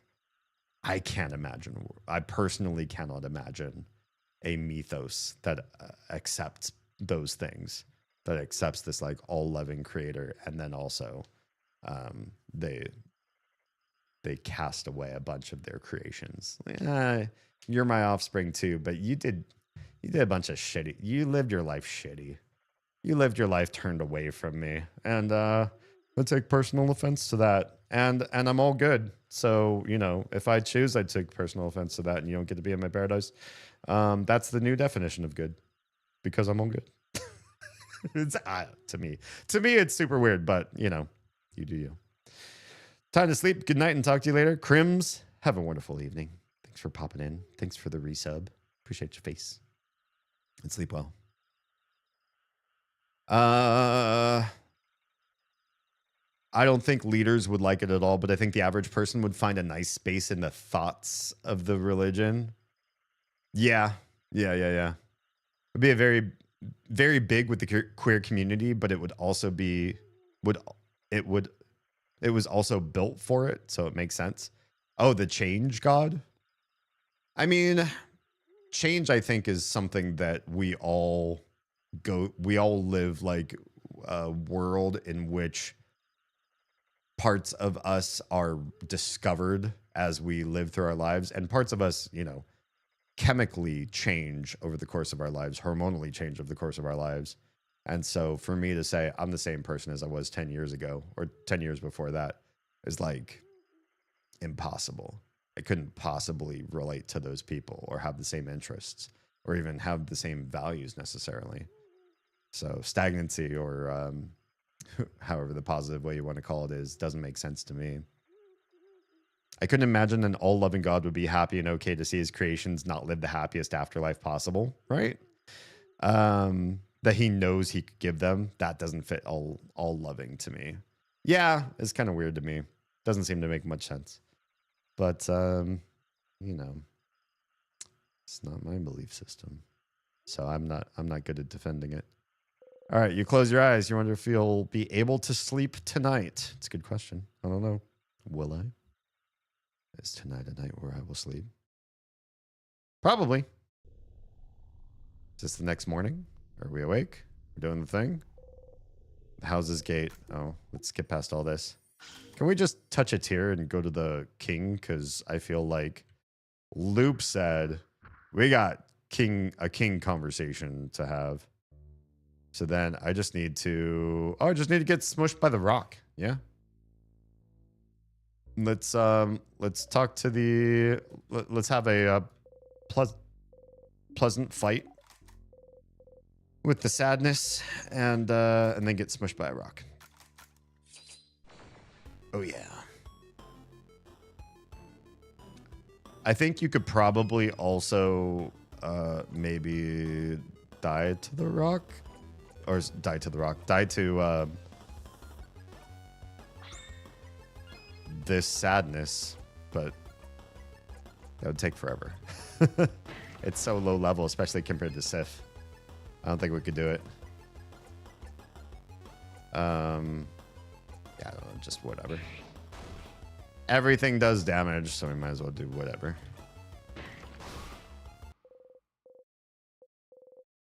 There's also a way to die in Dormont. I know, but I haven't found it yet. Don't tell me, because I don't know how to do it. The game told me that there is a way to reset in Dormont, but I don't know how to do it yet.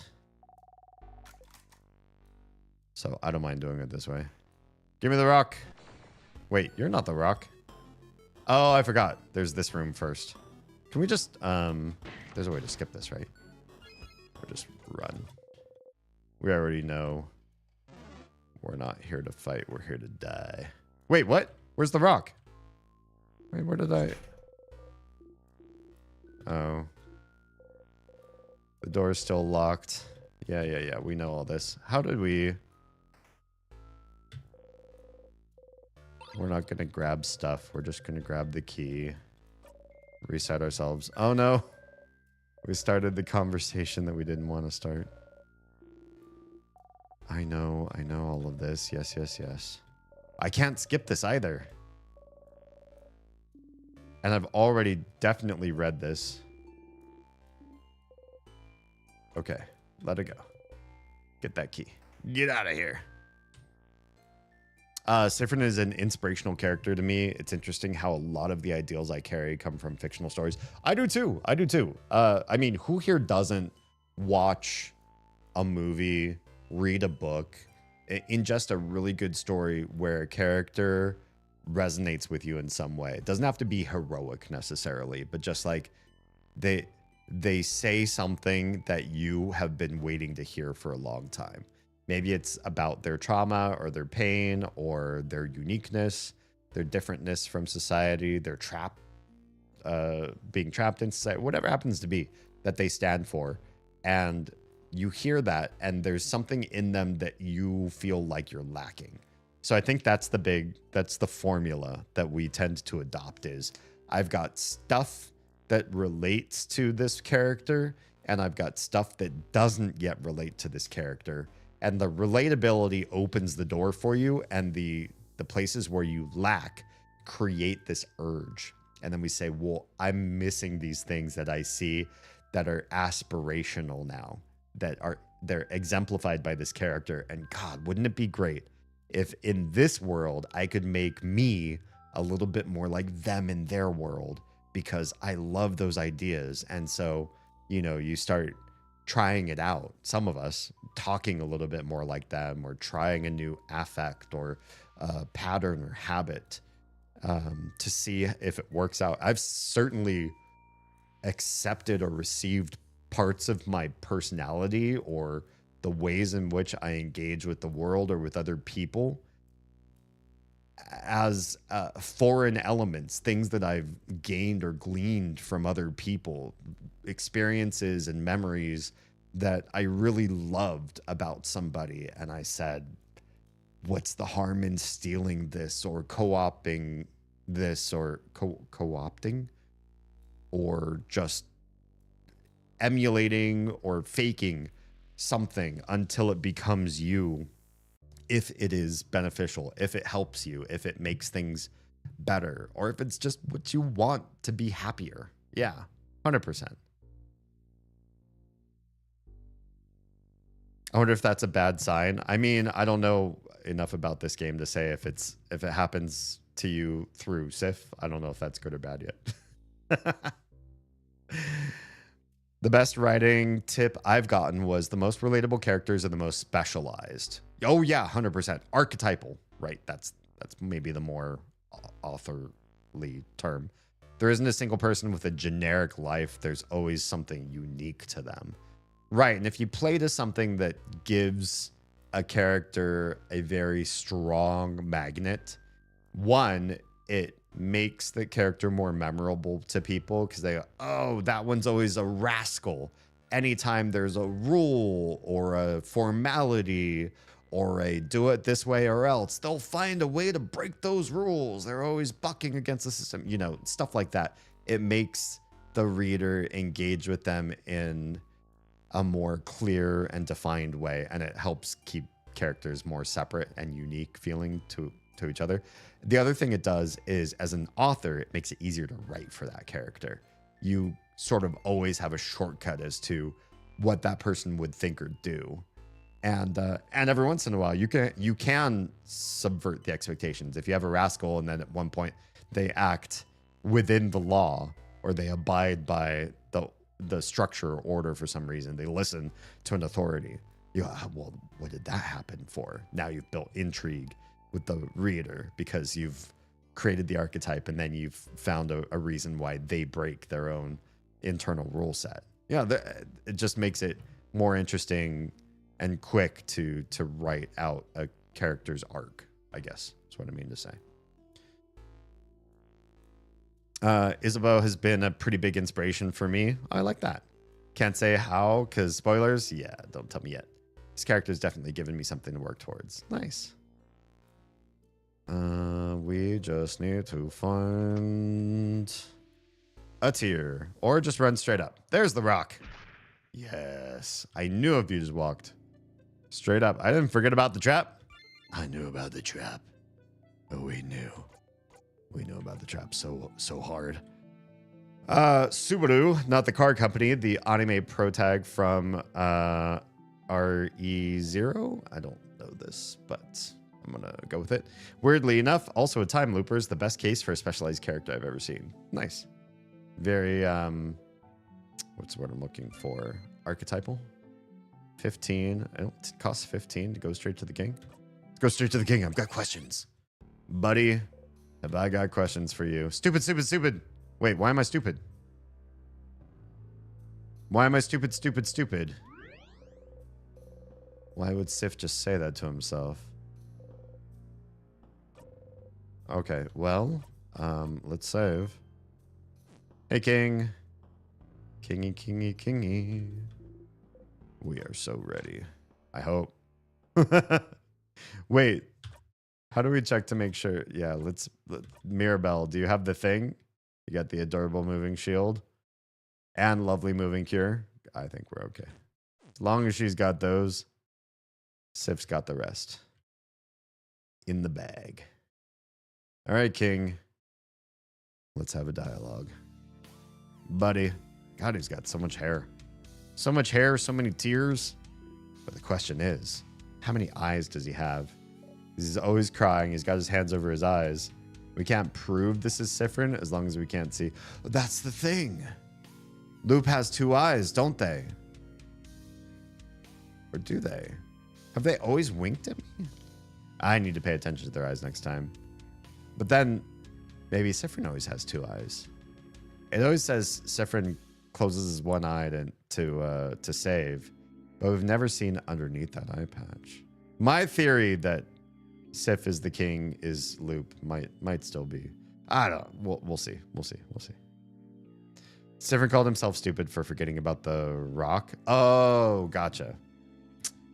Sif, I did that on purpose, my friend. Young ones, are you here to kill me? Oh, young lady, you stand for change themselves. Do you not? We can skip all this, my bad. It's all the same old dialogue. Do you remember? I think here's where we can't skip for reasons.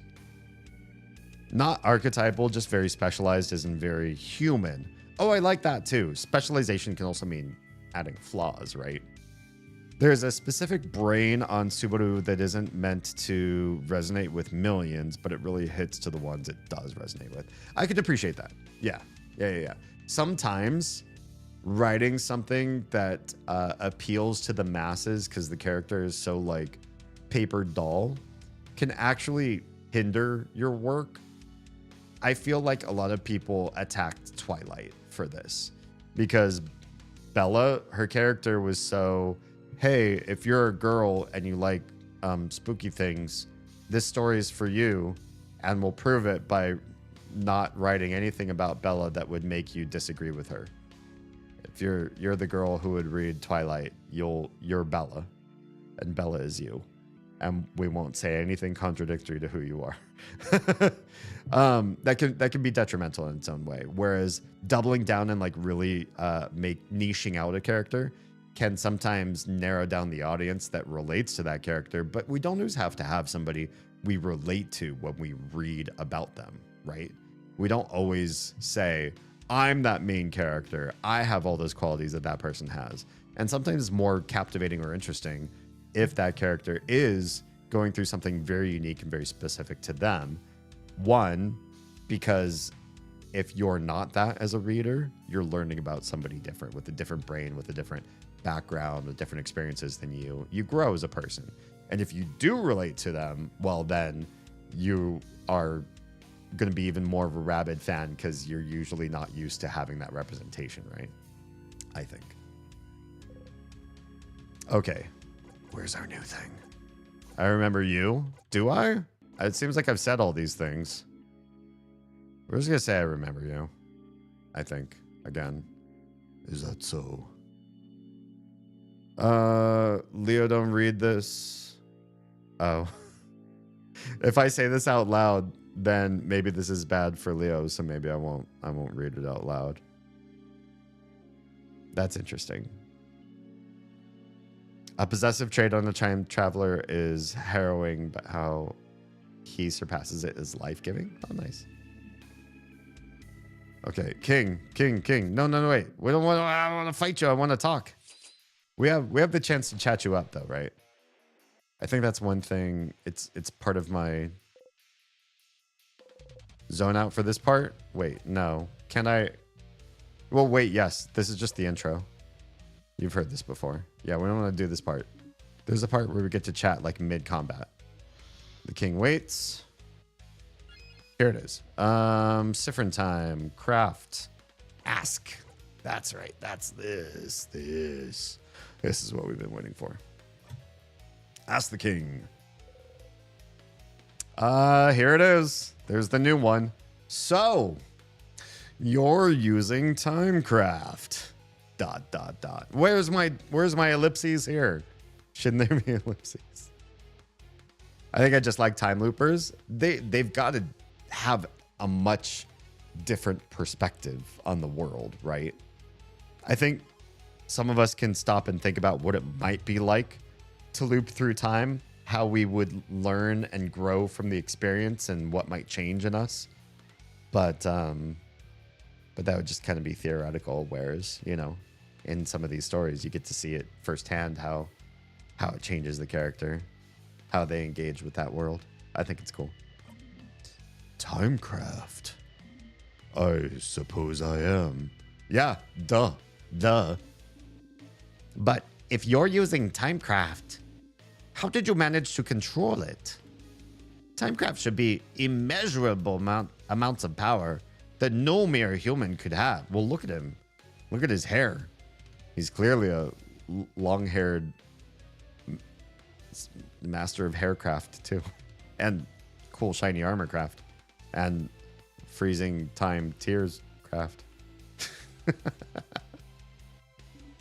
So how... Yes, it is true. I could not have harvested Timecraft on my own. Oh, we're gonna get some tea. So I had some help. Uh-oh. So there's some other baddies besides the king. Help? Who would... Oh. Isn't it obvious? It's Sif. Sif helped. Wait, maybe they are different people then. Maybe it required both Siffrin and the king if they are separate people. A lot of time looping stories are related to depression. Interesting. Like there's a short movie on a guy having such a mundane life, he thinks he's in a time loop. Oh. I also would think that out of people who would wish for time to loop, it's not necessarily the people that are living great lives. Because if you ask somebody who had a great childhood, great parents, great opportunities, got into a great school, and eventually got to a great career, even married somebody that they really wanted to marry. If you ask them, what part would you like to loop back on and do over again? Maybe they'd go, you know, I think I'm good. But somebody wrought with depression or trauma, PTSD, they might say in a heartbeat, please loop me back. If only I could replay this, that, or whatever, or change this about my life. Yeah, I think that's probably where the fascination with time comes in, because time could alleviate things that probably nothing else could, right? It's like a magic that fixes something that otherwise takes years and money and therapy and stuff to go forward from and not be fixed per se. It doesn't fix your past, but at least that lets you bring up a different perspective going forward. It's just not as good. If only you could change your past, that would be the ultimate fix to that kind of stuff. The closest I've ever gotten to living a time loop is definitely mental health facilities. Oh, yeah. Time loop as a metaphor for mental health issues is very real. Yeah, sure. I'm sure given the certain circumstances and or being in a certain facility, things don't feel like they progress or advance. A day feels like the same day as a previous day, and yeah, that can really mess with you. Someone who had a good life but lost their spouse, well, I mean, then it's not a perfect run then. May want to time in a bottle their marriage day or such. I mean, I do think somebody who has a near perfect life, you could still ask them if there's anything wrong that ever happened to you, would you want to replay that? And they'd be like, yeah, sure. But I think it'd be way harder for somebody who had a relatively good life to say, let's bring you back to 15 and have you replay the rest of your life from there forward. some people may be willing because that would be a big change in their lives. And some people may be like, whoa, whoa, whoa, that sounds like too much work. I already have a pretty good life. I don't want to do all that again. I feel like a time loop is a forever stay in a moment of happiness, whereas time travel, but not a loop, is fixing past mistakes. Yeah, okay, that's fair too. Time loops probably feel kind of trapping and are maybe more a response to, or people with certain mental issues might respond to the feeling of being caught in a time loop, but maybe nobody wants to necessarily be in a time loop. The universe would. Oh, wait a second. I thought he was going to say Sifrin, but apparently he thinks the whole universe is giving him this power. Interesting. Yeah, that's a big exclamation point. Oh, I only had to wish for it. Oh, did you use the wish tree? And the universe delivered. Damn. Think of the worst day of your life. Would you relive the events leading up to it potentially thousands of times for an ideal branch? Honestly, if it was the worst day of my life and I knew that maybe I didn't have to know, but if there was like hope in my head that if I did this enough and I had like infinite retries, I could find a way out of the worst day of my life, I wouldn't mind the loop. Maybe after thousands, I'd get pretty tired and I'd be like, oh, this sucks. I don't know if I could do it, but I'd still want to try. I blame the ocean people. I don't understand that reference. The universe? Who is that? Yeah, right. A person? Oh, they don't know about the... That's right. They don't know about the universe, do they? Like they don't know about colors almost at all. No, it's... Wow, it's on the tip of my tongue, but I can't seem to remember. It's what's beyond this plane, correct? What's in the sky? Ah, Odile, a true researcher, knows something about it. You clench your fists. The king sobs. Ooh. I knew Vogardians were ignorant of it. Oh, rude. So this guy definitely doesn't count himself as a Vogardian, and he seems to feel like he's smarter than them. Is that a god?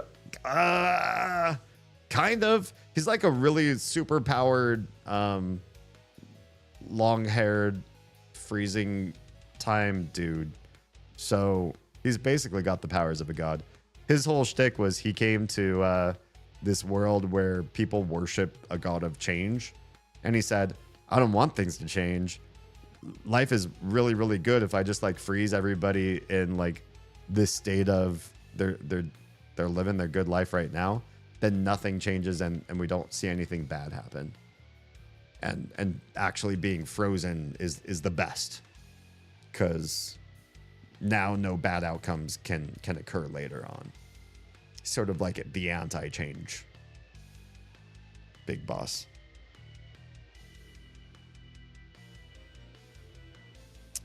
Depends on where in the time of preventing the things from happening is.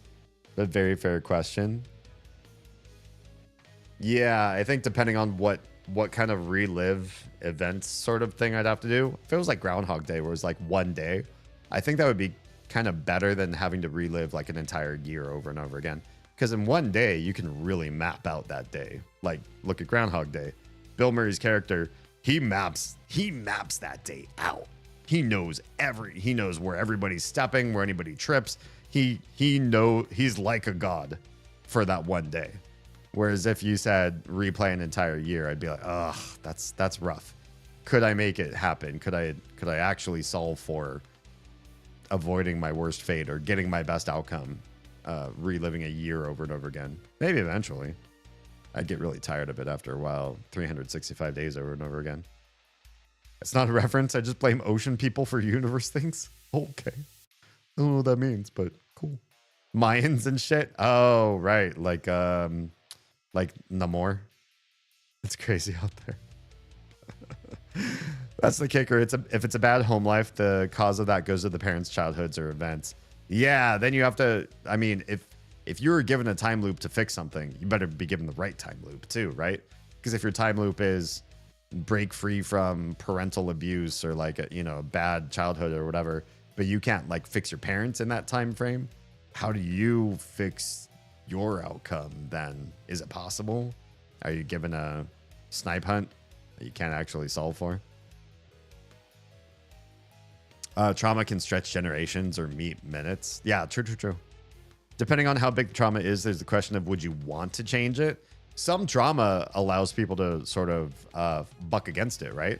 Like some of my favorite people are the really like deep counterculture people that had bad trauma and said, I refuse this to carry on past me. I'm the generation stopper here.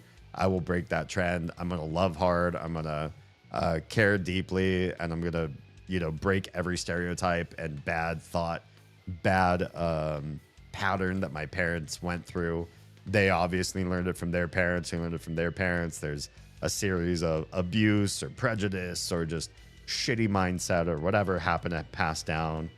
And I'm just going to fight against that. I love meeting people like that. In which case, do they need a time loop or did they fix it without having to do that? Sometimes the trauma can be the way to break the cycle because you hate what you came from so hard that you would never repeat it again. You would never pass it down. When the kid from Back to the Future almost paradoxed himself out of existence by seducing his mom. Wait, does that have anything to do with what we're talking about? That is, that is a thing though. That did happen. And, I saw that scene. I don't blame them. They do say there's like, what's the name? It's named after some scientist with a W. I can't remember what the guy's name is. There's this real effect that when you grow up with somebody, you're repulsed by them. But if you don't necessarily feel that repulsion.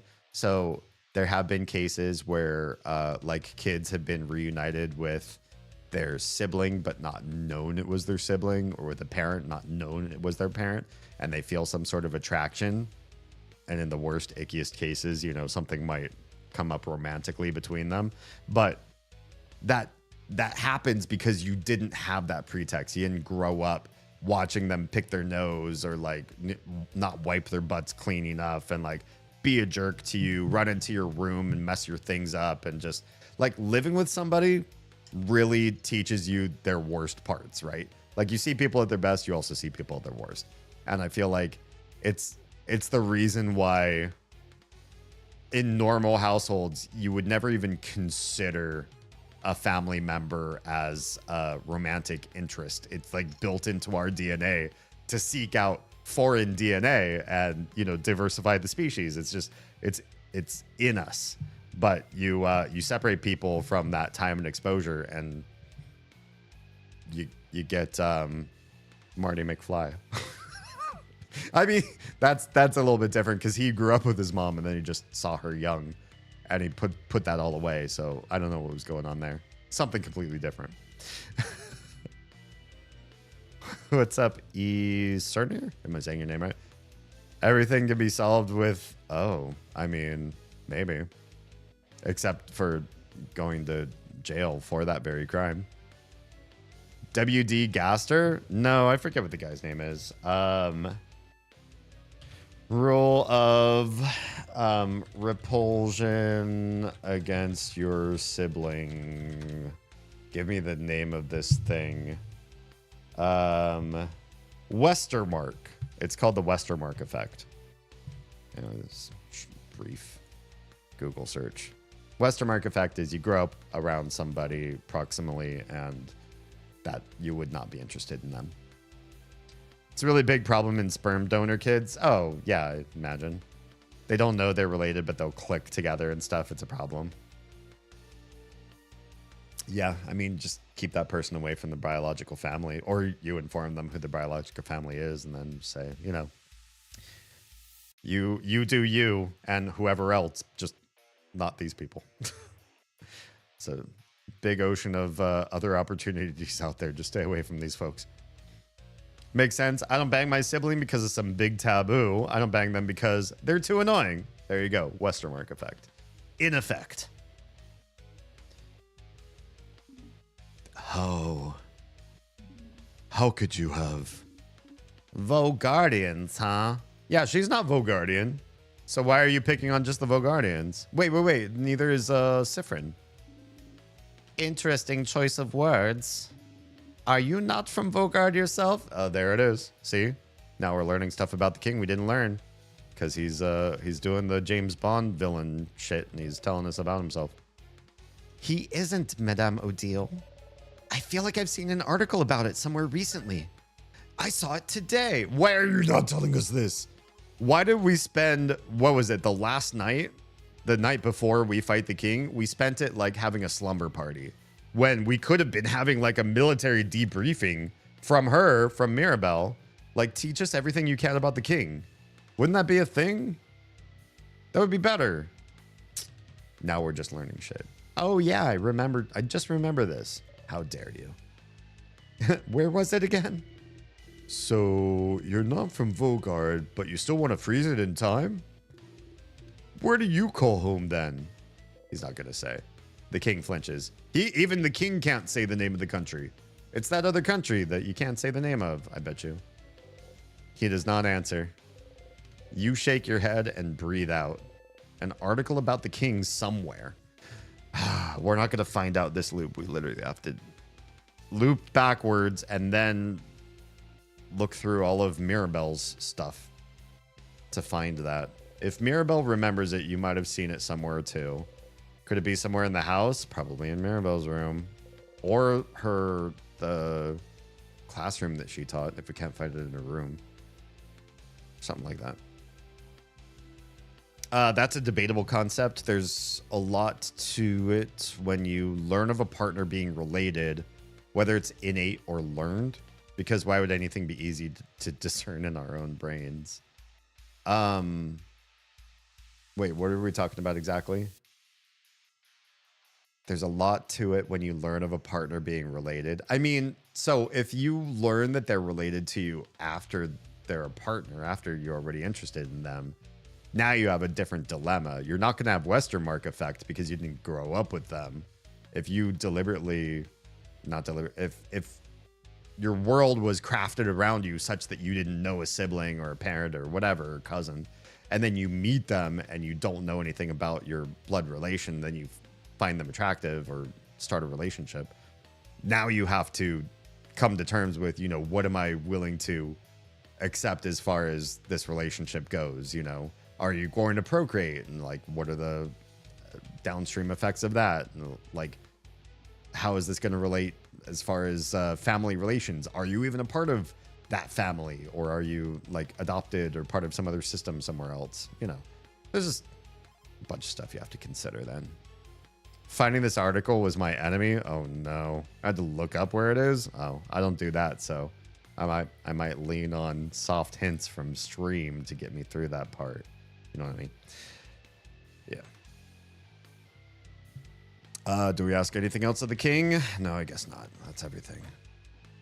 All right. Well, we either die to him or I guess we could technically just die here. But I also kind of want to get to the head maiden and head housemaiden and see if we get a different outcome or if there's something new I can ask there. So I guess I do kind of want to beat this guy. Okay, that's fine. So then let's just do this fight per normal. Let's get that moving shield up. Hell yeah. We need that because his next attack is going to be the real deal. So we need paper. But maybe we can also lower his attack first. Odile, on the other hand, hell yeah, we have paper alpha 5. That's what I was looking at. That's the good stuff. All your '07 callouts. You keep triggering that thing. I love it. I'm so glad that it works too. That was one of my favorite things I programmed with my bot. If you need hints, let us know. Thank you. I have the location branded into my brain out of rage from not finding it. I know the feeling. Yeah, there are certain games, like if I ever went back to them, like, God, I hadn't played that in, so long. But if you ask me where this one, like, super secret special thing is, I'll remember it forever because it was the worst part of that game. Ooh, it is time, saviors. All right, he's going to do the thing. But guess what? We got the shield. Ain't no thing but a chicken wing. Everyone survived it. We're still here. Fight to the death. Yeah. But we don't actually see him die. That's the thing. All right. So let's give our turn to Odile. Because Odile has lots of paper attacks. Excellent. And you've got a paper attack.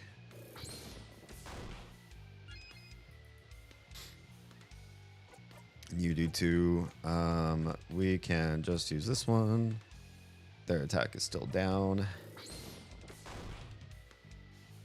Just stack enough paper attacks and we're fine. Heal. Do we bother healing anybody? We have to, because otherwise, what are we gonna have him do? Shield. See, we even healed the right person. It was somebody who got attacked. So it was a good thing to do. Why don't you buff everybody's attack? Everybody's attack is up.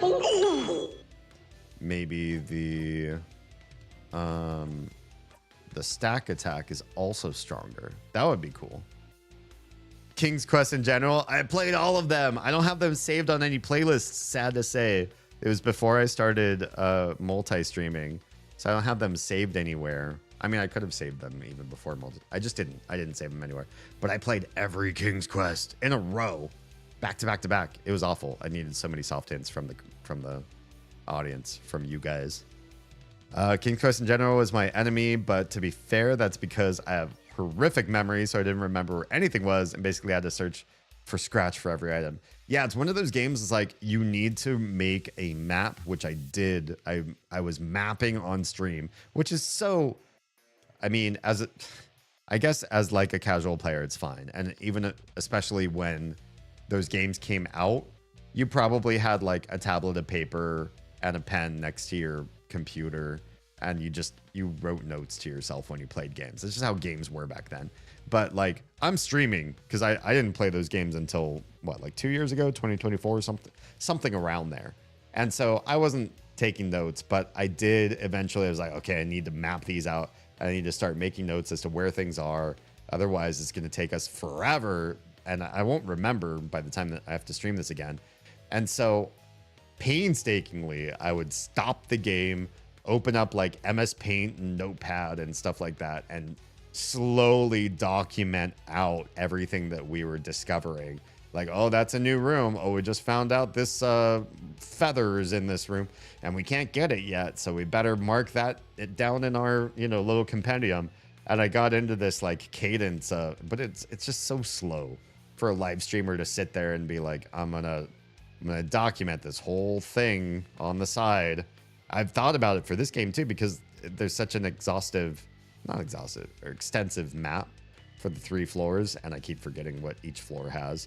And I haven't sat and mapped it, but God, we should probably use a loop and like actually map the castle so that I have a map, because the game doesn't have a map, doesn't let you save that kind of stuff. So we've got to do it separately. I've been lazy, and also, interested in keeping up a certain momentum to streaming instead of just sitting there and drawing stuff in paint on the side. It'd be so deleterious of the actual entertainment of the stream if I'm doing that on the side. Some people don't mind it, but some people do. Third floor was a doozy. Oh, third floor doozy was the real enemy for my run. Interesting. Didn't know there was a game series called King's Quest. Oh. Oh, you mean a King Quest in this game? Name of finding things to talk to the king about. Gotcha. I totally thought you were talking about the King's Quest games. They're bad. I mean, they're dated. There is a relatively newer one. It's in like 5 small acts. It's not a long game, but it's fun. But a lot of it is referential to like the older games to a certain degree. It can stand on its own, but it's also kind of like fan service to people who played the old games.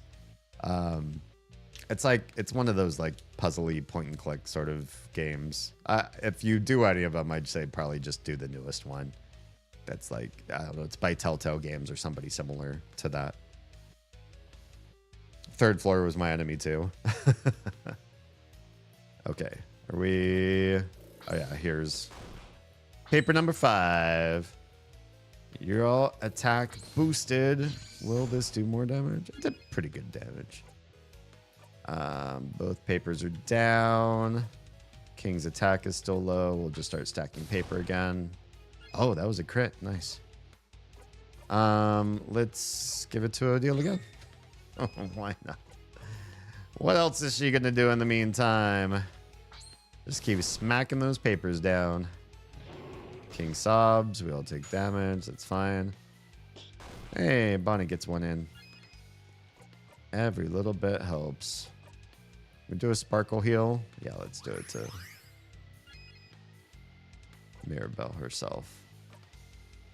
The king is now not buffed anymore. So let's boost everybody's defense. Because I don't like when we don't have a debuff on him.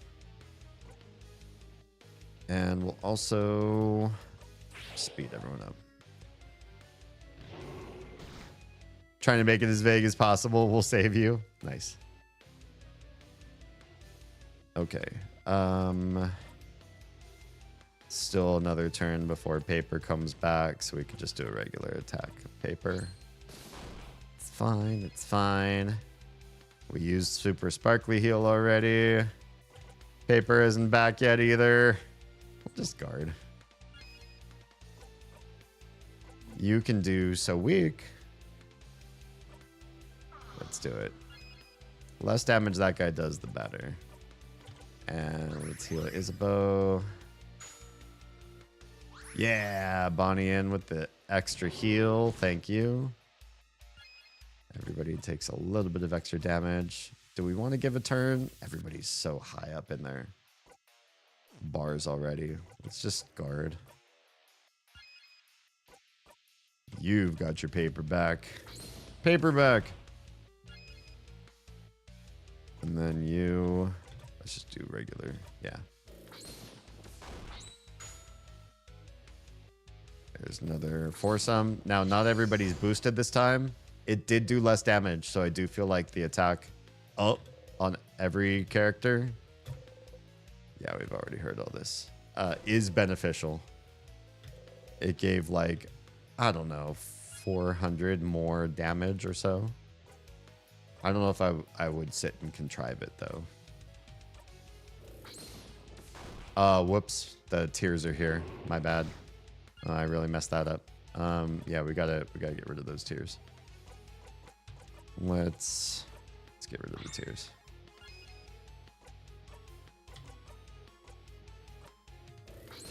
There we go. Yeah, that was a crit too. This is gonna be nice. Also, let's cast the shield. It's always good to have on just in case.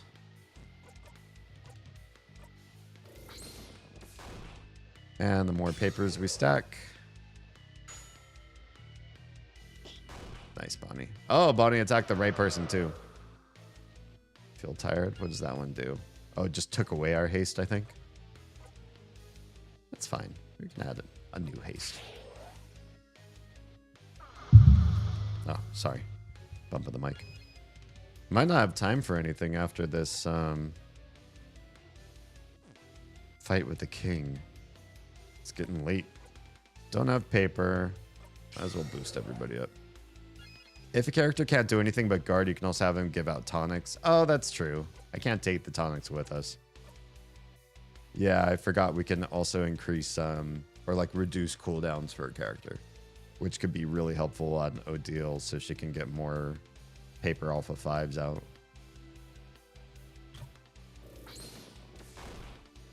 There's another paper, and here's the last paper. Oh, shit. Forgot to attack the tier. Well, that's okay. This is going to attack both of them. Big attack. Tears should be gone. Tears are gone. Great.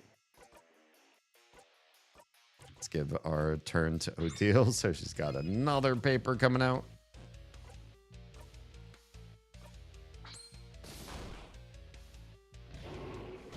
Oh, well, that was not my favorite thing to have happened.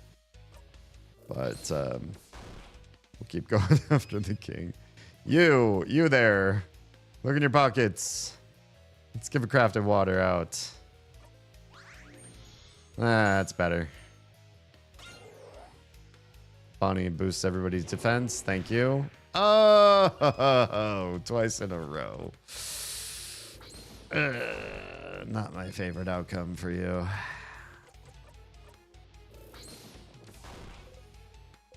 Zone out for this part? Oh, yeah. You have heard this before. Okay. How would we like to use another crafted water? Hey again. The king's waiting. Great. Good. Let's keep that happening. How about we lower the enemy's attack, shall we? That is a good choice. Let's heal Mirabelle, because she can heal someone else. Gotta get her health up so she doesn't keep getting one shot. And we can't do moving shield. But let's heal Odile, our big glass cannon. It's time, saviors. Uh-oh. We don't have the shield up. That's it. That's good. That's okay. We were going to try to make it to the head maiden, but maybe not. Maybe it's okay. Bonnie, run. No, I can't. Just run, Boniface. Do not worry. I will give the young one time. That's the best you can do. Stars, it hurts, it hurts. But you're getting used to it. Uh-oh. That's probably not healthy. King. Wait, I'm going to try to talk to the king right now. What am I supposed to remember? This is interesting. I got a new dialogue by losing to the king. Come on, king. Bright one. As you lay there, dying, what do you see? I don't know. What does Siffrin see? Nothing.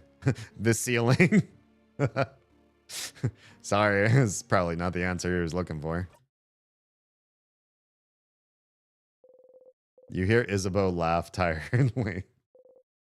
Hearing it, you laugh too. Yeah, we're just making a joke out of everything. Oh, ooh. So, even death will not bring it back. I guess not. Guess you should stop trying to kill me. I knew this. I knew this, and yet. Ooh. So, yeah, why don't you stop trying to kill me if you didn't get the thing you were trying to get out of me? The king strikes.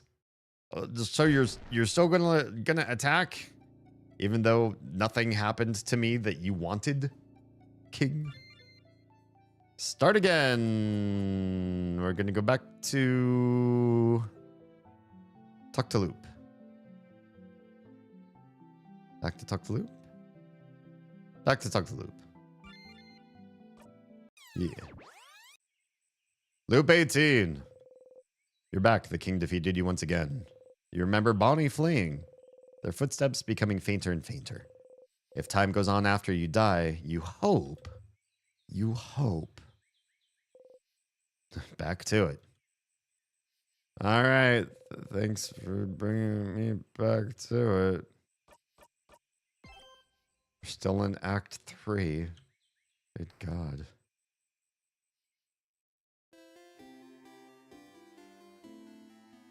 All right. Tiffany, you're up here again. Let's just do this thing. Goodbye. Carrot method. Learn the one skill. You watch her go. Okay, bye. Let's get more defense.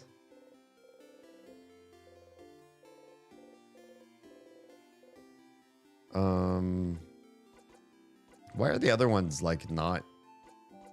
Maybe we've done all the protection we can. Let's get more strength. Strength. It's what you want. And it sure is.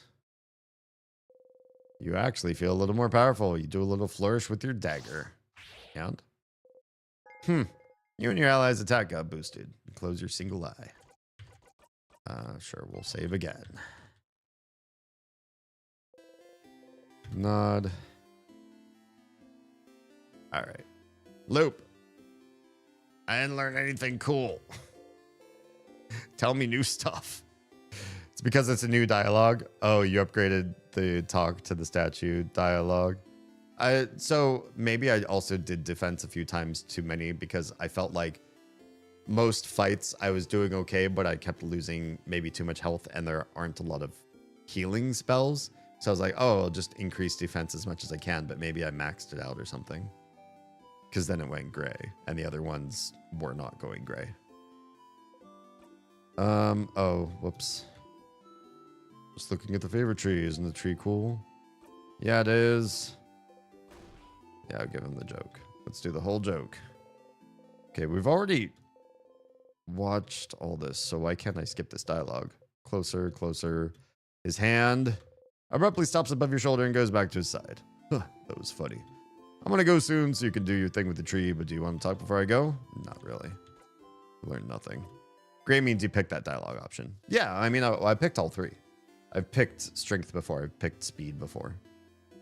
But they're white again, which makes me think there's still more upgrading to be done there, I suppose.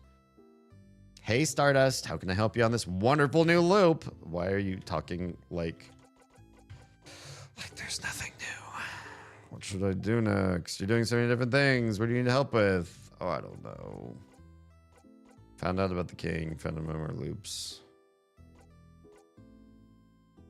Help everyone. Which one? Stardust? Mirabelle. Found some papers in your housemaiden's room. Did I? Yeah. Same as the one she's always reading in Dormont. Mystery solved. Well, not really solved. They looked like files about different people, didn't they? Each file was about a different person answering some questions like, where do you see yourself in 10 years or whatever? Oh yeah, this is not the same as the papers I need. I wonder what that's about. You should go back to Dormont and ask her about it. Didn't we? Didn't we already do that? Nothing, actually. You've got nothing new for me. I don't feel like that loop did me much. But before you picked it, when you talked to the main statue, now you're picking it while talking to your favorite statue? This statue not the main statue anymore? This was the only statue. Yeah, I'm confused.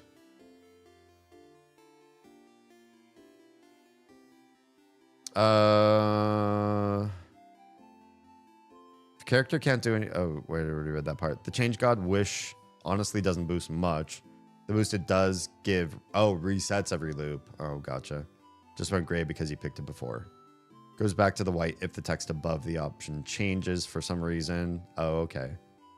The game could be a lot harder. Yeah, it's not really incredibly hard. It's just a lot of mystery. This game is in many ways Omori's spiritual successor because just like Omori, you're just playing through a completely blind narrative where they're keeping almost every secret from you possible, and the amount of foreshadowing is like really, really limited. So you're just sitting through conjecture and little drip after little drip of plot that tells you almost nothing for long, long periods of time, which just feels like Omoni. My only hope is that this game doesn't save everything till near the end like Omori did. I feel like Omori's big drops, the most consequential parts of the story, they took way too long to give it to you. And when they did, I was already so exhausted from like not learning anything about the game that when they finally revealed stuff, I was just like, fucking finally, let's just get done with this game. The game was still really good. It was a lot of fun. I probably would never play Omori again. And I don't necessarily like the pacing was the one thing I disliked. Everything else was fine. But the pacing was kind of like, Where's my Dark Souls fight every enemy turn, Ma? I'm not a big fan of that sort of level of frustration and like constantly fighting the same thing over and over again until you memorize it so that you can beat it. It's not my style of gameplay. Once Sivern gets more leveled up, the game gets very easy. Yeah, it's already... Most of the fights are pretty trivialized so far. I'm here for the drips. Oh, for the plot drips. At some point, your character figures out on his own a better way to pray. Oh, careful of spoilers. The art book did mention Omori. The art book for this game, I definitely believe this developer or developers were inspired by Omori a lot. Do you have a preferred Mother-style game, including the Mother games? So far, out of all the Mother games that I've played, like Undertale is cute. This one's cute. Well, I don't know this story fully yet. Omori's story, I feel, was a little bit juvenile. When we played the R. Michalski games, Cat Lady, Down, what was that? Burn House Lane, Downturn. What's the name of the game? Anyways, all the games made by R. Michalski. I felt like they were really interesting puzzles and art style, and the voiceover was okay. But the narrative, like the way that the enemies or the antagonists were in the story for the Michalski games, it just showed kind of a very young, underdeveloped concept of what makes a good narrative, what makes good conflict, what makes a good antagonist. They're kind of tropey or overbearing. And I feel like Omori was kind of in that same vein. It leaned really heavy on certain ideas. Almost kind of like slapping you in the face with a little bit of like too much of like one idea. And I was like, I think I get what this story is like trying to do. And it did it like too just kind of juvenile, kind of I've got one big metric and I'm gonna raise this one flavor until it's all you can taste. Like imagine making a soup and you're like, I like salty. Do you like salty? Cool. I'm just gonna add 5 times more salt than the recipe says, because then you're gonna really taste the salt. That's kind of what the Michalski games and the and Omori were kind of like. I think out of all the games I played in this sort of vein, Mother 3 probably had the most interesting story, because it took... Mother 2 was just basically Mother 1 remade and expanded. And so it was really interesting and whimsical and longer and more detailed. And I think it was great. It was a great game, but it was also half just Mother 1 redone. Mother 3 was completely different. It was very much its own game, and the world had a deep mythos. The characters each had their own arcs, so you learned interpersonal, intrapersonal, and world story and problems that everybody had to solve and get through. And it just did a lot, and it did it really well. And I think a lot of games that I see after Mother 3 are chasing Mother 3 whether they knew Mother 3 or not. Yeah, it's probably the best in the genre, Mother 3. Something like, yes, I got inspired by Omori, leave me alone. On a very Omori lifted fight. Oh, yeah. I mean, it's fine. This game stands on its own. It is not Omori. It's not a remake, or it's not a fanfic of Omori. It's very much itself. I feel like if you and I played Elden Ring together, it wouldn't be too hard. It's just not where I'm going with my stream right now, but I believe you. It's in the past. Probably the trigger was reaching Act 3, maybe. So not a spoiler. It already happened. Oh, okay. If you ever want to try, let me know. We'll do. We'll do.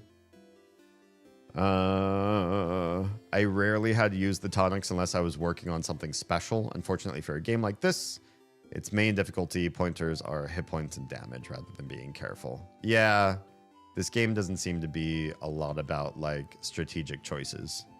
In fact, the paper, rock, scissors sort of mini game kind of tells you that as long as you're just paying attention to that one thing, you probably don't need to do a whole lot else. Most times whatever character it happens to be, when it's their turn, I know what I'm doing with them. I'm not going, maybe I should do this, or I don't know if I should do this yet, or is this a good choice? Strategically, what do you guys think? Is it better if I equip this or that item or whatever? It's just like, it's cut and dry. And that's fine. You know, I feel like this game is more walking sim than it is like RPG. And so it's not really supposed to be about like, how do you spec your character? How do you grind so that you level up, so that you get the right gear, so that you're prepared for a certain fight? The game is the story. If you're not here for the story, go play like a Final Fantasy or something. Play a game where it's like the math and the gear and all that kind of, and how much coin you've collected and the experience you're gaining and what monsters give you the most experience when they're killed versus all that kind of stuff. That's in a different game. This game, it's about the story. It should be. So the game systems being a little bit simplistic comparatively, that's fine. I wouldn't want to be caught in a game where I'm forced to think so much about that stuff and then the story at the same time. I haven't seen any, but does this game use any color? Not that I've seen. I feel like some strategic color could go a long way in a game like this. So I don't know why the developers chose it this way, but these people know about color. They just don't have it in their world. Can you give a pointer about the most important thing about talking to Loop? Nah. I'm good not knowing about this game until I get incredibly frustrated, and then I'll ask you guys to help me out. A lot of the fighting, especially with the king, is just planning timing to make sure that Mira gets the shield up. Nothing! You lose! Good day, sir! So true. Just planning timing to make sure the Mira gets the shield up in time for the king's blow. Yeah, and I forget where the king's blow happened, so that's why I died this last time. I know it happens like twice. Beginning of first phase, beginning of third phase. And because Mira just kept dying, I didn't have a concept of her cooldowns. But I probably would have saved that if I had remembered. The most non-yes or no answer, ma. I think I said nah. Okay. Anything to say to Mirabelle? Nah. Nah.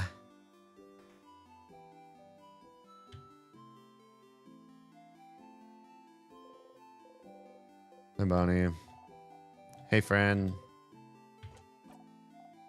I picked a bad voice for Bonnie because it's hard for me to sustain. I gave them kind of like a scratchy voice. And then me doing that all the time, it's rough. Okay, let's take your flower. Because I feel like I also could give it to Odile, maybe? Maybe that's the one person I haven't given it to. Do something nice for everybody on at least one loop. Oh, did we talk to Adele yet? Maybe we didn't. Oh, I guess we did do the flower. Oh well.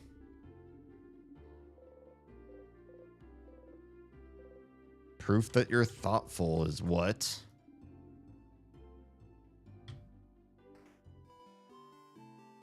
Time is it? I started pretty late. I don't mind going a little bit longer.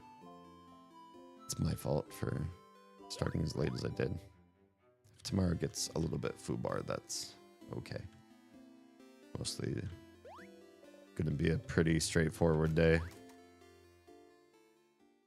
you keep hold of your flower a little longer, you can give it to more than just your party too. Oh, interesting.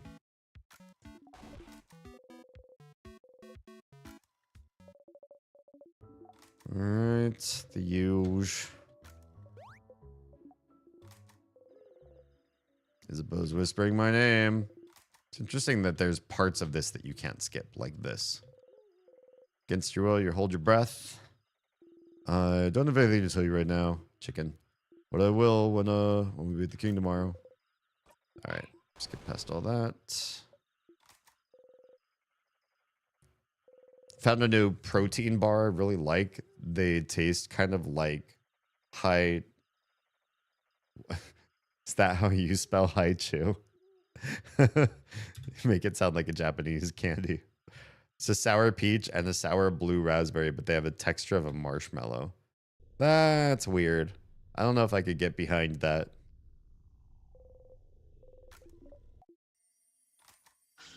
But, I mean, good. Protein's good. As long as it's not too laden with sugar. That's the one dangerous thing about a lot of high protein goods. That sometimes they don't account for the other calories that they give you.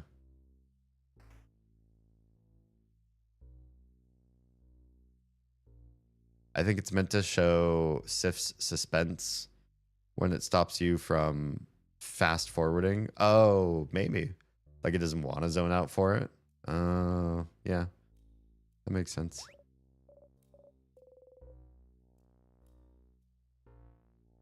Stupid sadness again. Attack. You strike. So annoying. You have enough of all those stupid sadnesses standing in your blinding way, right? Always here, always getting in your way, always slowing you down. This is true. Honestly, I hate getting in those trash fights. Why won't they all die? Not dead yet? You strike again. Not dead, not dead, not dead, not dead, not dead, not dead. There we go. Oh, man. Did you, like, get unhinged? I think we just unlocked a new cutscene here. Sif, did you freak out your party members? I think Sif went off the deep end there. Yeah. Interesting who the unskippable parts are always about. Almost like Sifrin wants to see if someone will say something different this time. Yeah, that's true. That's true. That's how speech to text wrote it, but it did originate in Japan. Oh, did they? Interesting. For the is a bed scene in particular that adds impact to a future scene that happens at them later. I imagine. I mean, it looks like it's supposed to be doing that. Oh, hang on. This one stream already ended. That happens. It just ends at the 4-hour mark, and there's nothing I can do about that. All right. Moving on. I got it. Yeah, he's being so demure now about this.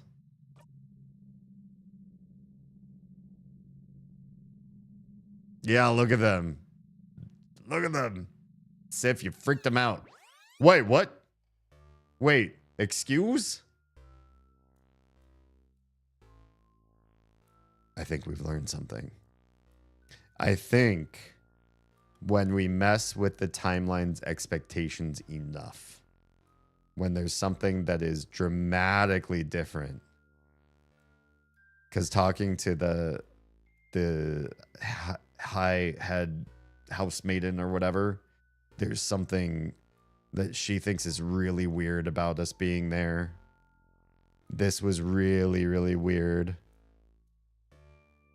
So yeah, there's something different about the loops seem to happen because of something highly dramatic. And in fact, I think Loop was telling us about like not wigging out the people too much by making them do stuff that's like they reach for a sword, but they already have the sword in their backpack kind of thing. So maybe we really freaked out the timeline somehow. Spontaneous heart attack? Could be that too. Interesting.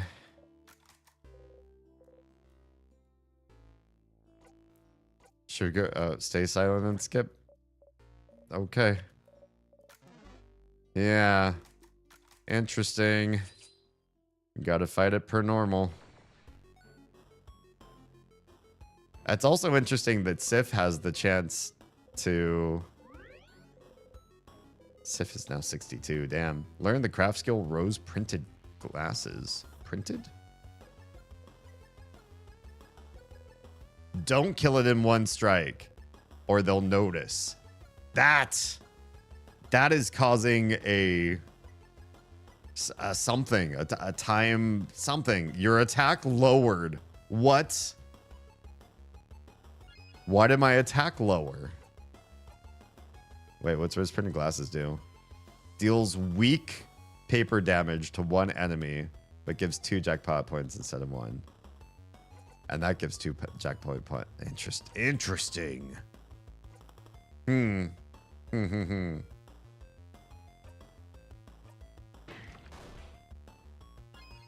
Yeah, that's a thing.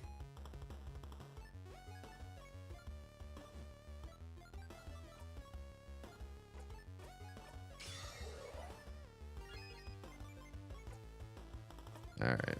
Well, let's just rock her world. You know what I mean.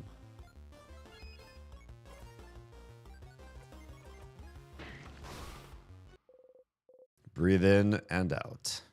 100 whole experience. Oh, holy moly. All right, we've already seen all that. Dot, dot, dot. Dot, dot, dot. Sifrin? You jump and laugh awkwardly. Take the lead, take the lead, take the lead. They're all counting on you. Don't scare them by acting weird. Yeah, because scaring them seems to change the timeline. It didn't even rewind me too far back. Just like with Loop, when we watched the king get defeated, or not defeated, a king attacked from afar, and then he did his special attack. We didn't loop to the start. We just looped back a little. So there's like different rewinds. There's rewind to the beginning, and there's rewind a skosh. Got a memory of sadnesses. You'll always remember this. What does that one do? When equipped, sadnesses will flee from you. Oh.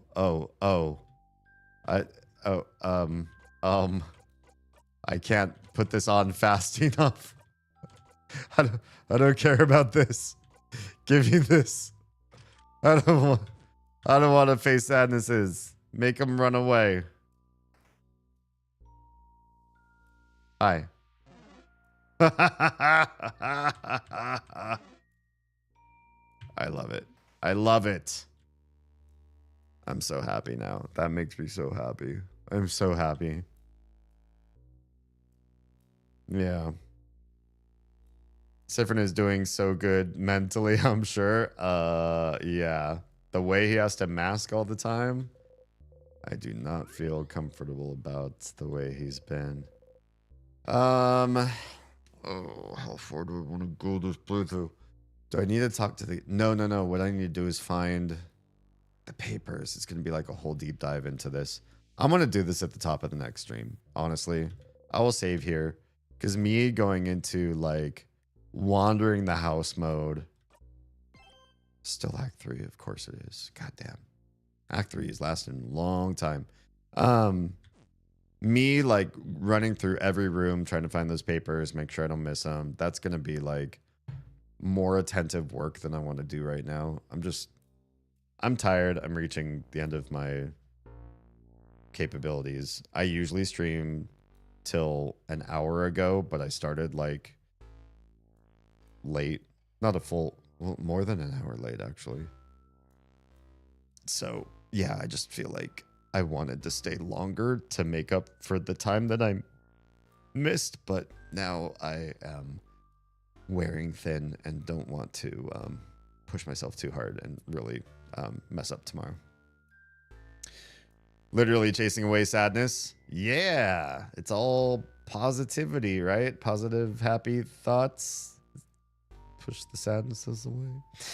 It's gonna be active 3 for a while, I fear. Oh, good. Oh, fun. Well, this has been a blast, you guys. Tomorrow, let's change scenes. Tomorrow, we're gonna be playing a new game. For a while, the past year or two, the Saturday stream schedule has been playing through the Myst series of games by Cyan. And we played all of them and then another Cyan puzzle game called Abduction, which we just beat last Saturday. Tomorrow, we're going to be playing a new puzzle game that is in the same vein. Highly recommended. Cult following. So be here tomorrow to see this with me. I have looked up very little about this game. I really don't know what to expect. It's just going to be a puzzle game, so that means I'll probably be bad at it, which means I will probably need your soft hints to get through. This is also how we are paying the bills in this house. So please follow the streamer of Oz and myself everywhere. Like, follow, share, save, posts, comment on our stuff. The larger we grow, the more chance that we have to ride this period of us trying to become internet stable income people, where this can be our means of raising a family. So your support matters a lot, and it could just be free. You just have to go find our stuff and hit thumbs up buttons and heart buttons and stuff like that, and then you're doing your part, and share it with 1 million of your friends, and then we'll probably have enough income to to stay here in this house. So we'll see how it goes. Thanks for supporting somebody who decided that he wanted to do this for a living, and we'll see how that whole experiment goes. Weaponized, what's up? Just noticed the eyebrow piercing. Nice. Oh yeah, thanks. I don't find a lot of folks with them, not at least around where I live, but yeah, that's the thing. And this is made by the streamer of Oz, my wife. It's like a Castlevania themed sort of earring. Got the a couple different vampire weapons going on there. Yeah. Welcome to this game. Yeah, if you are watching on any place but the purple platform, your stream is ending imminently. Please join me tomorrow. I'll be streaming in less than 24 hours from now, starting at 10 p.m. Eastern, 7 p.m. Pacific, for the next puzzle game that is a Myst-like. Yeah, can't wait to see you there. Have your walkthroughs ready for those of you that are willing to stare at spoilers, so you can help give me soft hints so I can beat the game. Thanks so much. If you are safe, fed, and loved, make sure someone out there is too. I'll catch you all in less than 24 hours. That's an awesome area. Thanks. I commissioned this one especially. My design and Oz's creation. Get some spaghetti? God, that sounds really good. But if I get that and then try to immediately fall asleep, I'm going to have a bad time. Especially with that. With pasta and spaghetti sauce. But tomorrow, sounds like a plan. I need me some spaghetti. Elden Ring is a mislike? I disagree. The boss doors have fog walls? How's that? Oh, because they're misty. Probably won't be able to make it if it works, but I'll be here. Oh, cool. Well, you know, follow me and watch my VODs and shorts and all that sort of stuff. All right. Thanks, everybody. Have a good night. If you're on the purple platform, hang tight with me. 2 shakes of a lamb's tail. We'll go find somebody to raid out to. Bye, everybody else.